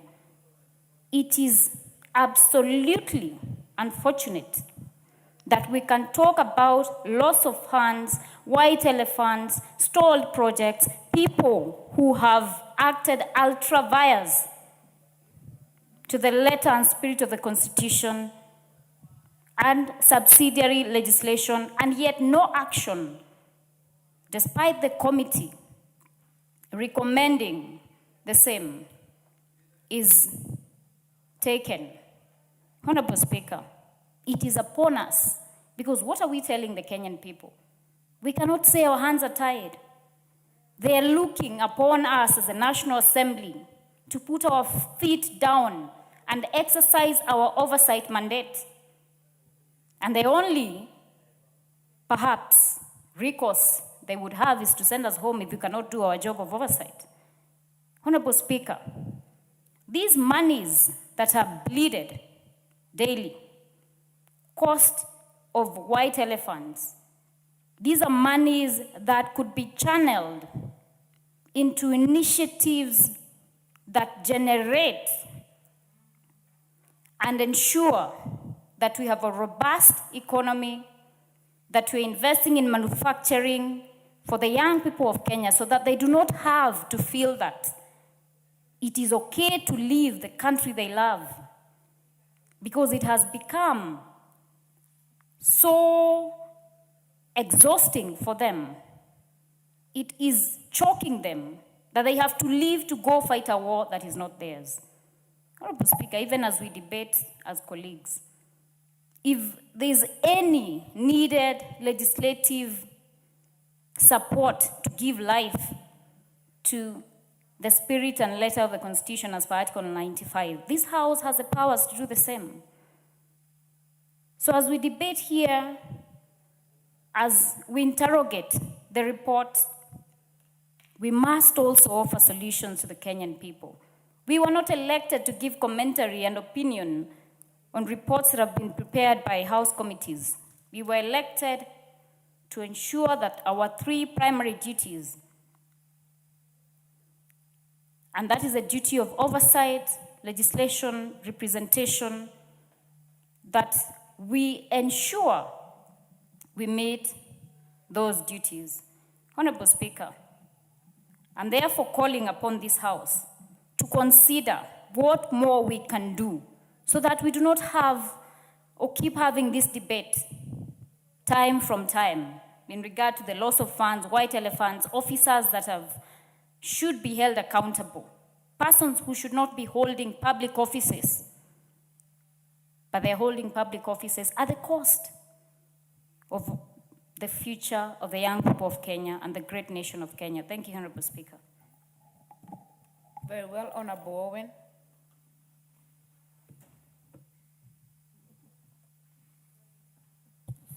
Thank you, Honorable Speaker. Honorable Speaker, gives me pleasure really to contribute to this debate on the report of the Auditor General on the financial statements for the national government ministries, departments, and agencies for the financial year 2022-2023. Honorable Speaker, you notice that 2022-2023, is a year that we came into Parliament, this 13th Parliament, 2022-2023.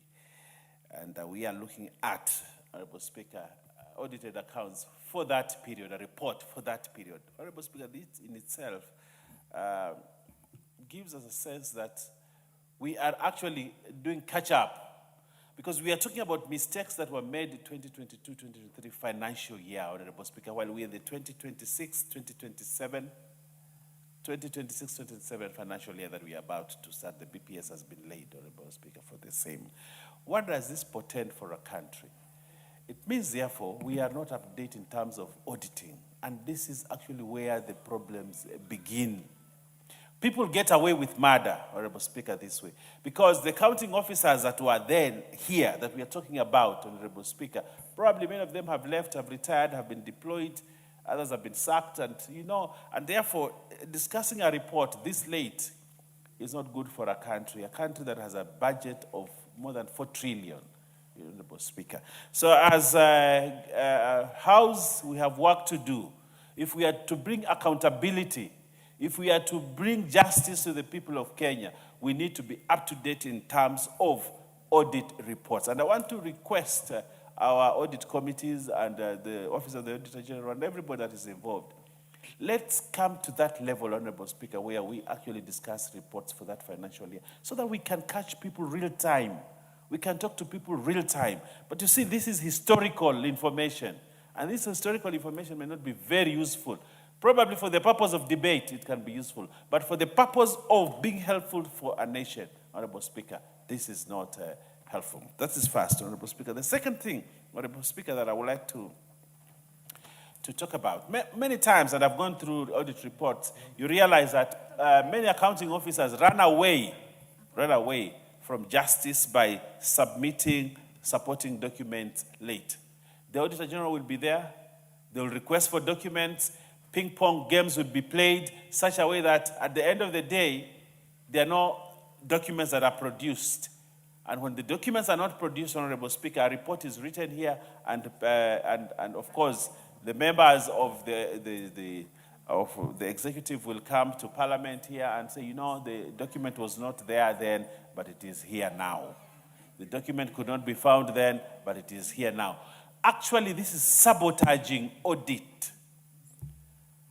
Inability to produce documents real time during an audit is actually sabotaging audit and sabotaging use of public funds, Honorable Speaker, and this must stop. So I want to ask accounting officers there, people need to prepare for audit so that documents are produced at the time when they must be produced. And I like the recommendation by the committee that accounting officers comply with Section 68(2)(k) of the PFMA Act Cap 41(2)(a) by providing supportive documents on time. The committee cautions that in subsequent audit cycles, it shall be recommended the position of it will recommend the imposition of appropriate sanctions. But, Honorable Speaker, you see, if we are looking at audits, at accounts of 2022-2023, and this is the recommendation we are making. We are saying that the committee cautions that in subsequent audits, but I am sure the subsequent audits have this same, because this is a statement that is always there. Every subsequent audit will have late submission of supporting documentation. Honorable Speaker, I think we need to be more stronger in terms of audit reports, because this is where accountability is brought to fore, Honorable Speaker. And when we do not actually get right documents to do proper accountability checks, Honorable Speaker, then we fail. Honorable Speaker, I heard what my brother, the Deputy Whip, talk about stalled projects. And it is one of the things that is pulling this government down, Honorable Speaker. I want to use the word pulling it down, because stalled project has two serious components, two serious issues. One, there's no appropriation of the project. So countrymen and countrywomen are not using that project. That is one. Two, funds have been used, and those funds have not given quality, back to the community, Honorable Speaker. And these are fundamental problems with stalled projects. One, you have invested money that is not enough. Two, the contractor probably has not been paid. And three, Honorable Speaker, you have a project that cannot be appropriated. There's a project that cannot be used, Honorable Speaker. So if we continue this way, Honorable Speaker, we have money that has been used but is not useful to the community. We need to find a way to stop this. When money is allocated for a project, it should be enough, such that by the time the project is completed and the money is completed, countrymen and women can use that project to benefit from it, Honorable Speaker. And I have seen, Honorable Speaker, many stalled projects. And it is not only for the national government, but the county government. Actually, it is rampant within county governments. A lot of incomplete projects where resources are diverted for new projects to be created, and those new projects, Honorable Speaker, don't get completed, Honorable Speaker. I like the committee recommendation that national government approves only projects it can guarantee will be funded and completed within the medium-term expenditure framework. We need to do that. We need to guarantee completion of projects by ensuring that we appropriate enough resources for those projects, Honorable Speaker. This way, then we are going to ensure that we run away from the problem of incomplete projects. In this country, Honorable Speaker, when you walk around, you realize many, many incomplete projects that have not been completed. And this is something that is wasteful. It is wasting resources. Honorable Speaker, one of the very interesting things that we have talked about, Honorable Speaker, and I'm sure you yourself as a member of Gilgil has talked about when you sit on your honorable chair here, is on the issue of interest on loans that have not been drawn. And I think we have, in this parliament, discussed the one government account. Honorable Speaker, a government agency goes, procures a loan, the loan is not drawn, but interest is charged, and the interest keeps on going up, and they are not even ready for the project. The people who procured the loan are not even ready for the project. Honorable Speaker, there are other government agencies which take loans just for the purpose of supporting a bank or supporting a financial institution, but they do not actually require the loan. So what happens, Honorable Speaker? We come and hear that we are paying loans worth 1 trillion. But the interest of those loans, Honorable Speaker, is on a very high scale. But if you look at the quality of work that came out of, the money is still in the bank, Honorable Speaker. Undrawn loans. I do not know at what level we're going to stop this. But I want to talk to my friend Mbadi. When he used to sit there at the leader of the minority interests, you know, he used to say about 223, a lot of those things, you know. And we used to support him. We were his supporting cast. Now he sits right in the center of Treasury, Honorable Speaker. And yet, 223. I'm happy. We have not seen the second supplementary. I'm happy. I'm happy about that. I'm saying probably he's doing something. But I am sure when he comes back here, he will come and cite 223. He will come and tell us, Honorable Speaker, that there were loans that were taken, but they were not drawn. Meaning, therefore, they continue to earn interest. Honorable Speaker, this is bad manners, and it must stop. Government must run on programs, on budgets, on money that has been properly planned for, not taking loans that cannot be. Honorable Speaker, with all those many remarks, Honorable Speaker, I know I must have touched the heart of Irene Mayaka in what I've said. She's a good accountant, yeah. And she understands these things. And I would like to request her to continue the thread of my thoughts from there. I thank you, Honorable Speaker. Honorable Owen, you have no such mandate, no capacity to grant you any minutes to Honorable Mayaka. Honorable Dr. John Mutunga. Thank you very much, Honorable Speaker. Honorable Speaker, I stand to support the adoption of this report. I'd also support the implementation of the recommendations of the report. Honorable Speaker, whatever is contained in this report has not been done by just anybody. It has been done by people who are put in positions. It actually has been done by leaders, people at the level of use of resources who are charged with that responsibility. Honorable Speaker, if I refer to the Constitution, Article 73, clearly tells us that a leader, wherever they are, has certain responsibilities. And these responsibilities are basically defined by the authority that that leadership is occupying. The responsibilities basically include being able to acquire or have public trust, exercised in a manner consistent with the Constitution that we passed in 2010. Further, that particular article, Honorable Speaker, clearly states that leadership ought to deliver 3 things. Number 1, demonstrate respect for the people.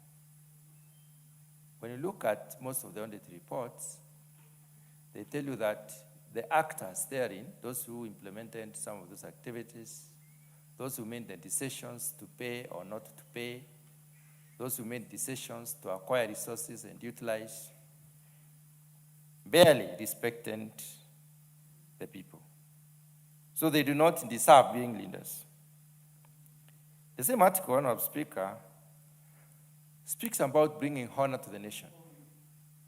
As we speak in this country, and in most cases when we speak, and whenever we speak about corruption in Kenya, we do not paint Kenya very positively to the global community. But we speak the truth because it's a cancer that needs to be healed. It does not bring honor to this particular nation. And this dishonor is brought about by people in responsible position.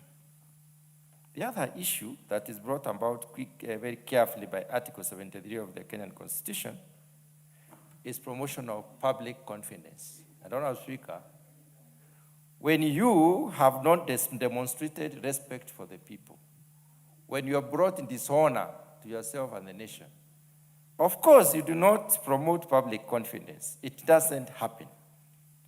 So, Honorable Speaker, when the Committee on Public Accounts brings up such a report for us to look into and debate and seek for adoption and implementation of the recommendations, I think they're doing the right thing. But the question is, how often do we actually go to the extent of apprehending those who have done the wrong things? Honorable Speaker, we must stop misusing public resources by supporting the audit function, or else we do away with the audit function anyway. Why shouldn't we expend public resources to do an audit that at the end of the day will not be implemented? Honorable Speaker, if I may reflect into the experiences we have whenever we interact with most of the functions, most of the development in this country, there are very many things that we see. Most of my colleagues, and I want to agree with them to a large extent, have highlighted the fact that we have many stalled projects. These stalled projects were not designed and configured by primary school children. These stalled projects were not configured by people who have never been to anybody's school. These stalled projects are developed by people who know what is supposed to be done at unit level and what is supposed to be done when the entire project is completed. People who have been to school and they have satisfied various bonds of examiners for their award of major degrees. People who have experience for many years. But then, Honorable Speaker, is it that they do it by mistake? No. They do it deliberately. They use the knowledge, same knowledge, to overturn things, to do things the other way, to justify the ons and the wrongs. And that is why audit reports will always be there, highlighting the wrongs that have been done, deliberately so.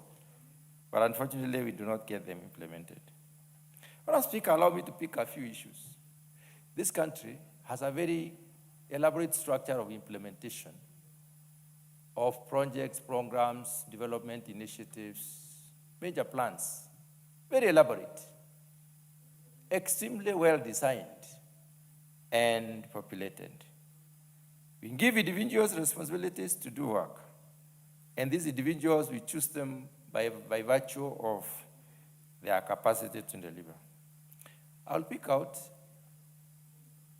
an institution or some institutions in the category of autonomous, semi-autonomous, and dependent institutions. Those that are dependent, if you look keenly at what they propose every year, because now we are very fresh, it is very fresh in our minds, we are going through the budget process, is an increase in more, they want more and more and more money. The county governments want more money, individual projects want more money, MDAs want more money. All of them want more money from the government. But when I speak, I wonder, who is government if they are not government? Let me single out government in the form of semi-autonomous government agencies. I am aware of the policy to graduate institutions from semi-autonomous to autonomous. Once you become autonomous, you do not get any money from the exchequer. But Honourable Speaker, at what rate are we converting these institutions to autonomy? How many of them become autonomous every year? How many times have we seen Treasury, and indeed, people in positions of higher leadership frustrated even to bring about decrees of how much funding should be given to these institutions? Why do I say this? Honourable Speaker, I say this because the decision is to keep on seeking for more and more, being and living the dependency life. And that is what we have trained ourselves as a people, as leaders, and as a nation. And once you live the life of a dependent, and you propagate and promote dependency, there is no way you will ever be self-sufficient, and that is why we don't develop even as a country. So now, Speaker, we need to start asking ourselves, how long should a semi-autonomous institution be let to go, or to be semi-autonomous and then be declared autonomous based on the level of resource mobilization or the revenue that they generate? Honourable Speaker, I have classical examples I've come across in my working life. Institutions that actually become autonomous, but then they even seek for permission to lift the lid, open up a little bit more, to be allowed to use a little bit more of the resources they are generating. Sometimes you see an institution has been able to fund their budget, and then you have refused as a committee to open the brackets to allow them to spend more of the money they have created. The question is, where does that money go? That money which was already made by this institution, which has been denied the permission to open up the lid. Where does that money go? Rarely will you find the CS Treasury declaring so much money has come from institutions as A in A. So we have this tendency to need more and more. But let me ask a question. When we require so much, when we ask for so much, when we demand so much, where does it go? Where do we say it should go? Honourable Speaker, in most cases it will go to construction so that we may have semi-completed infrastructural development. It will also unashamedly go to personal emoluments, and it will also go to operation and maintenance. If I look at the second two, personal emolument, what are we trying to say? Bettering the lives of those actors, not actually developing the nation, not developing the Kenyan. When we talk about operation and maintenance, making their lives even a lot more better, making their environment better, buying new desks, new vehicles, instead of developing our country. Then your time is up. You've had your 10 minutes. Honorable Moses Kirima. Thank you, Madam Speaker, for giving me this opportunity at least to say a word. Madam Speaker, I'm contributing to this motion on the examination of documents by a report of the Auditor General to our various institutions in our country, because I can see time is running short. Mine is to say that, Madam Speaker, that when the Auditor General carry out the exercise and plug an issue as it relates to an institution and the people who are governing the institution, the comment or the report given by the committee should be acted upon.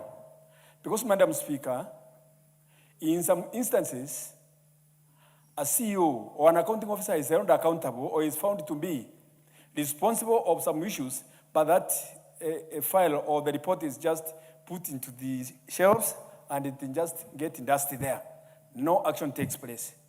And more to that, sometimes when it is said that the audit is late or it has been done prior or before an officer leaves the office, provided that you are within the boundaries of the Republic of Kenya and you are found to be culpable of an issue which the Auditor General has flagged out, you should be held accountable wherever you are, provided you are not dead. If you had seen the BBC News yesterday, there is an ambassador who left office about 5 years back, but he was arrested yesterday, having been found to have abused his office by doing what was not right in the office. It's only in Kenya here, by when you leave the office, you are just forgotten or no, you are not pursued. But this is where there is a lot of misuse of public funds by misdirecting or mismanagement of the public institutions, and the Auditor General now and then finds that so-and-so is capable or has been found to be guilty, but no action takes place. I've never heard of anybody being prosecuted and convicted out of the report of the Auditor General. And every year, you find that the Auditor General is flagging issues as related to misuse of public funds.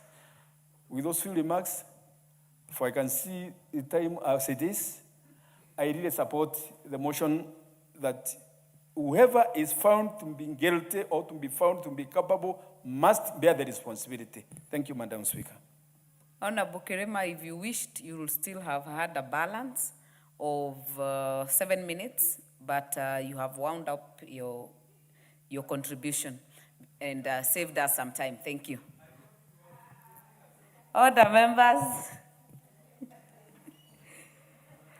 Honorable members, and the time being 7 p.m., this House stands adjourned until tomorrow, Wednesday, at 25th February of 2026 at 9:30 a.m.